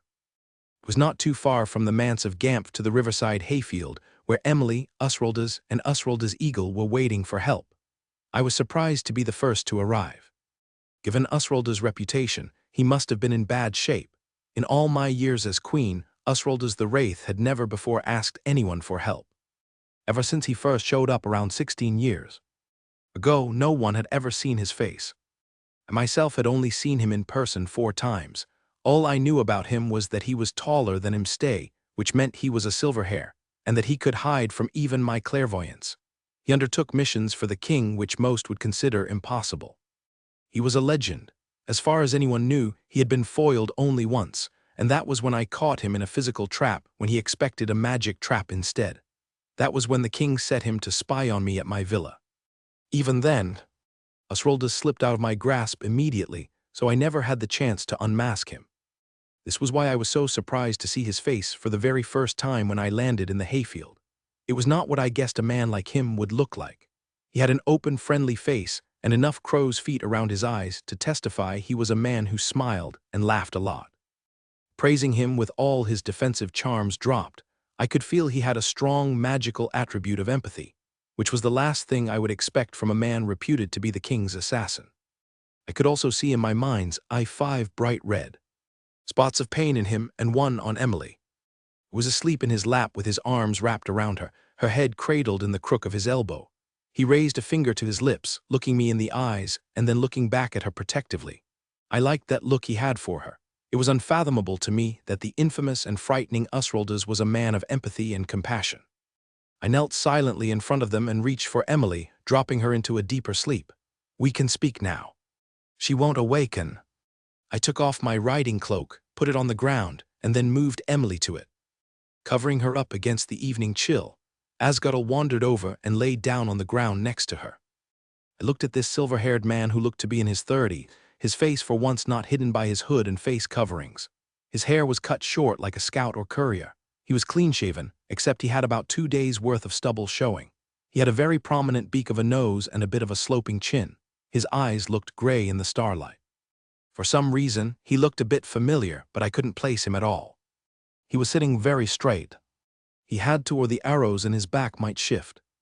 One had penetrated a short way into his right lung. He had succeeded in casting stasis on himself to control the bleeding and the edema, but it was beginning to break down from the extreme fatigue which cloaked his aura in a solid blue haze. Just below his heart was a knot of dark green fear, which I found inexplicable, given his placid and calm exterior. His self-control was unworldly. "Can you maintain your posture and stasis for 30 to 50 more breaths?" I asked, kneeling behind him. "There will be no pain, but those arrows must come out and the puncture of your lungs sealed over. The rest we can take our time to heal, but the arrows must be dealt with immediately." "Great one, I can indeed last as long as 50 breaths," he said in a soothing bass voice so musical that he could be a court herald if he wanted. "Please, get them out. I feel the tip of one grate against a rib as I breathe. It is most unpleasant. Healing soft tissue while pulling out an arrow is easy so long as you have the time and the magic to do so, and I have magic to spare." My concentration was profound while pulling them out. Though I did not hear 2 mounts land in the field next to us. Though I did note that it became brighter as someone set more charms of light around us. Just as I finished closing the layers of the epidermis, I felt the knot of fear inside Usrolda's explode, though physically he did not move at all. His control over his own body was quite impressive. He was a remarkable man, first for casting stasis on himself, which usually only healers can do, and now not even moving under extreme emotional stress. I looked up to see what he was reacting to, and was shocked to find just Imstay and Liseiko's. Imstay was wearing a very worried face, and Liseiko's was staring at us. I got up and stepped to the side, but Liseiko's eyes did not stray. It was Usrolda's she was staring at. I noted with some confusion that Imstay was rather nervous. It was Usrolda's who broke the impasse. "I would kneel and greet you properly, Holy One, but I'm afraid that I might lose consciousness if I tried to do so. Pray forgive my current state of incompetence." "Is that all you have to say for yourself?" Liseiko's voice was a note higher in pitch than usual, and her expression did not change, plowing him into the dirt with her glare. "Meeting like this is like tearing the scab off a deep wound that has never healed." Usroldas took a deep shuddering breath. "Yes, I admit that I am a coward, that I could not bring myself to tell you I was alive and well. I should have done that at least, but... He started to collapse to the side and caught himself only at the last moment. Liseiko started to take a step toward him and stopped herself when he sat back up. "You need to tell her what you planned for cold season midday," Imstay prompted. Liseiko shot him an accusatory scowl. "You knew all along, didn't you?" she hissed under her breath at him. Imstay calmly nodded back, his face regally neutral. "My oldest passed the examination just after growing season midday to study as a healer." In training, Usroldas continued, his voice fading as the strength ran out of him. "She just turned 12, and she's already showing white in her hair, though she's so blonde it's hard to tell. I planned to bring the entire family to meet you when she enrolled at the shrine. I was thinking you at least wouldn't throw me out of the shrine and castigate me as an unfilial son in public, and you would at least get to meet your grandchildren." He drooped and then sagged, bracing his hands against his knees in the fight to stay upright. "I'm afraid I am going to fall over now," he said in a calm and informative voice, and then collapsed to the side. I was already behind him, catching him before his head hit the ground. With his eyes closed, he smiled an amused little smile. "Ami, here I am, close to dying but in a beautiful woman's arms." His eyes cracked open just a little. "Please, don't tell the wife." And Liseiko's was kneeling on the ground next to us. "Well, put him down on his back." She was snapping orders just as if she were in the wards doing her rounds at the shrine, her hand on his head, assessing him, but the tears were falling down her cheeks. "You are dangerously exhausted, you stupid boy." She wiped her face on her sleeve and looked at me. "He should be carried to where he can recuperate, and he needs to stay in bed for several days with a healer sitting on his legs so he can't get up too soon.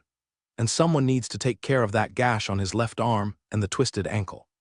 Also, he probably got some river water down the wrong way because his throat and airway are irritated with elevated mucus production. That will have to be watched to make sure he doesn't pick up a respiratory infection." Imstay joined us, kneeling around Usrolda's flat on his back. "Can you take him back, Aelm?" I've got a fully loaded war saddle on Flavriantia, and your griffin is a more stable seat than trying to get him up on the high priestess eagle. I can do that, I replied. Where should I take him? We can put him in one of my guest rooms and no one would be any wiser. That would at least protect his identity. But who will take Emily? And we still need to see to her severed finger. Yes, you must take good care of Emily. Usraldus startled us all by speaking, which was half muttering by now as he allowed himself to be as exhausted as he felt. I'd be a dead body in the river, but for Emily. She saved my life twice today. Knocked the archer that shot me right off her eagle. He nodded and closed his eyes again. She's a little wolverine, and he finally faded all the out. That tiny little thing is a wolverine. Imstay was confounded, looking over to where Emily was sleeping next to Asgodel, who rescued whom here. You haven't had the privilege of startling her in the forest, I replied. I did that once and had the unique experience of looking at an arrow aimed right at my eyes. She's decisive when it comes to defending herself. Imstay frowned. She took care of herself and survived alone for years. Living in the wilderness north of the lava plains, I pointed out. She's not exactly normal. What I want to know is if she really took out an archer and how. I'm sure Urhasa will have quite a tale to tell when he wakes up, Lysaikos remarked, brushing the hair from out of her son's eyes. She also looked spent and as weary as I have ever seen her, though given what just happened in this hayfield, it was understandable. I knew from years of experience with her as my mentor that her stoic exterior hid a caring and soft heart. Her troubled relationship with her son was something she hid from her working colleagues in the community of healers. I didn't even find out he had run away until a year after it happened. That was when her husband died, and she moved out of the manse of Gundit and into the suite on the 4th floor of the shrine. That's how well she hid her pain from the people she worked with. I will take Emily, Lysaikos said, but I will take her to your suite, Aelm. Bringing her to the guest house at the shrine of Galt would not be good. Every single high priestess wants to meet and question her. It would set her back months in getting her accustomed to Cosm. I laughed. I think she's a bit more resilient than that, dear heart. I lifted Usraldus, or Urhasa to use his real name, and walked over to Asgodel. I'll put him in the room that's to the right just inside the door to the drawing room. I'll fly straight to my balcony so we can get him inside without exposing his face. I have Emily's finger inside a stasis charm so I can take care of it tonight. I'll be waiting for you. Mstay ran to catch up with me and placed a hand on my shoulder. Aelm. I stopped and looked at him. Usraldus is not exactly light, so please make it quick. Thank you. That confused me. For what? For helping Usraldus. I know there are some hard feelings there. We can talk about things later. Your night is not over yet. Your troops are at your uncle's home right now and you probably need to be there. General Bobo is taking care of it. He looked like he was about to weep. I was afraid I would let him escape if I went with them, so I came here instead. You've changed, Imstay. I lifted Usraldus onto the back of the saddle and started to strap his legs so he wouldn't slip and fall in flight. So have you. He turned and walked back to where Kadris and Flavriantia were waiting. Emily at the palace in Isiel. I opened my eyes to the sight of an unfamiliar ceiling and Thuorfosi sitting on the floor. Next to the coin scale bed where I was sleeping. The scene was disorienting. I had no idea of where I was or what had happened. I was in a fresh nightgown, and my left hand was bandaged and splinted. I sat up and became lightheaded for a moment. Thuorfosi stopped me from falling back onto the pillow. Feeling a bit weak, she smiled. You were injured and you haven't eaten anything for almost 2 days. You'll feel better after some food. I can point you to the necessary for now. I nodded yes, but I was full of questions. First things first, though, the call of the full bladder was insistent. The room where I woke was strange. I admit I experienced some schadenfreude watching Thuorfosi duck under the low ceiling and squeeze herself on her knees to get through the coin-sized door. Then she spoke to someone on the other side of the door. Veflia, she's awake. Could you show her to the necessary and help her washing up? Of course, my lady. Middle-aged blonde coin entered the room.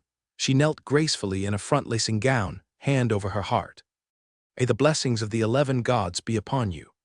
Great one. I groaned inwardly, thinking I needed to get out of Fosco's just to escape all this bowing and scraping. I waved that she should get up. I guess the look on my face spoke volumes since she chuckled. You just need to get used to it, great one, because everyone will greet you this way. Veflia, I took care of the hot water for you. Thuorfosi said from outside the doorway. "Thank you, my lady," she replied while giving me a hand getting out of bed. The splint didn't allow me to use my left hand. It threw my balance off while getting up. Veflia was at least a head taller than me and displayed some strength in helping me get up. "Tell me if you feel dizzy at all." She walked me down a chasm-scaled hallway with several coin-scaled doors. There was a mezzanine above with more coin-scaled doors. Whoever built this place stacked coin-scale rooms inside a chasm-height ceiling, so every room was accessible to both coin and chasm, though it would be a tight fit for the latter. The coin-scale bathroom was at the end of the hallway. It had several necessary stalls along the wall and 4 tubs with curtains for privacy. The wall opposite the door had a long table with wash basins. Veflia spotted my eager look at the tubs. "We got you cleaned up last night. The queen doesn't want you to get the bandage wet. Any washing today will be with a washing cloth." Though it infringed on my sense of modesty, Veflia helped with the necessary and with washing my face and unbandaged hand. "We have some clothes for you, though given how thin you are, they will be a bit baggy on you." Veflia walked me back to the room where I woke up. "If you can wait a moment, I'll be right back with them." She returned with underclothes, a linen kirtle, and a deep blue gown to go over it. The gown had poofy sleeves that would be at home at any given Renfair. Veflia laughed at the face I made. "The queen warned us you probably wouldn't like long skirts, but you will have visitors later today. You must be appropriately attired. I wish we had something better for you than this, however, there's no help for it on such short notice." I was ready to disappear down the next available rabbit hole, but had to endure someone dressing me. Veflia was amused by my blushing cheeks, but appalled by how thin I was. "Lady Thuorfosi was telling me earlier that you had actually filled out some since arriving at the healing shrine of Mugish. I can barely imagine that, child, since I can see all your ribs. But don't worry, Zdadel and I will fatten you up in no time. There's plenty to eat, so don't hold back." Zdadel? Who was Zdadel? Veflia had a co-conspirator named Zdadel. There were 2 of them. Things were not looking good. "That should do it." Veflia tied off the front laces. "I'm afraid we don't have any shoes small enough for your feet, but since you won't be going anywhere today, your stocking feet will be fine for now. And now, let's do something about that hair of yours." I changed my mind about things not looking good. They just got a lot worse. My hair had grown out a bit since landing at the shrine. Other than trimming the uneven ends, nothing had been done since. I liked simple, low-maintenance hair, having spent a previous lifetime stuffing a hard hat on it. Veflia steered me down the hallway in the opposite direction from the communal bathroom. She took me to what looked like a common room with assorted comfortable chairs and many small tables, all on coin scale. An even taller lady with Maureen O'Hara looks was waiting with comb, brush, snips, and a towel. She got on her knees with her hand over her heart and greeted me. I inwardly groaned once more and motioned for her to get up. This was getting unbearable. "I'm so pleased to get to meet you, Great One," she gushed. "Everyone's been talking about you. I think every coin is thrilled that Tiki chose to bless one of us. Now, if you sit here, I can get that uneven hair trimmed up." While they tortured my hair, they revealed that they were the queen's hairdressers and fashion consultants, serving the queen ever since she first came to the palace. That finally answered my biggest question about where I was. These coin-sized rooms were part of the servants' quarters for the queen. Apparently, most of the queen's cleaning staff were coin. Veflia and Zdadel were chatterboxes, but that was okay since their babbling contained a great deal of information. Both myself and my ninja rescuer were taken in by the queen last night. The queen reattached my amputated pinky. The rest of the healing was taken care of by Thuorfosi, which gave the queen and Lysekos the chance to have a few hours of sleep before they left. The execution of Lord Kushamar was this morning, and they both had to attend, thus explaining their absence. My rescuer was still sleeping in the chasm-sized end of the queen's quarters. I got the impression that he was in much worse shape than I was. That made sense since he looked like a human pincushion last night. I also found out that he was some kind of legendary secret agent called Usroldus the Wraith. He was the king's chief spy. No one ever saw his face because it was always hidden by a hood and a face mask. I was able to eat after Veflia and Zdadel finally finished my hair. They brought me a tray filled with all sorts of stuff, including a lovely liver pate. The pate was wonderful on top of some sourdough bread. I ate until I was stuffed. Afterward, I found Thuorfosi in the drawing room reading. She had come prepared with a wax tablet. She lifted me onto the oversized, overstuffed sofa, and I finally was able to get some answers about the events of the last 2 days. I was more than pleased to hear that Casio was alive and on the mend. People guessed that Usraldus was the magic user who mindcasted the shrine 2 nights ago, enabling the timely healing of Casio. No one would know for sure until he woke up. Lyseiko's deputies chose Thuarfosi to bring the news of the attack to Lyseiko's here in Isil. Lyseiko's then volunteered Thuarfosi to keep me from misbehaving her words, not mine, while the queen and Lyseiko's witnessed the execution. I did protest my innocence.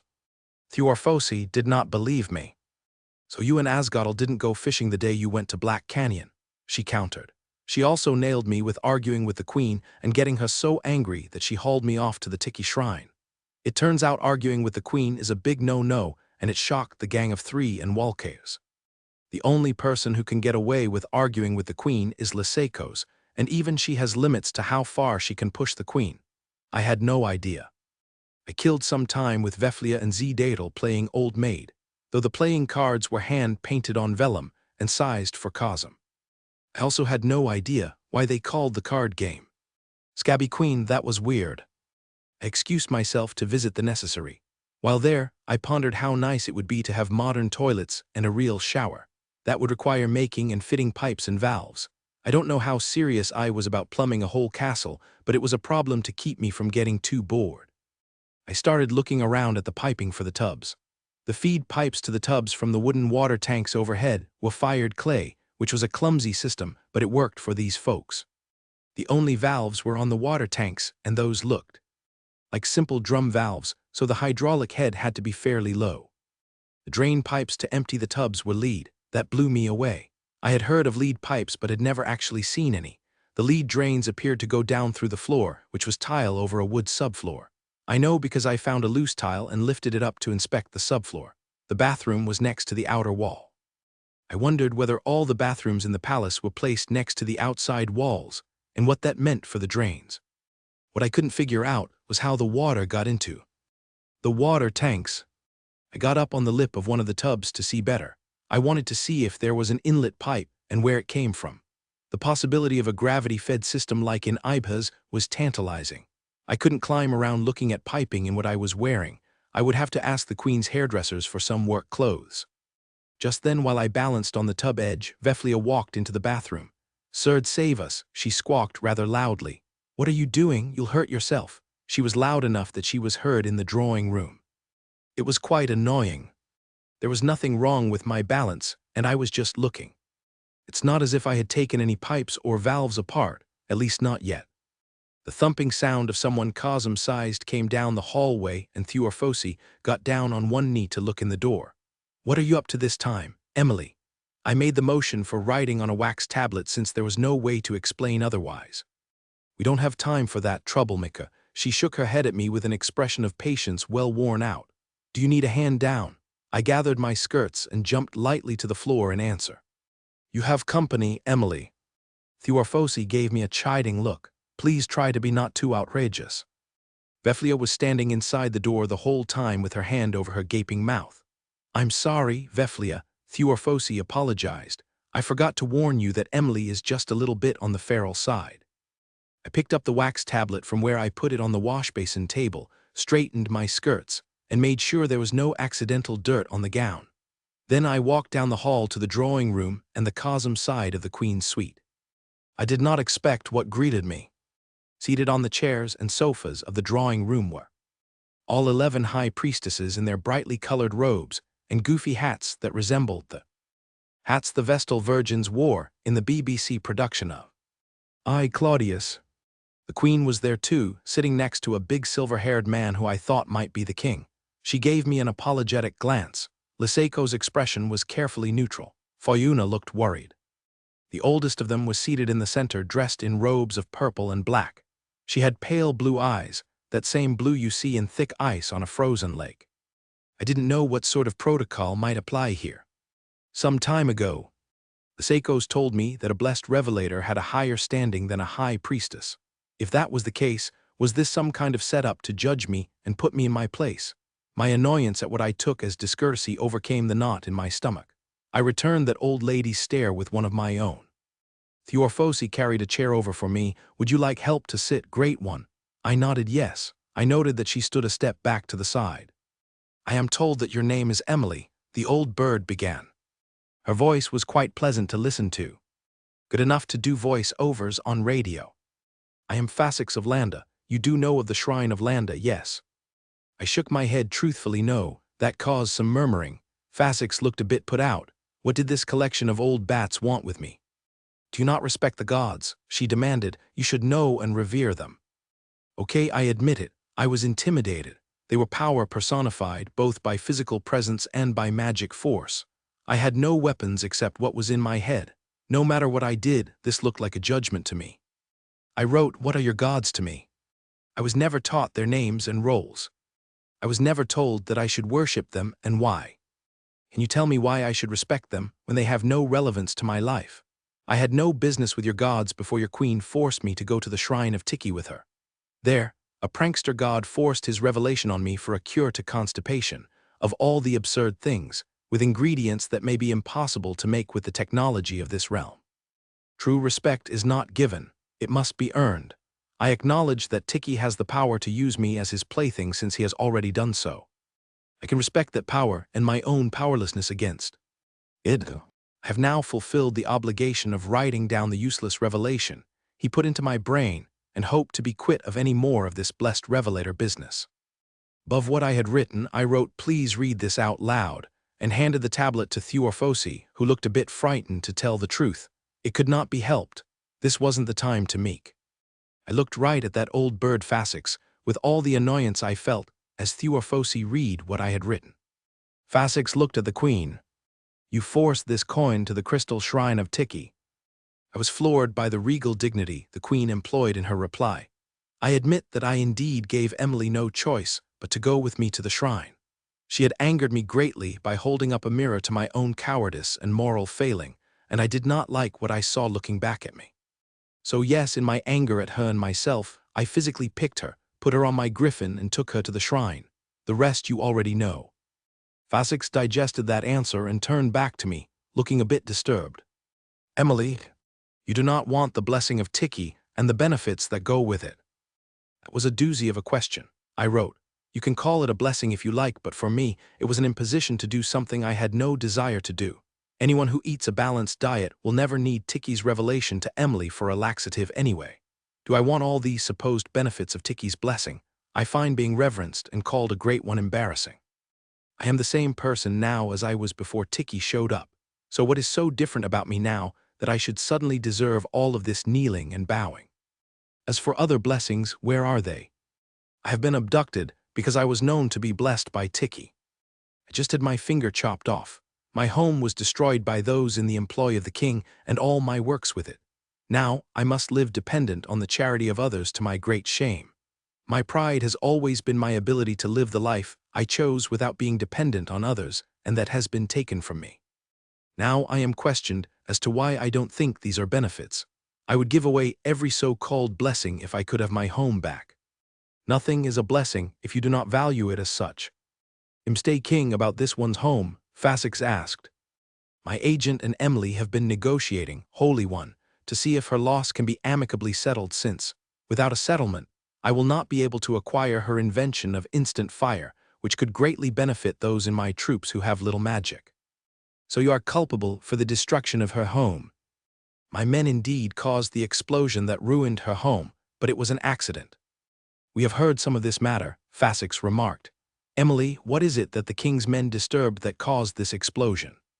The fire that followed it was seen on the side of the lava plains. It is called gunpowder, I wrote. I used small amounts to shatter rocks in the places that I mined minerals. It will not explode unless it is exposed to a flame. It was in a sealed container placed in a safe and isolated location, far from any flame sources in my workshop. It would not explode on its own. You made and stored such a dangerous thing. Gunpowder is not dangerous to store, and it is not a strong explosive. I can make explosives that are 10 times more powerful, but have never seen the need to do so. After Theorphosi read that out loud, I did get a little kick out of seeing several jaws drop. An errant thought ran through my head that without magic, This bunch of old bats had nothing, but I had the knowledge to blow up every shrine and fort in this kingdom.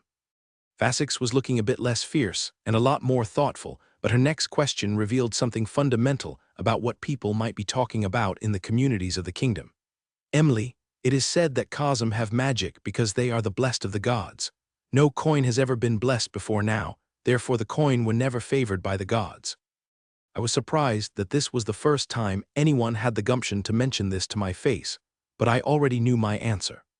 I wrote, I have read every revelation of Tiki since residing at the shrine of Mugash. Where in any of them do they refer to Cosm as the only race the gods love? Where do they say that coin, griffins, eagles, winged horses, or whales are not loved by the gods? I have seen only where the scriptures refer to those who know good from evil, love from hate, generosity from avarice, and kindness from malice, and that the gods love those who choose correctly from among those things. The scriptures did not say the gods bless just the Cosm. They bless only those who can choose appropriately, which implies that race is irrelevant in the eyes of the gods, and that how one chooses to act is. What is important? Fasix nodded at my answer when Thuorfosi read it. Sisters, have I left out any of the questions you wanted asked of this child? The room was silent. Sisters, are you satisfied with the answers this child has provided? Several scattered affirmative replies were voiced.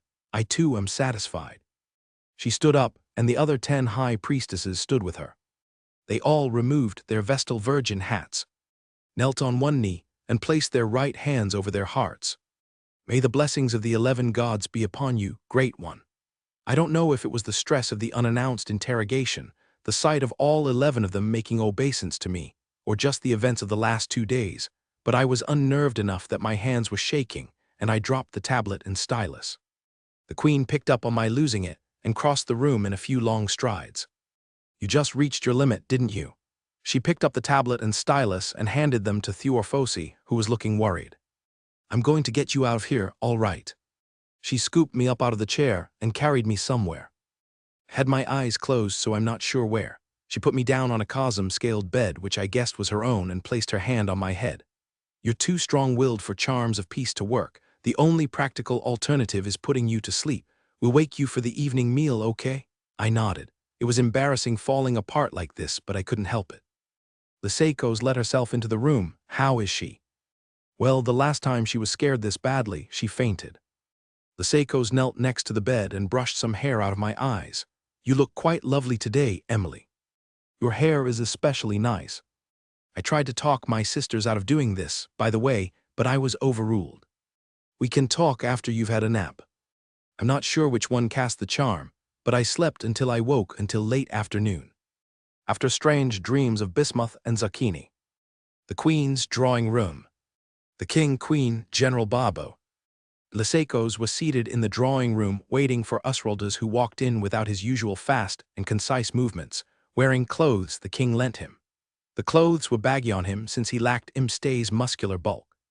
Before he even had a chance to do reverence, Imstay spoke up. If you even think of doing obeisance, I will feed you to the jawfish in the river. Usraldus stopped, blinked, and then nodded. I would give the fish indigestion, however, for once I will not argue with you. I haven't felt this worn down in a long time. Then we will not keep you for long, Imstay promised. Can I get you some tea? That got a raised eyebrow out of Babo. It made him realize just how close these two men were. Please, Usraldus lowered himself, slowing into an armchair. How is the blessed Emily? She's sleeping right now, Aelm replied. She was questioned by the high priestesses earlier, but as soon as it was over, she had a bad attack of nerves, so we put her bed to sleep it off. The last 2 days have been rough on her. She showed no signs of that while we were traveling together. She was easy to be with. Cooperative, compliant but decisive in action when she needed to be. I did want to talk to her sometime soon. I would not be sitting here if not for Emily. Imstay delivered a beaker of hot tea to Usraldus. Thank you. The king clapped him on the shoulder and sat back down. What name should I be using for you? Lysaikos asked. Whatever name you use will be fine, mother. Usraldus is just an alias I hide behind. Babo, who the king had invited, sat up in his chair and looked from Lysaikos to Usraldus and back, eyes wide. Wait, you're... Yes, General. He is my son. Usraldus, you're her missing son. Now that Baba knew, he could see the resemblance. They shared the same chin, the same nose, and the same gray eyes. And you will forget his face and his identity as soon as you leave here, Imstay said. Of course I will, mighty one, Babo nodded. But first, I really would like to hear what happened with Usralda's, or should I say Urhesa, or maybe Hisako's. Oh crap, Imstay grimaced. So you do know my real face, Usralda's remarked. That's part of the reason the king asked you here. It's a good cover story, Babo conceded. I never had any reason to doubt it. If you look at things sideways, it's even close to the truth. Cover story, Liseiko's prodded. King's courier, Usralda's replied, referring to a small corps of magic users who carried sensitive messages and diplomatic correspondence. They often had to defend those messages in transit or destroy them. They had erratic schedules and were gone for long periods, which served as a good cover story for a spy with a family. His family lives 4 doors down Brewer's Row from me, Babo said to Liseiko's. His children are fond of stealing the apples and pears off my trees to the consternation of my gardeners. He turned back to Usralda's. Does your wife know? Yes and no. She knows I work for the king directly and that I do tasks other than courier work. She does not know I am specifically Usralda's. He stopped and held his head for a moment. Blarg, I'm worse off than I thought. He closed his eyes and sat back in his chair, gripping the arms. I'm sorry. The room was spinning there for a moment. We'll keep this as short as possible, Imstay said. We should limit ourselves to just essential questions. Who wants to start? I will, Liseiko's jumped in. Do you know what happened to the bandages on Emily's head? Those came off in the river. I tried to protect her head as much as possible, but did not detect any problems from the healing skull. The last time I checked was just before the queen arrived. Satisfied with that answer, Liseiko's moved on to the next thing she wanted to know. Urhesa, were you the person who mindcast the shrine and garrison at Ibez? Yes, mother, that was me. I saw that young healer get stabbed but couldn't stop my pursuit of Emily. I'm sorry, but I had to make a choice, and that choice had to be Emily. I hoped to wake enough people who could help your healer, assuming she wasn't already dead. Well, it worked, Liseiko's acknowledged. You woke half the town, but healer in training Casio is alive due to that mindcast. I'm glad it worked out. I hardly ever get any feedback on the things I do, so it's nice to know she survived. She seems to be a good egg and Emily trusts her. Liseiko's eyes narrowed. So just how long were you spying on my shrine? I had orders to keep an eye out for Emily, not the shrine, mother. You can't say it was for nothing since I was already positioned to protect Emily. I regret only that my observation post was too far away to stop the kidnapping, but I was worried you might detect me if I was any closer. No, I knew someone was out there, but I couldn't pin you down from the few bursts of activity I detected. She deflated his bubble. You are very good at hiding, but then, you always were. Babo interjected when it looked like Liseiko's was done. Your eagle cadres said there were 3 attackers on eagles. When we got to the island swamp, we found only 2. What happened to the 3rd? Emily and I took down the 3rd. Usralda's replied, as if it were the most natural thing in the world to do. Not you, Aelm wanted more detail. You and Emily both. Usralda's exhaled. When we floating the river as debris, an archer on an eagle found us. She put 3 arrows into my back without my knowing she was there, which meant she had a more powerful charm of concealment cast on her than my powers of clairvoyance. Frankly, I thought it was the end of me. He paused and consciously relaxed his shoulders. I remember losing my hold on Emily and going under. I felt the water filling my lungs and the panic in the fear. He shuddered and closed his eyes again. And I thought, so this is what it's like to die, and that my family would never know what happened to me, and how much it would hurt them, and how much I loved them. The room was silent as he covered his face with his hands. He then shook his head and continued, My apologies. It was a difficult moment. Everything went black, and the next thing I knew, Emily had gotten my head and shoulders pulled up on a riverbank. She somehow got me to expel the water in my lungs and stomach. I was quite helpless just then. And that's when the archer's eagle landed next to us. The archer told Emily to get out of the way so she could kill me off. Emily deliberately put herself between me and the archer. I had no idea what she was doing because she ripped a strip off her nightgown and picked up some rocks and ignored the archer. So the archer cast the charm of discipline on Emily to get her to move. Mind you, at this point, I was just beginning to get my first unobstructed breaths and regaining my wits. The most amazing thing is that Emily got back up despite enduring a charm of discipline and stood again between me and the archer. She took a rug, used the strip from her nightgown as a sling, and hit the archer in the head. The archer fell off her eagle and onto the riverbank, out cold. The eagle tried to attack, and Emily made it back off by a barrage of rocks from her makeshift sling. By then, I was able to get up and dispatch the archer, pushing her body into the river. Now freed from the force of its control gem, the eagle departed. So that is how Emily saved me not once but twice. As I said, she was decisive when she needed to be. I've never seen anyone resist a charm of discipline, Imstay said in wonder. Oswaldus shook his head. I didn't think it was possible before I saw it happen in front of me. His head started to droop, and he forced it back up. I am fading, folks, and I would prefer to be horizontal in a bed rather than on the floor. Is there anything else you know that we don't? Imstay asked. Yes, there's a deserted farmhouse with a barn on the west side of the river, just south of Two Fairy Island.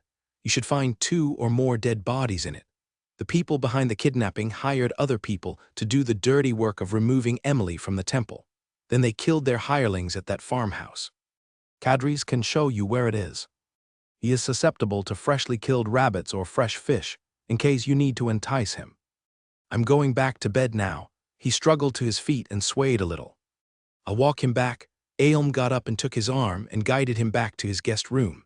The rest of the drawing room occupants sat in silence for several moments until the queen returned. He was asleep before his head hit the pillow, Aelm remarked as she sat back down. Who is staying for dinner? Emily, dreaming in the queen's bedroom.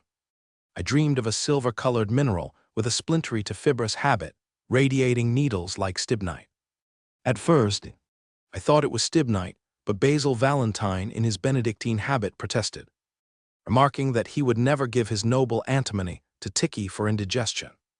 Give that to me, love, said Granny Mube. She was wearing a rubber zucchini suit. I asked her why. It's going to be harvest soon. I'm trying out for the cheerleading squad as a mascot.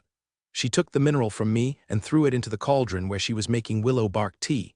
We'll need a lot of tummy medicine for harvest. Is this supposed to be one of those dreams like the one with the bat poop for making saltpeter? I had that dream after I made my saltpeter, so your timing was off. Why can't you folks just mail me a good chemistry text or a subscription to PubChem?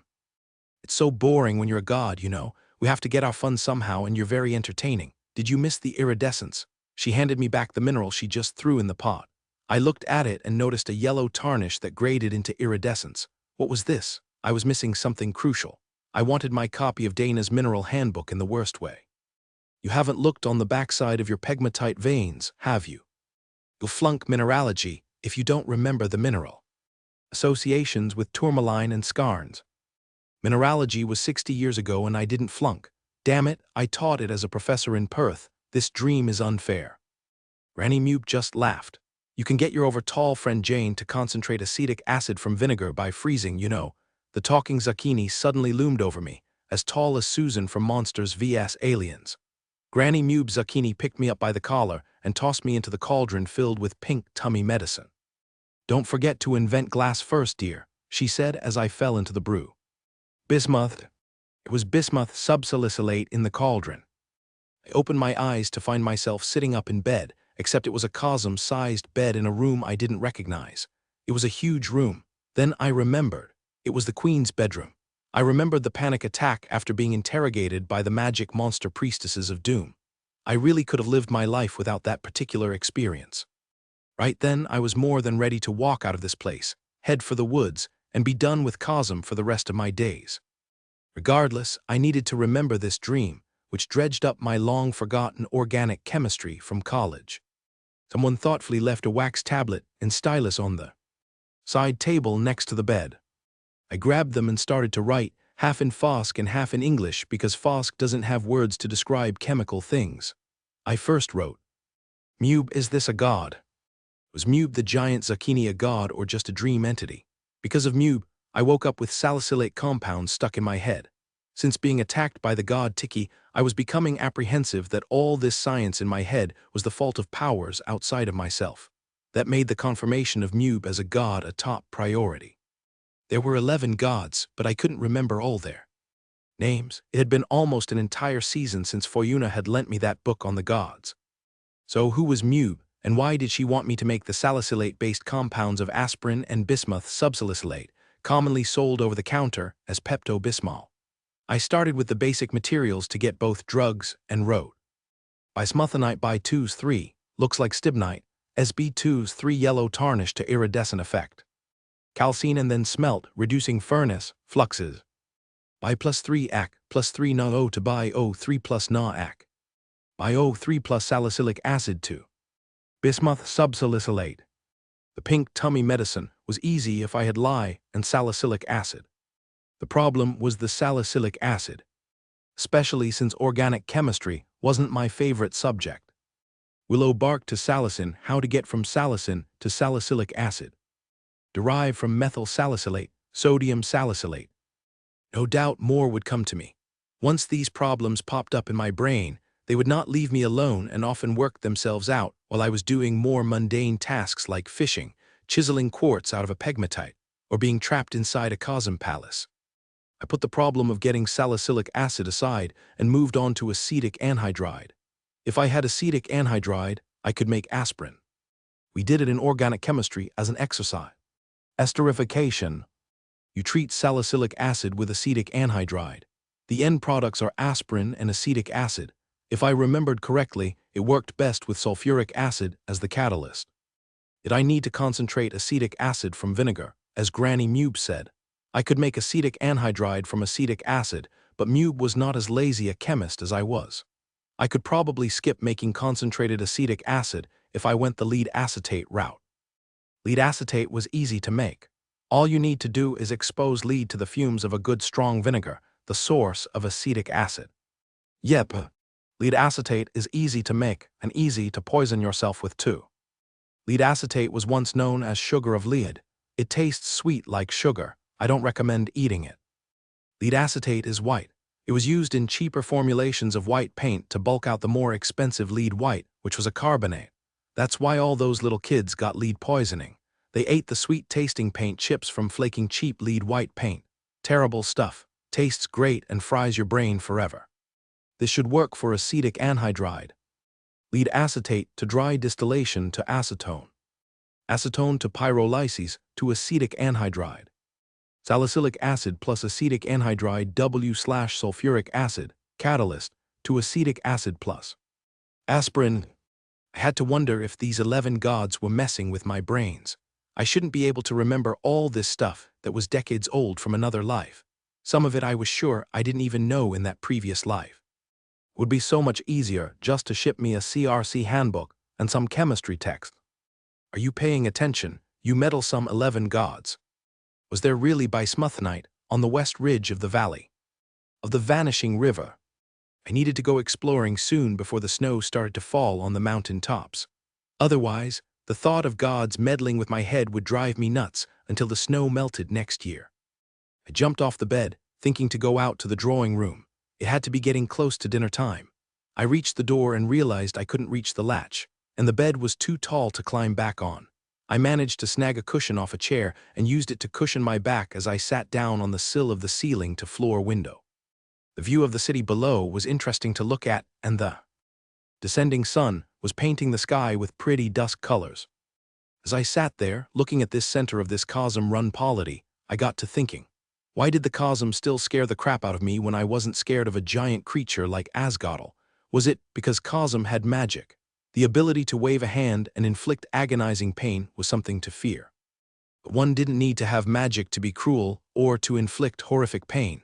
Just ask Hitler and Pol Pot. They perfected entire governments to do that for them. I could not deny that my childhood experiences in a breeding farm left a deep mark on me. I still flinched when anyone touched me without my knowledge. Seeing cosm-sized hands in front of my eyes did horrid things to my stomach. The night of fire and death of my bunkmates still stalked my nightmares and sometimes appeared as waking flashbacks, something I didn't want to face or admit. Before the glass accident, I thought that I never wanted to be a part of this society run by cosm on the backs of coin and flying mounts. However, the actions of the high priestesses today made that desire irrelevant. The greatest social power in Foscos, the shrines, had now included me as part of their cosm society, regardless of how I felt about it. Was it now too late to escape?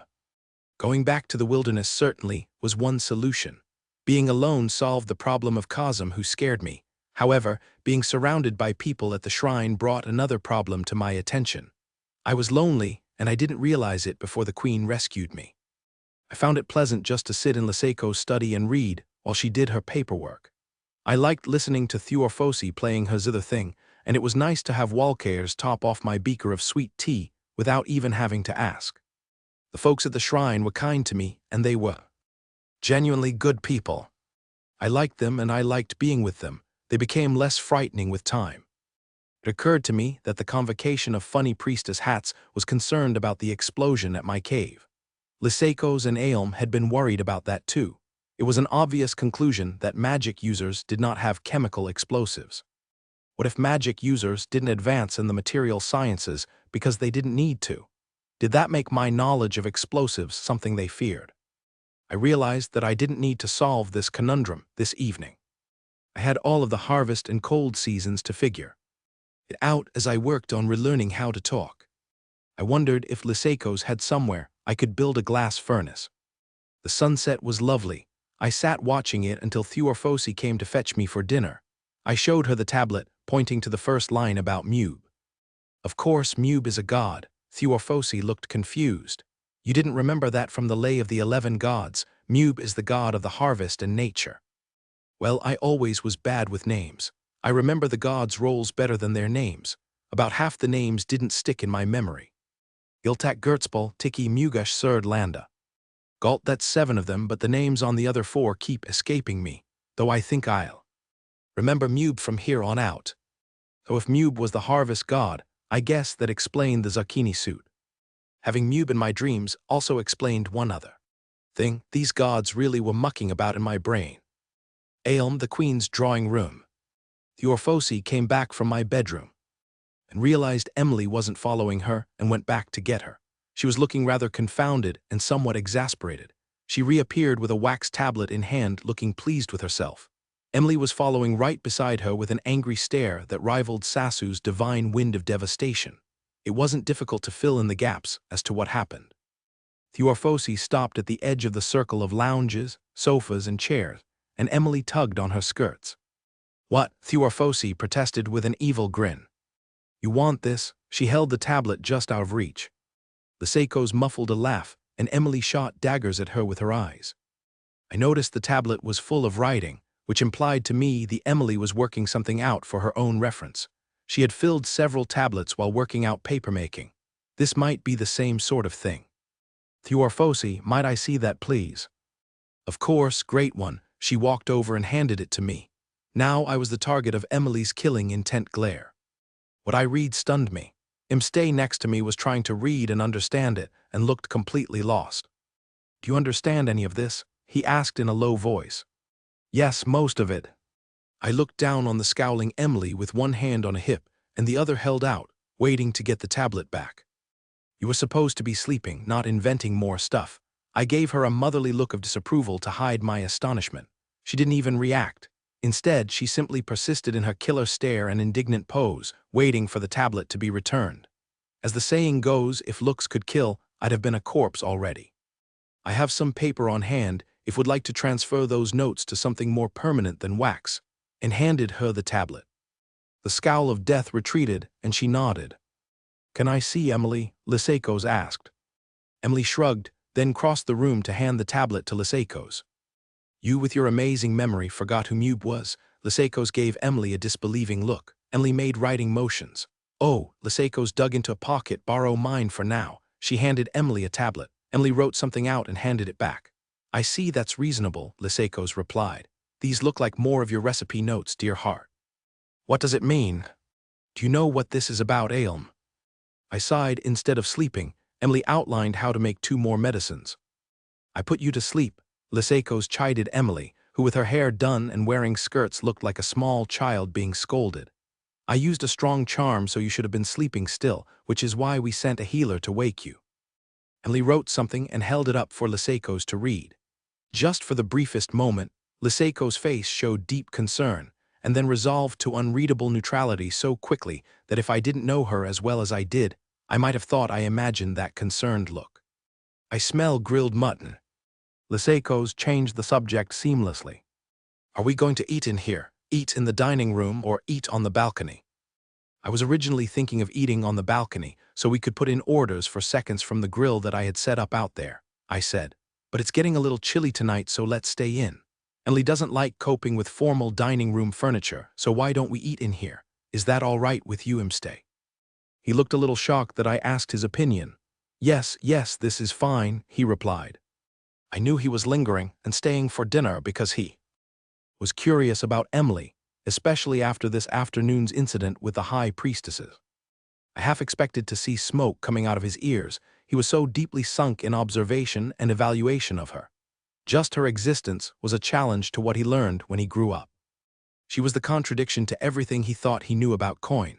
She was strong-willed, self-sufficient, determined, not at all respectful of rank or nobility, capable of saying no, and incredibly intelligent. Imste wasn't stupid. Given the unpopularity of his late mother's faction at court, he would have been off his throne well before now if he had been lacking in intelligence. After Emily told off the 11 high priestesses this afternoon, he now knew that she would not cave to bullying. Her paraphrase of the revelation of Tessope on the choice of right things was just brilliant given the question she was asked on the blessing of Coin. He did not miss that at all. Here was a Coin who had not only read the revelations, but could use them for her own purposes. That one performance gave the lie to his claim that Coin were just well-trained bipeds with no originality or creativity of their own.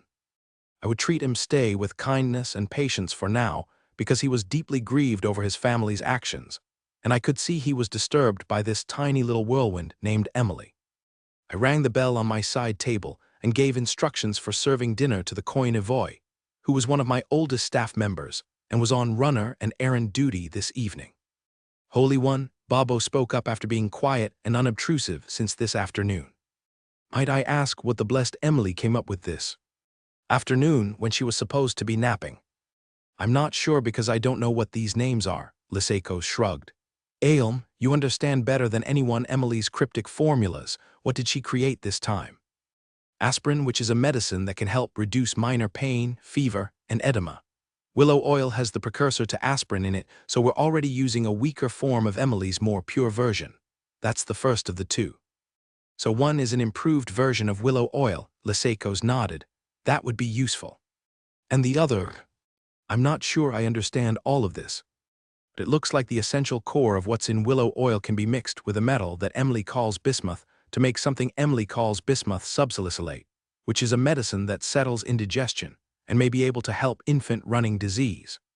That got both Liseikos and Thuorphosi's attention and also resulted in Emily giving me a questioning look. You know it by the name of infantile cholera, Emily. She nodded, having been given its name from our previous lives. You're doing it again, Bobo said in quiet that followed the response to Emily. It's like the two of you have your own little language. Yes, I've noticed that too, Thuorphosi said a little timidly. Not sure if she should be speaking out.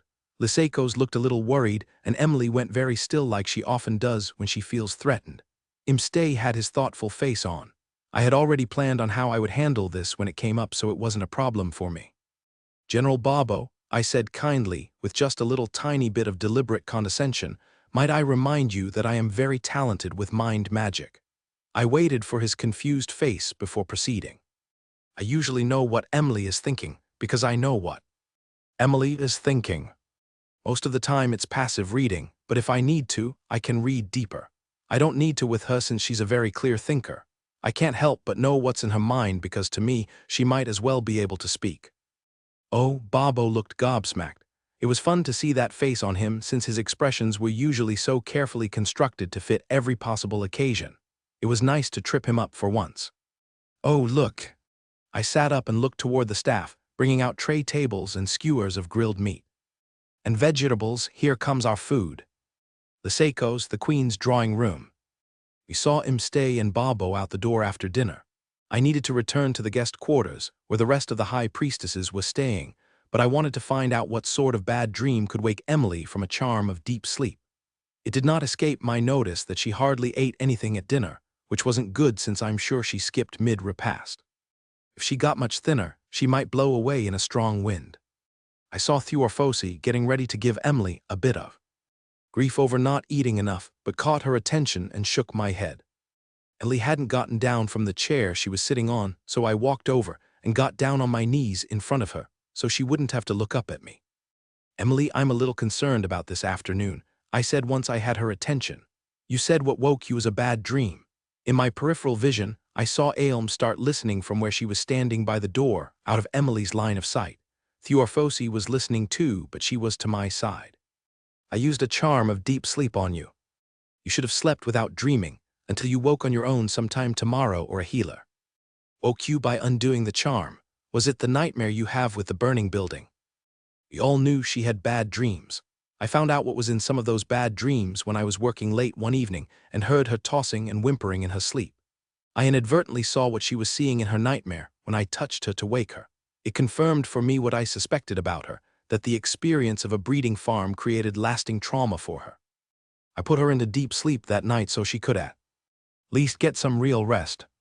We had a long talk the morning after, if Emily with a tablet is the equivalent of talking. She described the barest outline of what was in that dream and admitted it was based on what had happened to her as a child in a breeding farm. I told her we had mind magic that could help make the nightmares and the flashbacks go away.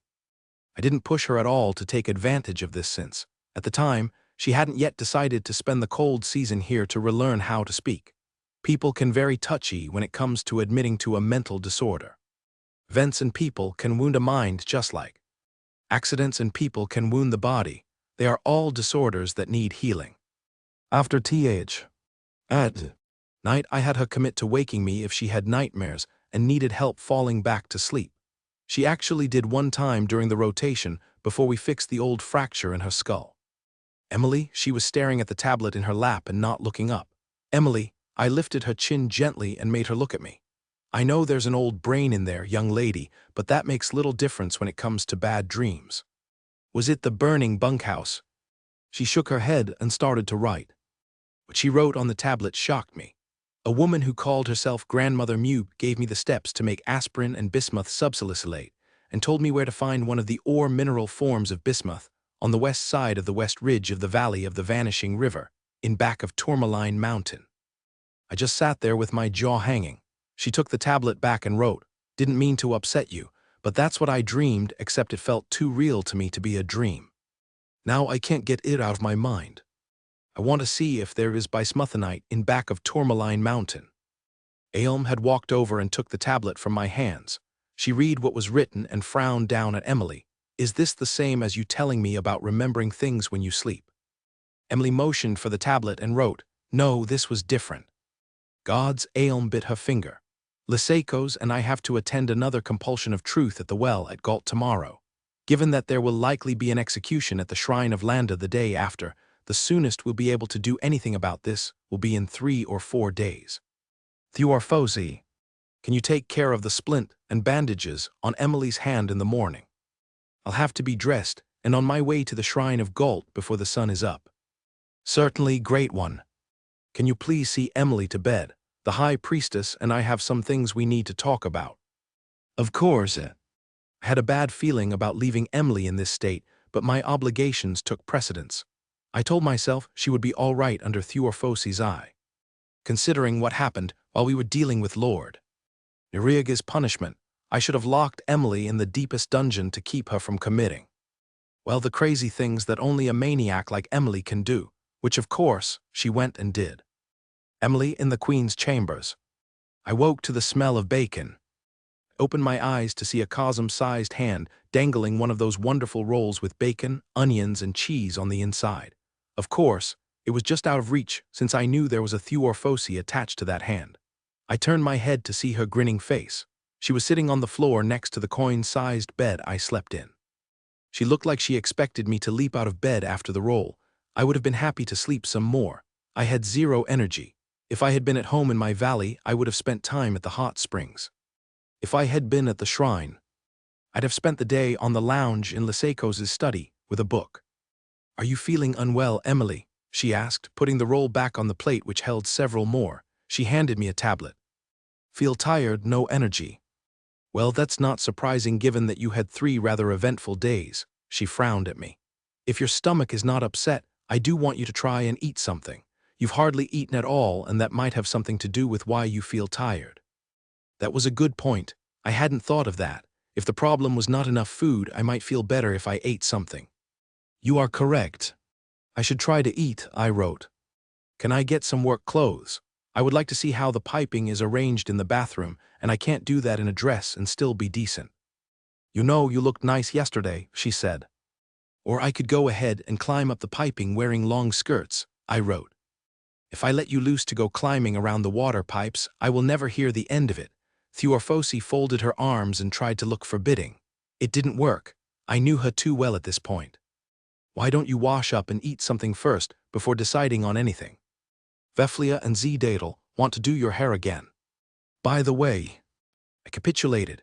At least I was given the opportunity to take a bath after Theorphosi removed the splint and bandages from my hand. Veflia left another pile of clothes for me while I was enjoying the hot water and the big tub. I was not at all surprised to see another kirtle and gown in the pile. After that, the terrible twosome of torturing hair did my hair in the same braid as yesterday. Then I was able to sit down to eat. I was surprised that I ate all 4 rolls without thinking, because I swear I wasn't at all hungry. To kill time, I started to play Klondike Solitaire. It attracted the Queen's entire coin staff inside her suite plus Theorphosi. I ended up teaching the game for the better part of the morning. Then I was back to being bored after mid-repast was over. I entertained myself by memorizing the layout of the streets below the palace. I had dragged a chair over to the balcony parapet, climbed up it, and was able to see the city below.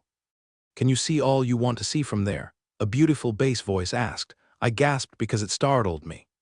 Sorry, great one, I didn't mean to scare you. It was my ninja rescuer, in what looked like pajamas and a kimono-cut bathrobe. He knelt, which made it a lot easier to see him. I missed you yesterday, he smiled. He had a nice smile, like he was truly happy to see me.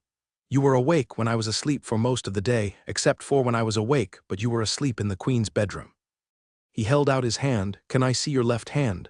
I was confused by that. I'd like to see how well your finger is healing. I feel bad about that since I was too slow to stop your kidnappers. I got to listen to your finger getting cut off through the wall of the house you were in at the time. That was not a good experience for me. Poor guy, I didn't realize he was right there. I was unconscious at the time, so I had no idea what was happening. I put my hand in his. He turned my hand palm up and palm down, lightly brushing it with the fingers of his other hand.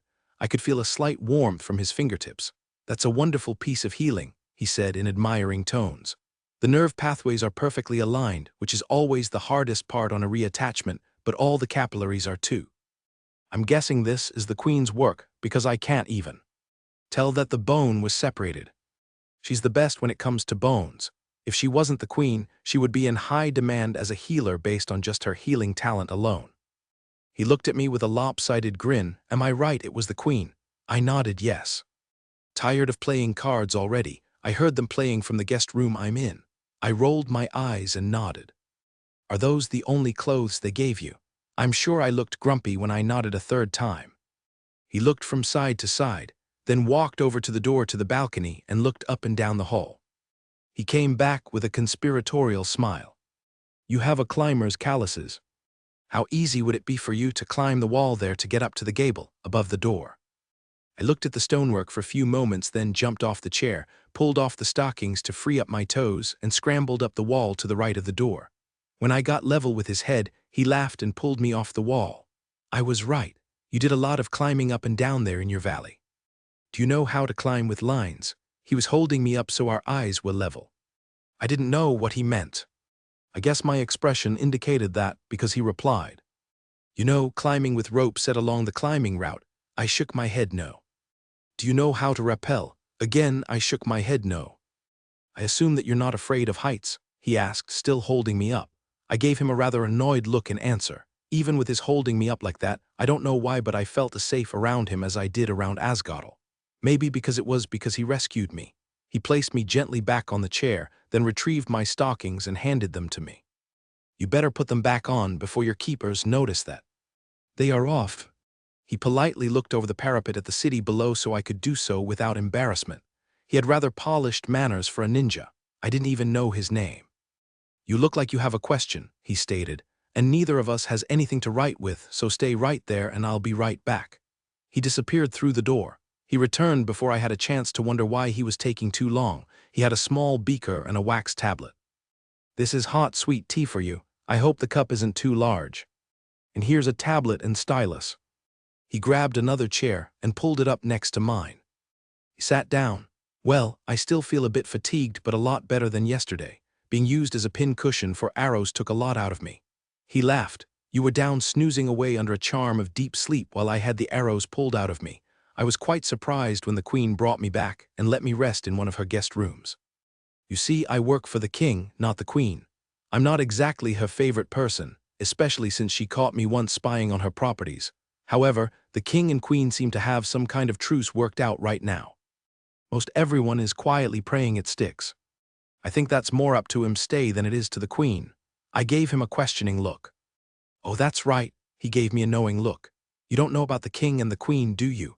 Well, Imstay was raised by an old established and very conservative family on his mother's side. She was queen before Aelm was. Her people are the kind who look down their aristocratic noses at anyone who isn't as pedigreed as they are. And if you're not Kazum, the only purpose of your existence is to serve them or be stomped into subjugation. That applies to coin, griffins, winged horses, rock eagles, the lizard people of Kem, or whoever. If the race isn't Kazum, you aren't really people. And if you are Kazum, don't even knock on the door to visit unless you're a Silverhair." Now the current queen, on the other hand, came from the poorest of the poor. She was abandoned as an infant at one of the slum orphanages run by the Shrine of Surd. Her remarkable talent was recognized at the age of 6, which is unheard of, but she had such power even at that age that she was inadvertently reading the mind of everyone around her. She spent 3 years in isolation with a handful of priestess adepts of Landa in a remote hideaway, learning how not to read everyone's mind and how not to force her will on others passively. When it comes to mind magic, she's a monster. It was obvious before she was 10 that she would be the next queen. She used the great crystal at the shrine of Tiki the first time she saw it. I believe she was 9 when that happened. Imstay was the prince with the most magic and closest blood claim to the throne, so neither of them ever had a choice about marriage. They were married, and that was that. After she was raised by the shrine of Landa, she was sent to the shrine of Mugesh when she was 12 to study with the high priestess there. Between Landa and Mugesh, the queen was influenced by the 2 shrines who strongly believe in advancement by merit and humane treatment for any race that is sapient.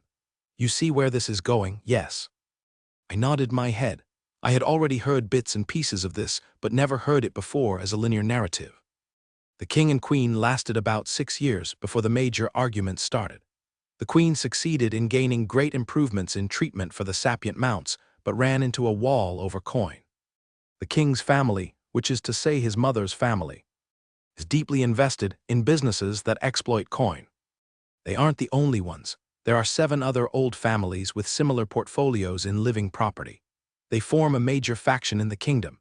Even with the destruction of Kushamar and Nirigi, it won't significantly change the other old families who trade in coin as dispensable slaves.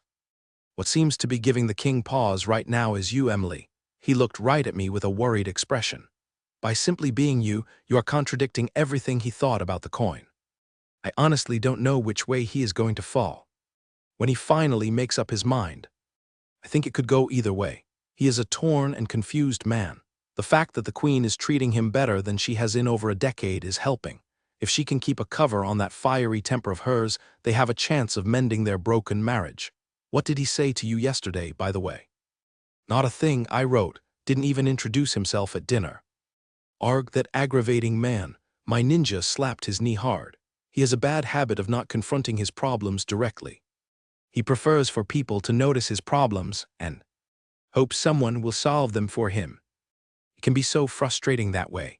He is a smart man, good with manipulating the ruling nobles, with some real skill in waging war, but he wastes all that talent on favoring his relatives instead of ruling for the benefit of all his subjects, no matter what race. I guess I'm like General Bobo in wishing he would just grow up. He stopped and thought for a moment, why am I telling you all of this? I wrote, you're tired, you've just survived a mission that almost killed you, you don't have anyone you can talk to about this, and I'm not exactly in a position where I can talk." He read the tablet and laughed. I swiped it back and wrote, "By the way, what's your name? Lord Secret Spy for the King." He read that and laughed some more. It sounded like catharsis to me. Those who know and fear my shadowy presence that acts silently from behind the throne call me Usraldus the Wraith. He tried waggling his eyebrows up and down in a sinister fashion, and failed. I worked hard not to laugh. I saw that Emily. Yes, I admit it, I have a rather friendly face. That's why I wear a mask and hood. I look too nice to be a spy. I go by Hisako's when I'm off duty and spend time with my family, who live just about 14 cross streets to the west from here. 6 houses in on Brewers Row off the Westway. My wife and brother-in-law run the biggest brewing operation in the city. We've got the Queen's license to make her top fermenting beers and ales and sell them. My cover with my family is that I work for the King as a diplomatic courier. One of the things I intend to do today is to go home and see my wife and children. I think the other reason I'm telling you this, little Emily, is that I know I can trust you. Don't give me that look, my fearsome little Wolverine. I don't think you've been around Cosm enough to know this. But when a silverhair such as myself shares an intense experience with someone else in close quarters like you and I did the night before last, it's inevitable that my mind magic will passively read your character. I've gotten a good enough read on you to know you are worthy of trust. Now I have a bit of a confession to make, Emily. He looked a little embarrassed. I have really good clairvoyance, as good as the Queen within my range. My range isn't as wide as hers, but better than anyone else. For example, there's probably nothing in the palace I can't read by just standing here and snooping about with my head. It's why I'm such a good spy. For the record, I don't peek on women changing ever since I got married. He had the good form to blush right then. I saw what you wrote last night about an ore mineral to the west of the vanishing river. You look to me like your keepers have cleverly trapped you here while they conduct their business. The King, Queen, and High Priestesses will all leave this afternoon before the 6th bell for the Shrine of Landa. It's the northernmost shrine, and it takes little over a bell to travel there on a winged mount. I expect them to show up a quarter to the 6th bell and be out the door immediately. If they don't do the right thing and have healer priestess Thuorfosi take you home to Ibes today, I would like to propose a little field trip tomorrow, you and I and my eagle cadres, to go up to Tourmaline Mountain. I liked the sound of that since I did want to escape the palace, and I probably couldn't ask for a more competent protector than the King's own spy for the trip. Usraldus/Hisako/Urheza. Palace/6 Brewers Row. It had been a while since I last broke into the palace. It would make a nice warm-up for me, lest I get too rusty at breaking and entering. I was amazed there were no wards on the windows. I used my mind's hand to lift the latch and swing the window open. Emily was sitting up in bed watching, fascinated at what I was doing. I motioned her over to the window. "Put this on the bed," I whispered as I gave her a sealed piece of parchment. She gave me a questioning look. "It's a note from Usraldus that we've gone on a little ride and will be back by dinner. It will stall a search being mounted for us. And we really should back by evening." She nodded and tossed the parchment on the bed. "Now let me put this around you. Put your arms up." I cinched up the safety belt I made for her in a hurry around her upper chest at the level of her armpits. It was secured to a crenulation of the roof stonework. She probably didn't need it, but it made me feel better. "Now start climbing," I told her. "I'll be right behind you as soon as I close and lock the window." I was hanging by the line that I used to rappel to her window. I had her stand on my forearm to get her balance while climbing out the window. She was a little slower climbing in the dark than she had been in the daylight, but she was a good climber. I was impressed by her skill. When she stood up on the edge of the roof, Cadres picked her up with his beak and deposited her on the saddle.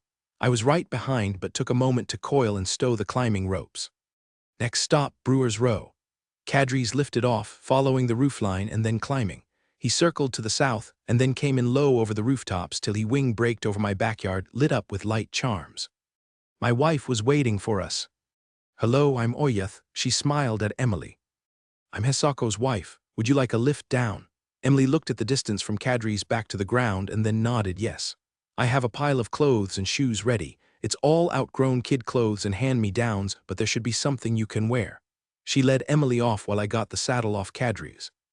By the time I was done making Cadres comfortable for the night, Emily already had an undertunic, overtunic, and long pants.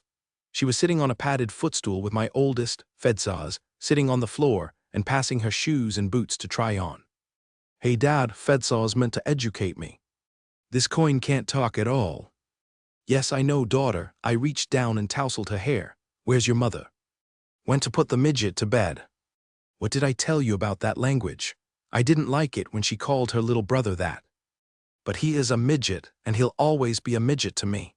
I'm always going to be bigger than him. You don't know that for sure. I tried reasoning with her. I should have known better. Even if he's a silverhair, I'll still be bigger because girls always have more magic power than boys, she said, as if that was the end of the discussion. The priestess said I'm going to be a silverhair with so much magic that I could join any shrine I want. That's not the reason I want you to stop saying that, and you know it, I chided. It's what you are on the inside that matters, not the physical advantages you were born with. By saying you'll always be bigger is really saying you'll always be better, despite your brother's inner worth. Worth is not what you're born with, it's what you make of yourself, isn't it? Fedsaz pouted and didn't answer. Isn't it? I persisted. I had noticed my daughter had been thinking a bit too well of herself ever since she was admitted to study at the Shrine of Mugush, right at the exam.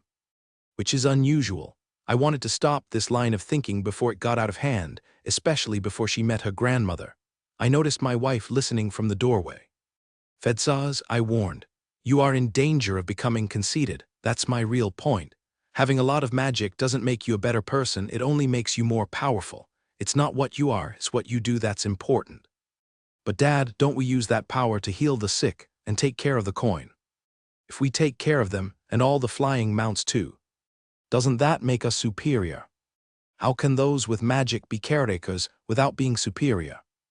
And if someone who is less magical than you can take care of themselves without your help and protection, who then is superior?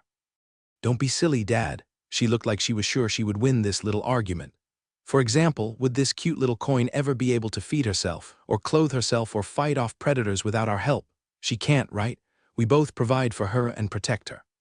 By the way, Dad, is she ours? She's cute. PFFFFT. My wife tried and failed to contain a laugh. Emily smiled and shook her head.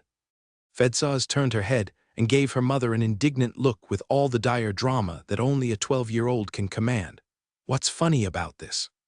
You didn't introduce our house guest, dear, I asked. I confess I was ready to enjoy what came next. I'll let you do the honors, love, she grinned back. My darling daughter, I was trying not to look smug and knew I was failing. Take a look at our guest's left hand. What's wrong with her? She stared. Oh. You don't have an owner. Great one, this is my darling but clueless daughter, Fedsaz. She will be enrolled on cold season midday as a healer in training at the Shrine of Mugush, where you reside for now. At this point, my daughter's wide eyes and dropped jaw were quite a sight. Fedsaz, this is the blessed Emily, revelator of Tiki. Emily smiled in a friendly way and waved at Fedsaz as if cued. Before the queen rescued her after a mishap, the blessed Emily lived by herself in the wilderness on the other side of the lava plains and had done so for many years. Sird, save us. I am so sorry, great one. Fedsaz made a deep obeisance. Please forgive me, I spoke without thinking. Emily nudged her with a foot, rolled her eyes for dramatic effect, and motioned Fedsaz to get up. Fedsaz, Emily has no magic and never will have any magic. I took advantage of my daughter's flustered state to drive the lesson home. But she is in every way your better, both in rank and accomplishments, and always will be. So no more midget talk and no more bigger is better attitude. Understand? Yes, Dad, she hung her head, aware of how big her mistake was. Emily, have you found shoes or boots yet? She nodded at me. Good, we all need to go to bed now since Emily and I need to leave before dawn. Emily, we'll wake you when it's time. Let me show you where you can sleep tonight. Emily at 6 Brewers Row/Valley of the Vanishing River. Hisako's and Oyeth had a coin-scaled guest room which surprised me, complete with a coin-sized necessary in a side room. Oyeth woke me while it was still dark out. She left me with some hot sweet tea and a meat roll. By the time I staggered out to the back of the house, Hisako's had cadres ready, including some supplies like bags for rocks, hammers and chisels made of bronze, and traveling food. There were no stirrups on the saddle. Apparently this is normal for eagles. There's a funny sort of seat belt arrangement which helps the rider stay on the eagle.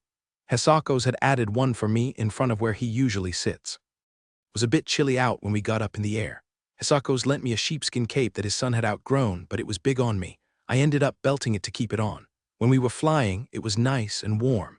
Isil is further north than Ibha, so our route was more to the west than to the north. Watching dawn break over the mountains behind us was lovely. Kadri's detoured a little, so we could watch the sun come up. I was surprised that Hisako's and Kadri's knew the river valleys and ranges north of the volcanic rift zone well. That's how I found out that Hisako spent a couple of years just exploring when he was young, so he knew the same landmarks I knew. Our first stop was along the river bottoms of the vanishing river before it reached its sink. I found several yews that were good enough for bow staves. I was amazed at how quickly Hisako's cut them for me. What would have taken me half a morning, he did in a few breaths.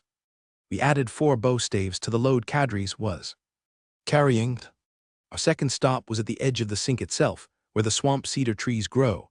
Hisako's cut enough straight cedar branches for 4 dozen arrows. I was guessing it was around the second bell. Then we climbed over the top of what I had named Tourmaline Mountain, and Kadri searched for a landing spot. We landed at the crest of the ridge above the tree line because Kadri's needed a break. If I had been on my own, I would have gotten off the mountain immediately because I saw the signs that a storm was coming in from the west. I realized that with Kadri's, we could get to the valley bottom in minutes, so it was far less of a problem than when I was living alone. Still, we needed to stay aware of that line of clouds. Hisako's made a clever little tablet with a strap that fit my hand. The strap went across my palm, and the tablet rested against the back of my hand with the wax side up. The stylus was attached by a hefty string so it wouldn't get lost if I dropped it. When Kadri's had landed, but before we got off, I wrote "Storm" on the tablet and showed it to Hisako's. "Is there somewhere we can shelter if we need to?" he asked. "Not that I'm saying we should stick around that long, but it's good to have a backup plan." I wrote "magnetite vein" at the bottom. Might need to scare the snow bears away. "Where is that, Emily, and what is magnetite?" I heard the name a few times before, but it means nothing to me. I drew a map in the wax showing where we were on Tourmaline Mountain. The next peak to the north I called Box Top Mountain because it reminded me of the top of a breakfast cereal box. It hosted part of the metamorphic core complex rocks. The next peak I called the Capitol because its shape reminded me of the dome on the U.S. Capitol building. The fourth peak was what I called Iron Mountain because that's where the magnetite vein was. I'm not sure if it was technically a vein or a dike or both, but that's the sort of thing geologists like to waste time arguing over. I just know that this near vertical 5 to 15 meter thick vein of magnetite ran from the tree line of the mountain to a topographic bench halfway down. The place I got my magnetite was where the vein intersected the bench. I never bothered to map much of the geology, but I was sure there was a big unconformity there. There were other mafic rocks present too, including some lovely black and green peridotite. It was also the place where I used my black powder to get the magnetite to cave downwards. Blowing up the bottom of the vein created an alcove which I thought both Kadri's and Hisako's could fit into. So 3 peaks up and then follow the outcrop of black rock down to where the ground levels off. Hisako's looked over the map. "Let's check it out, and then we can come back here to look for your mystery mineral." "Kadri's, I'm going to mindcast this destination map for you. Got it yet?" "I got it," the eagle replied. "Are you ready to fly?" "Yep." Emily, West Ridge above the vanishing river. Kadri's spotted the place I described immediately and landed in the little clearing in front of the vein on the bench. We got down this time and I walked them to the alcove. Kadri's stuck his head in. "This is bigger than I thought it would be." "Yes, this will work if we need a spot to shelter in. The only problem is all these rocks on the ground. It would be hard to find a place to sit." He was referring to all the magnetite that had fallen from my blasting. "Let me do some house cleaning." He pulled out a quartz crystal he wore around his neck and got that funny half-lidded look that magic users have when they do major magic. Then all the loose rocks floated up and floated out into the clearing where they neatly piled themselves in a half-circle shape, making a wall. It was amazing to watch. I'm sure my jaw dropped all the way to the valley floor because Hisako's had a good laugh after seeing my reaction. Hisako's exhaled and relaxed. "I'm not completely recovered yet from 2 nights ago. That took more work than I expected. All right, let's go back to Tourmaline Mountain. By the way, Emily, what's that name mean?" I sketched a typical tourmaline. a long striated prism with flat terminations and a rounded triangular cross-section. I annotated it with a note that the colors could be black, blue, dark green, light green, pink, or green on one end shading to pink on the other. That pink and green version is what I would call two-color crystal, he remarked, looking at the tablet. You draw well, Emily. I assume then that tourmaline mountain has two-color crystals. I nodded yes and then wrote, and quartz crystals too. What's a quartz crystal? Hey, don't give me that shocked expression. What is it? I drew a six-sided quartz crystal with a pyramidal cap. I know that one too, he said. We call that just crystal. There's a large crystal in the well of every shrine. Smaller ones get used for magical tools or to make charm gems. That confused me since charm gems are flat. I wrote, charm gems are flat and don't look like quartz because quartz is not flat. Why is that? The artificers of Giltak cut the crystal into thin wafers for charm gems. Depending on intended use, the hexagonal cross-section may be replaced with a round one. That sounded weird to me. Quartz has non-existent cleavage planes. That would make cutting flat wafers or discs from a quartz crystal difficult and maybe even impossible given this civilization's lack of technology. Even in the 21st century, cutting discs of quartz that way required a wet saw with a blade, whose cutting surface was made of crushed diamonds. That's an interesting face, Emily, Hisako's laughed. I'm looking forward to when you can talk so I can find out what all your faces mean. Now then, can I give you a lift back into the saddle? I waved him off and started writing and sketching instead. Tell Kadris to look for these on the north and west sides of the mountain. I drew what a vein might look like as a vertical dike, as a sill, and as a footwall on one side of the gully eroded down by a stream. It was oversimplified, but there just wasn't time to explain how ore deposits worked. I was sure that we were looking for pegmatites, those vein structures where crystals have time to grow. Hisako studied my simplified drawings. Kadris, I'm looking at drawings Emily made. I'm mind-casting it now, see it. I see it. What do you want me to do if I do spot something like these? Find a place to land, I wrote. Hisako's repeated it out loud for Kadris. We got back into the air and spent some time looking, landing, and inspecting features. Kadris had much better eyes than me or Hisako's. He was the one who found the greater number of possible locations. It was past midday when Kadris landed on the 11th possible location. This one was just below the tree line on the north side of the mountain in a little col between the main peak and a secondary peak. I walked between the col and the secondary peak and found schist, of all things. I was hoping to find a pegmatite. Then I had a thought and ran back to the col, which confused poor Hisako's. Emily, what are doing? He chased after me. I was about a third of the way between the main peak and the col when I found what I thought I would find, pegmatitic crystal growth.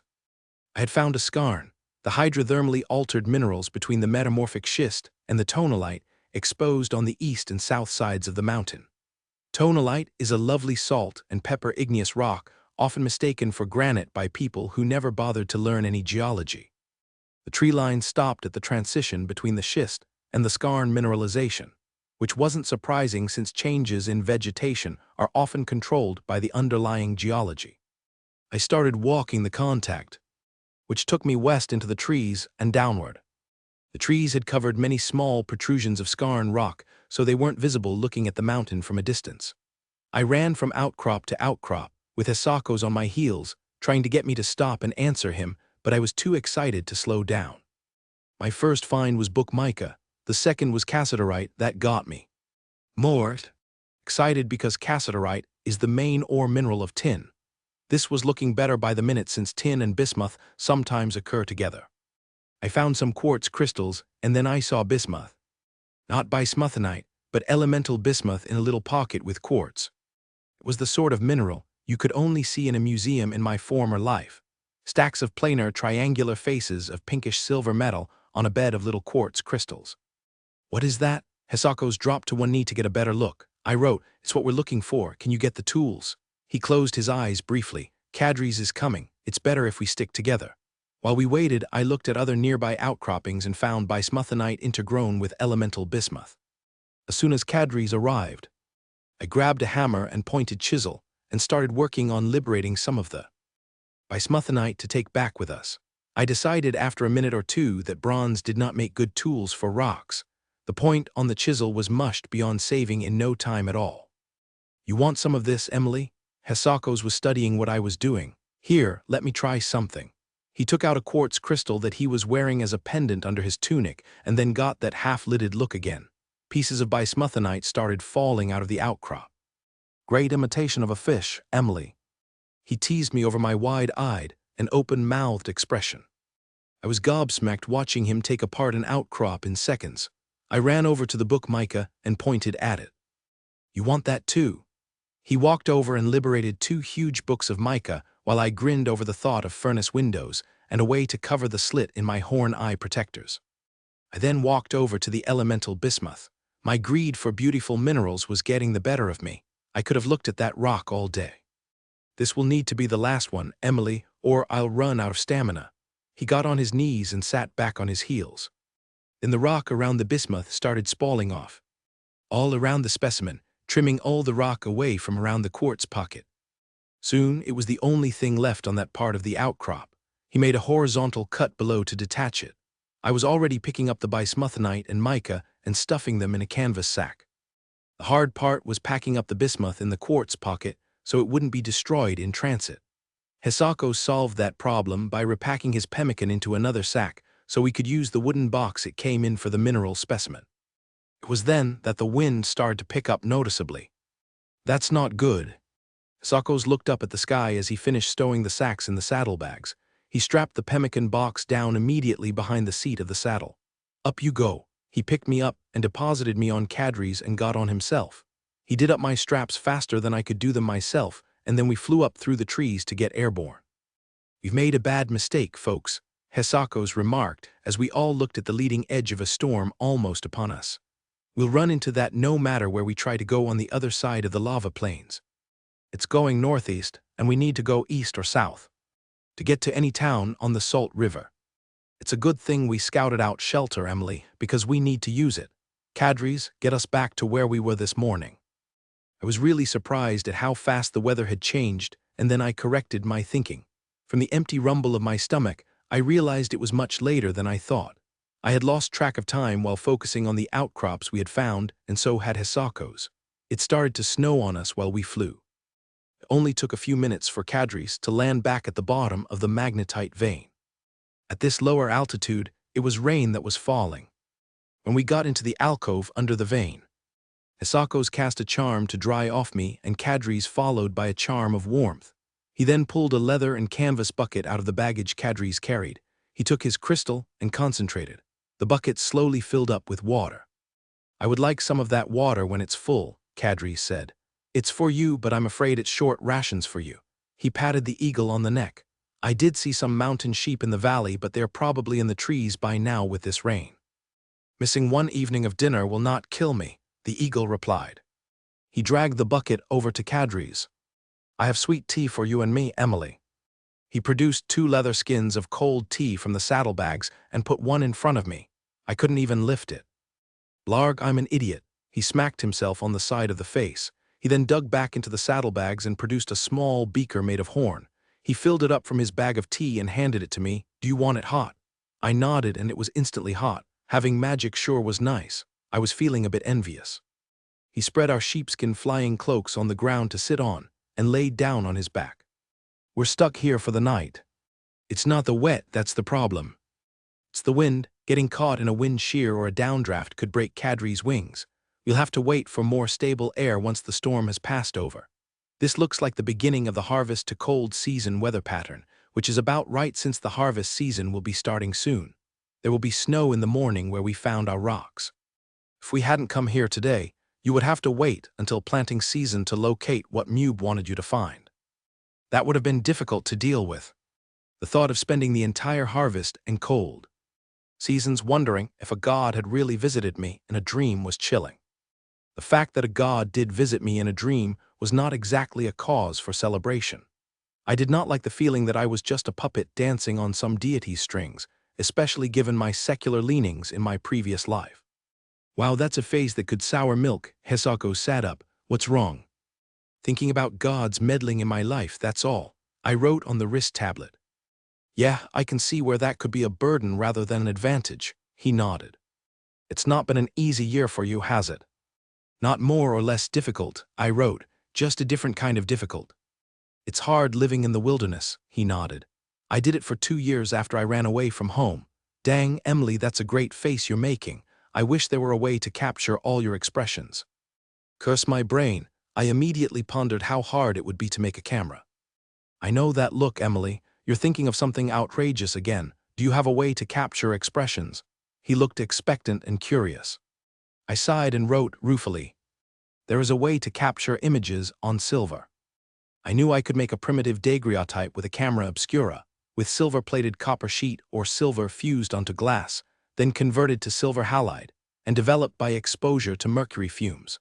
It was dangerous as anything because mercury vapors are neither kind nor gentle to living beings, but the process would probably work just fine. And you never thought to use it? Hisako's got a lifted eyebrow from me for that question. I wrote, living here in my valley, I had no practical use for it. I made things that made my life easier or more comfortable. Making a camera would do neither. Wait, what's a camera? A device to capture an image, and I believe Kadris wants some more water. After he fetched the water in for Kadris, we ate dried fruit and pemmican for dinner while I explained how I would make daguerreotype images until it was dark. Then we slept in our sheepskin cloaks,